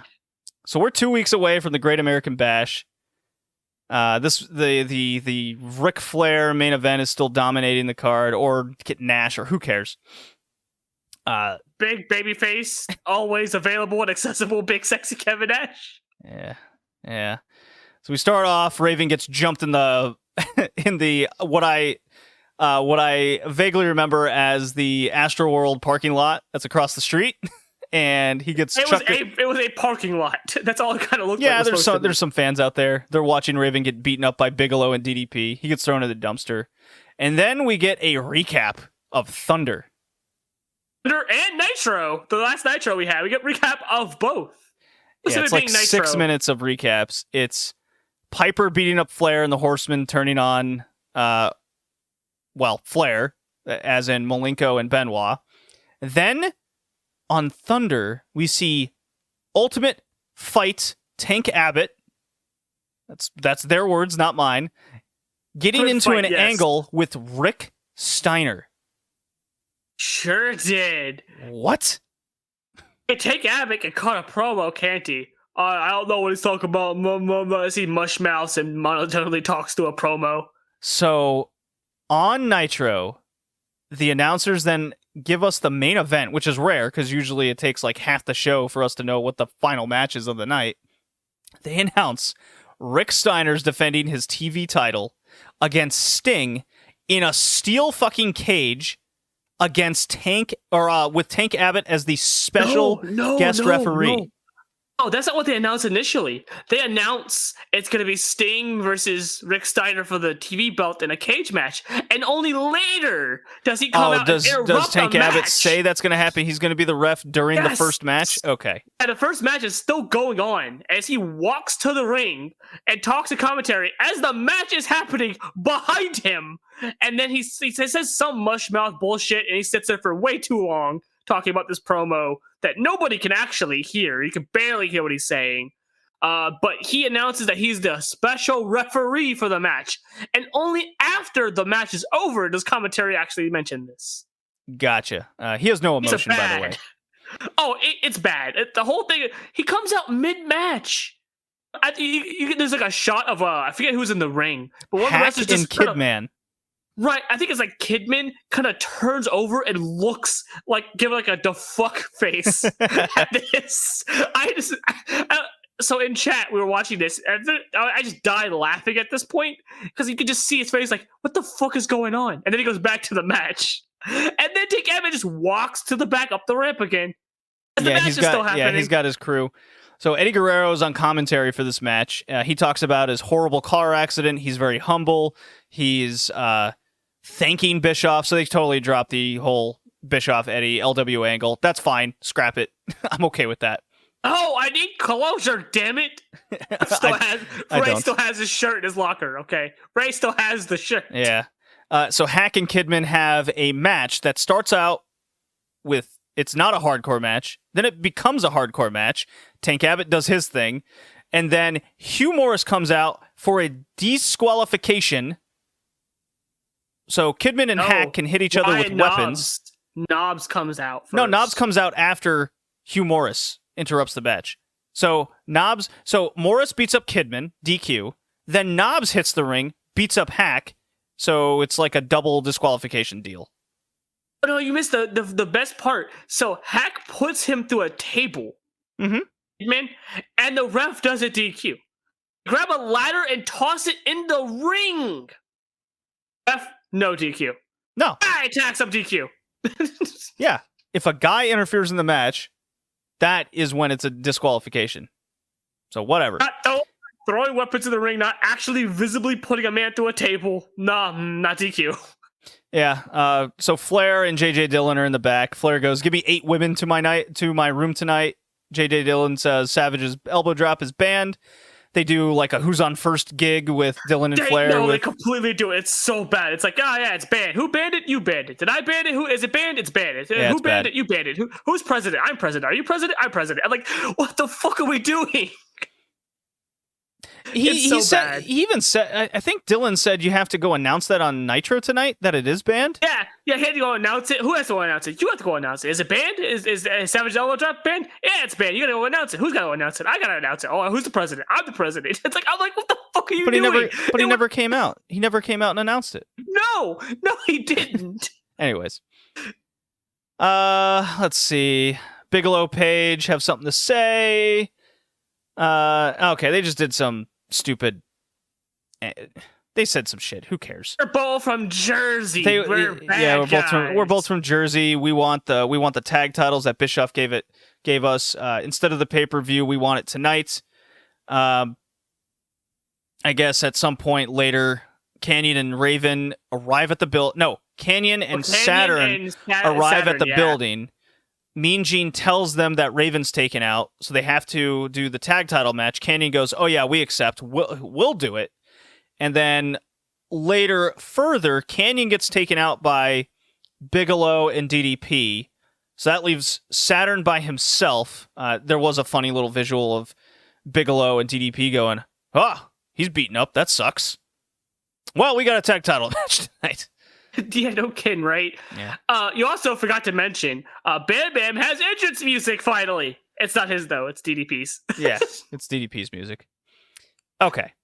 There's a DJ on the show tonight, Kay. That's very important to know. His name's DJ Ran. His name's DJ Ran. What do you mean random guy? Everyone knows DJ Ran.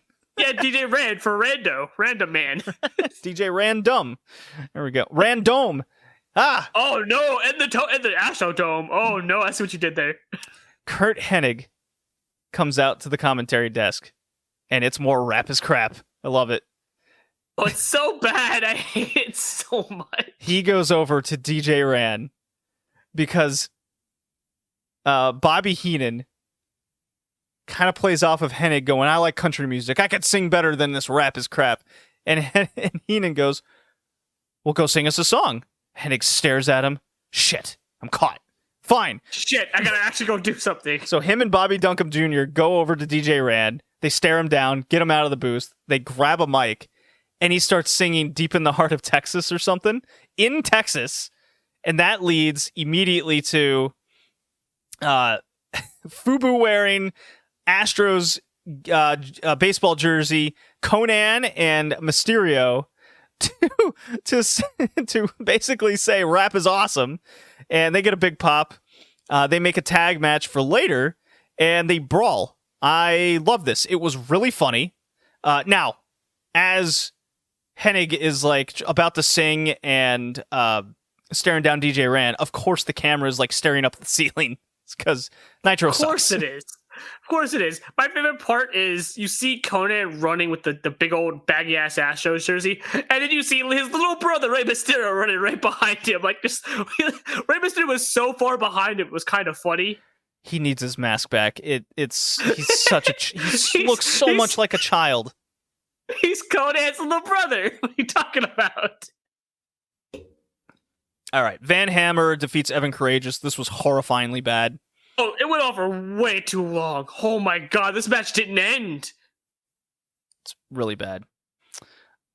This was when Bischoff was apologizing to everyone, saying we're gonna get better matches. Yeah, we didn't even know he was on commentary until like you had mentioned. Is that Bischoff on commentary? Because they didn't say nothing. They didn't announce it at all. They didn't even introduce him on commentary. I don't think. And then he's like, yeah, the ratings are bad. I'm going to do better. We'll be putting on better matches, better shows, as Van Hammer's in the ring. And you know what? He booked that match to be in the ring at that time. Horrible. This is horrible. What the fuck is this? What is this? Roddy Piper comes out for a promo. Ric Flair follows. That cues Malenko and Benoit to come. Or no, Benoit didn't come out. It was Malenko. No. Who cares about the order? Point is, Piper, Malenko, and Flair have a three-way promo battle.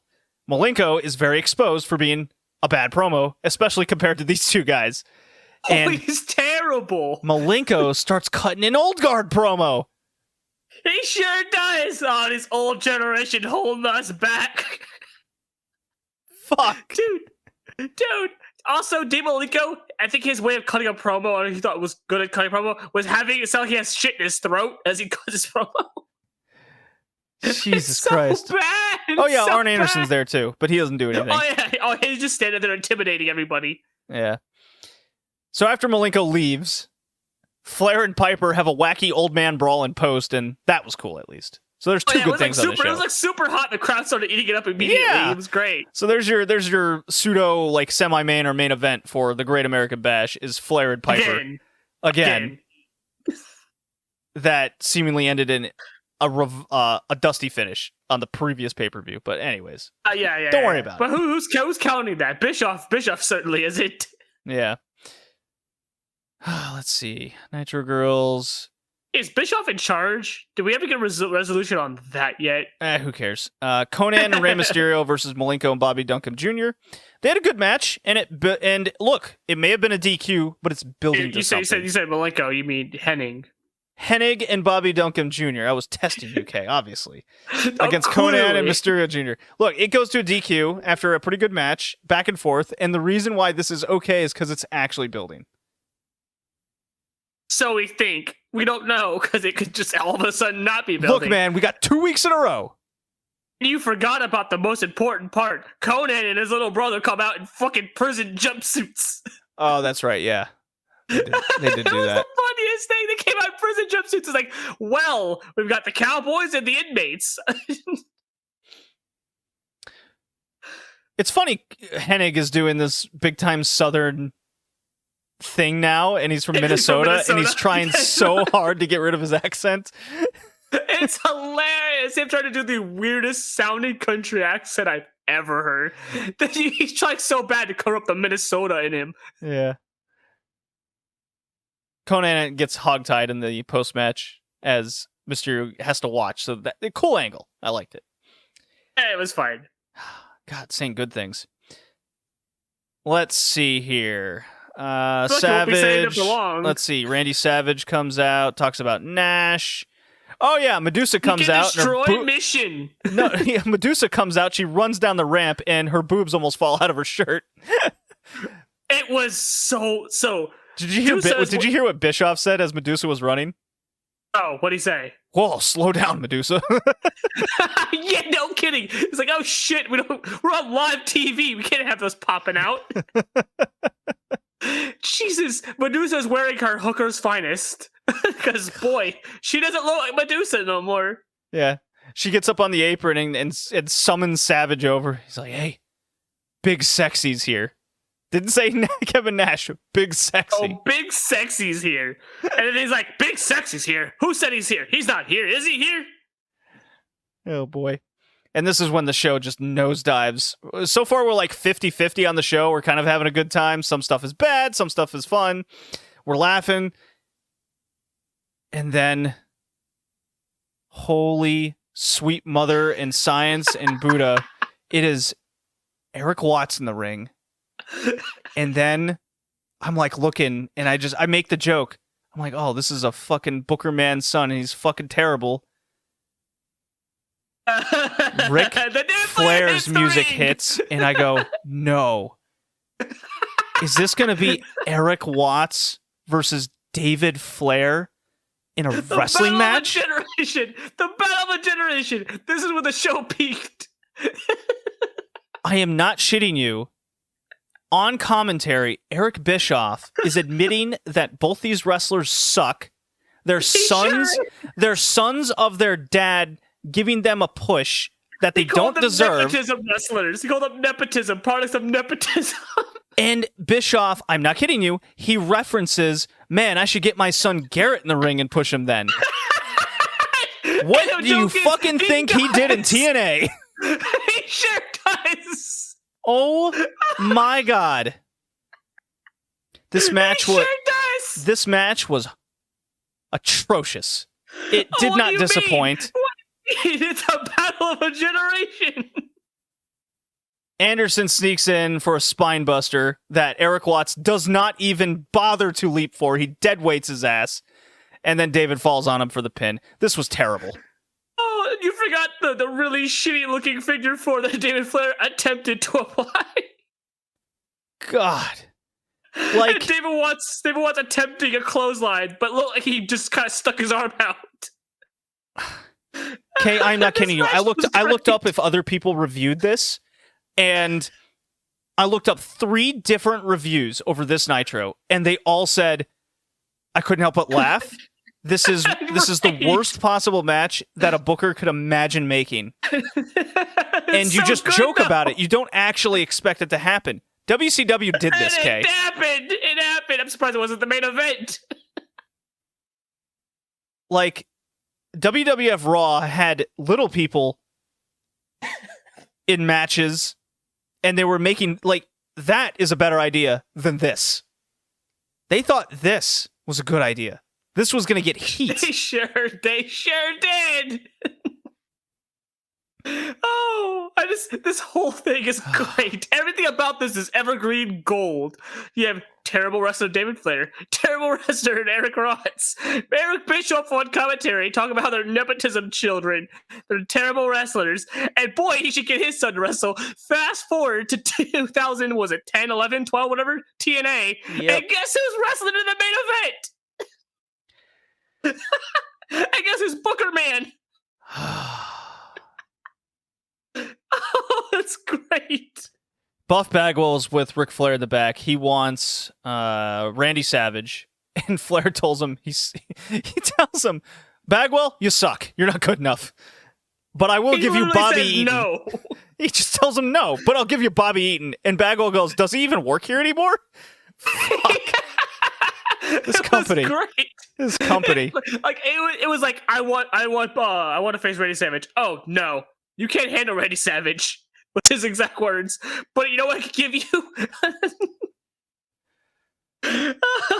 Ernest Miller comes out to face Scott Norton again. I'm about to lose my mind.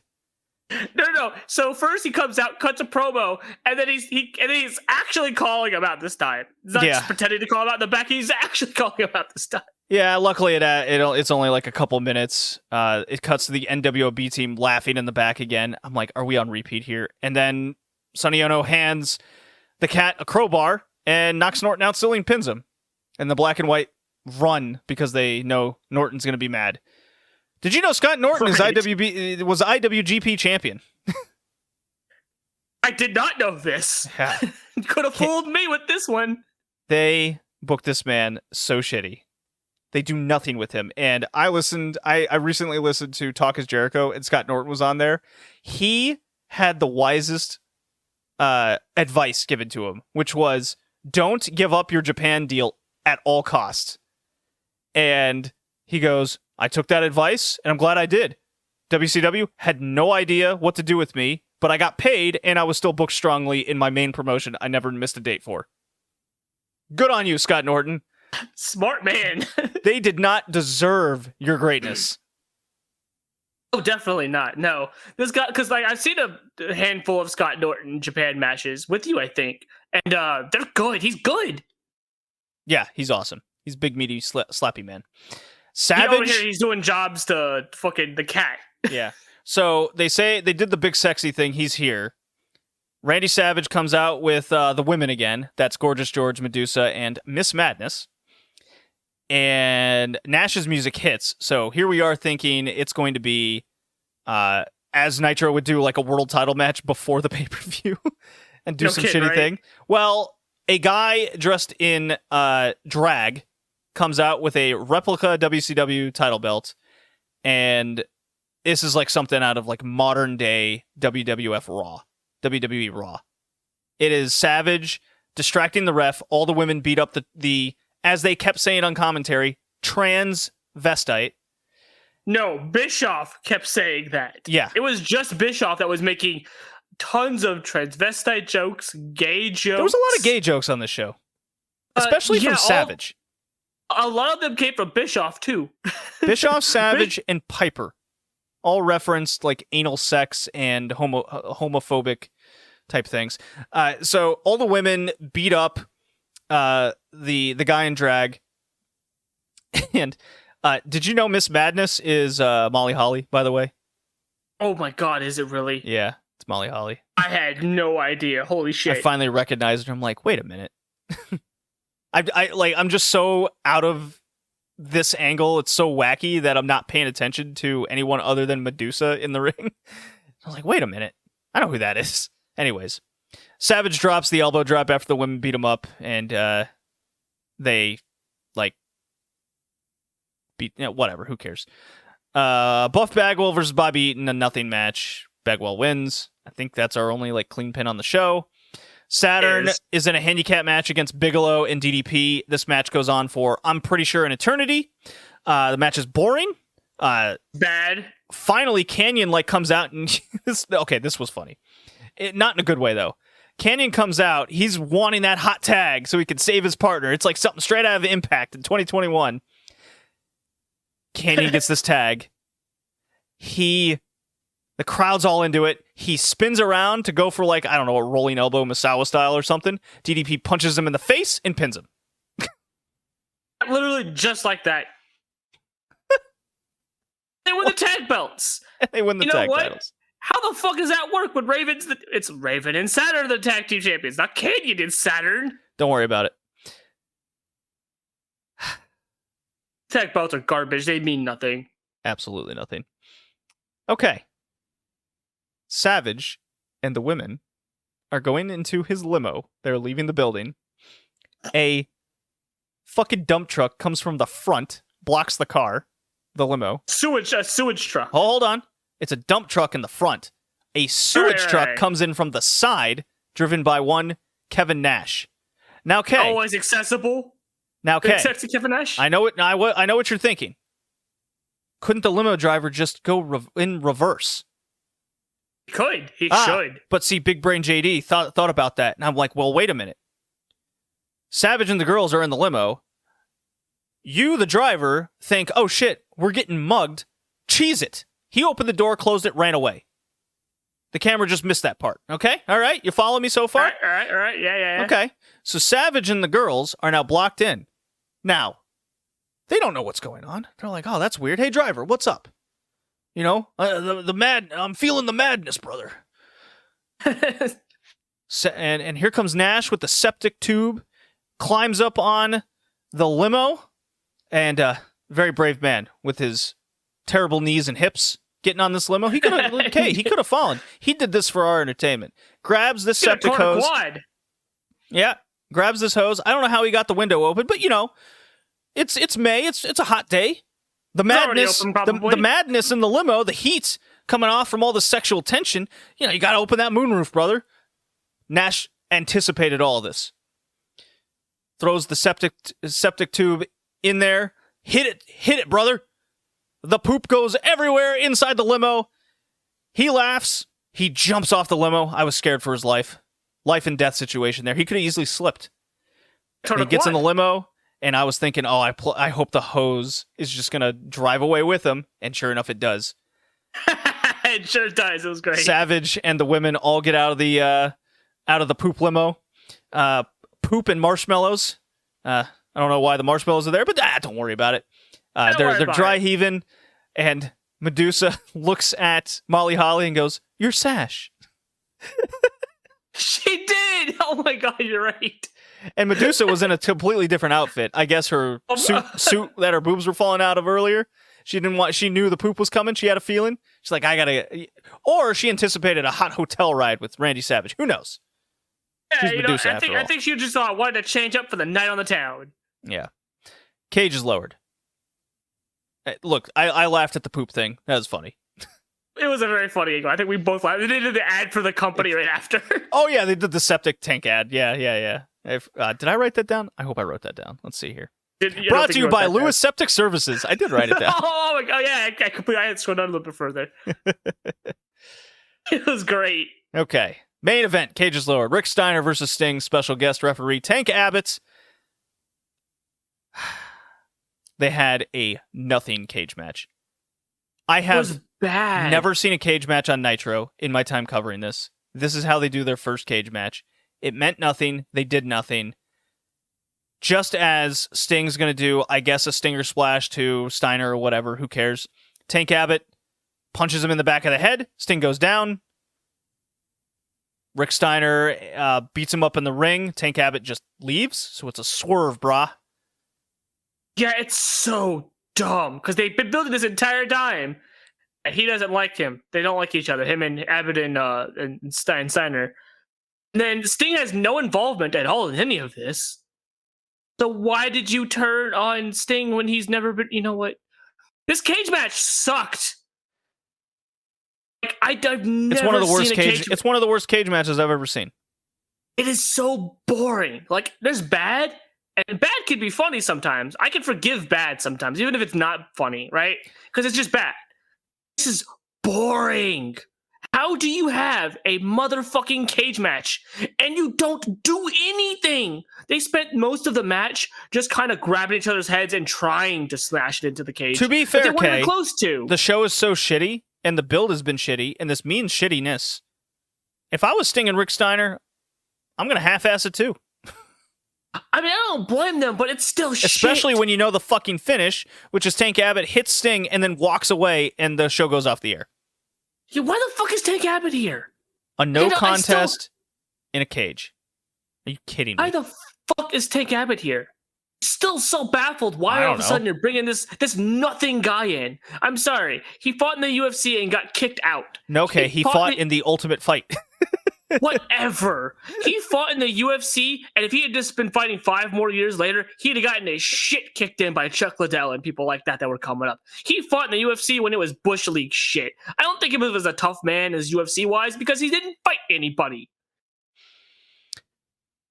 So on this show, you had a no contest in a steel cage, a disqualification in a hardcore match. You had David Flair versus Eric Watts. Match of a generation. You had Canyon do a hot tag and get pinned off a punch. Kay, I'm going to go on a limb. This Nitro was horrible. I don't know what I'm giving you that idea. How do you... So, I'm assuming this is where the Fed took their notes for their Hell in a Cell DQ, no finish, whatever the fuck they did. Oh my god. Oh, hey, WCW did this in their very first cage match on Nitro. Let's do this too in our Hell in a Cell match. Oh my god. And then we have old guard promos. No, which was the funniest thing because isn't Dean Malenko like in his 30s at this point? I think he's in his 40s. Hold on. So he is the old guard. Hold on. Dean Malenko. How old is Dean Malenko now? Let's see. He's like 39. At this point or modern day? No, modern day is 61, so he's like 39. So he's pushing 40, cutting old guard promos with receding hairline. Bro. It's comedy. It's comedy. Dude. We'll see you next time. See ya.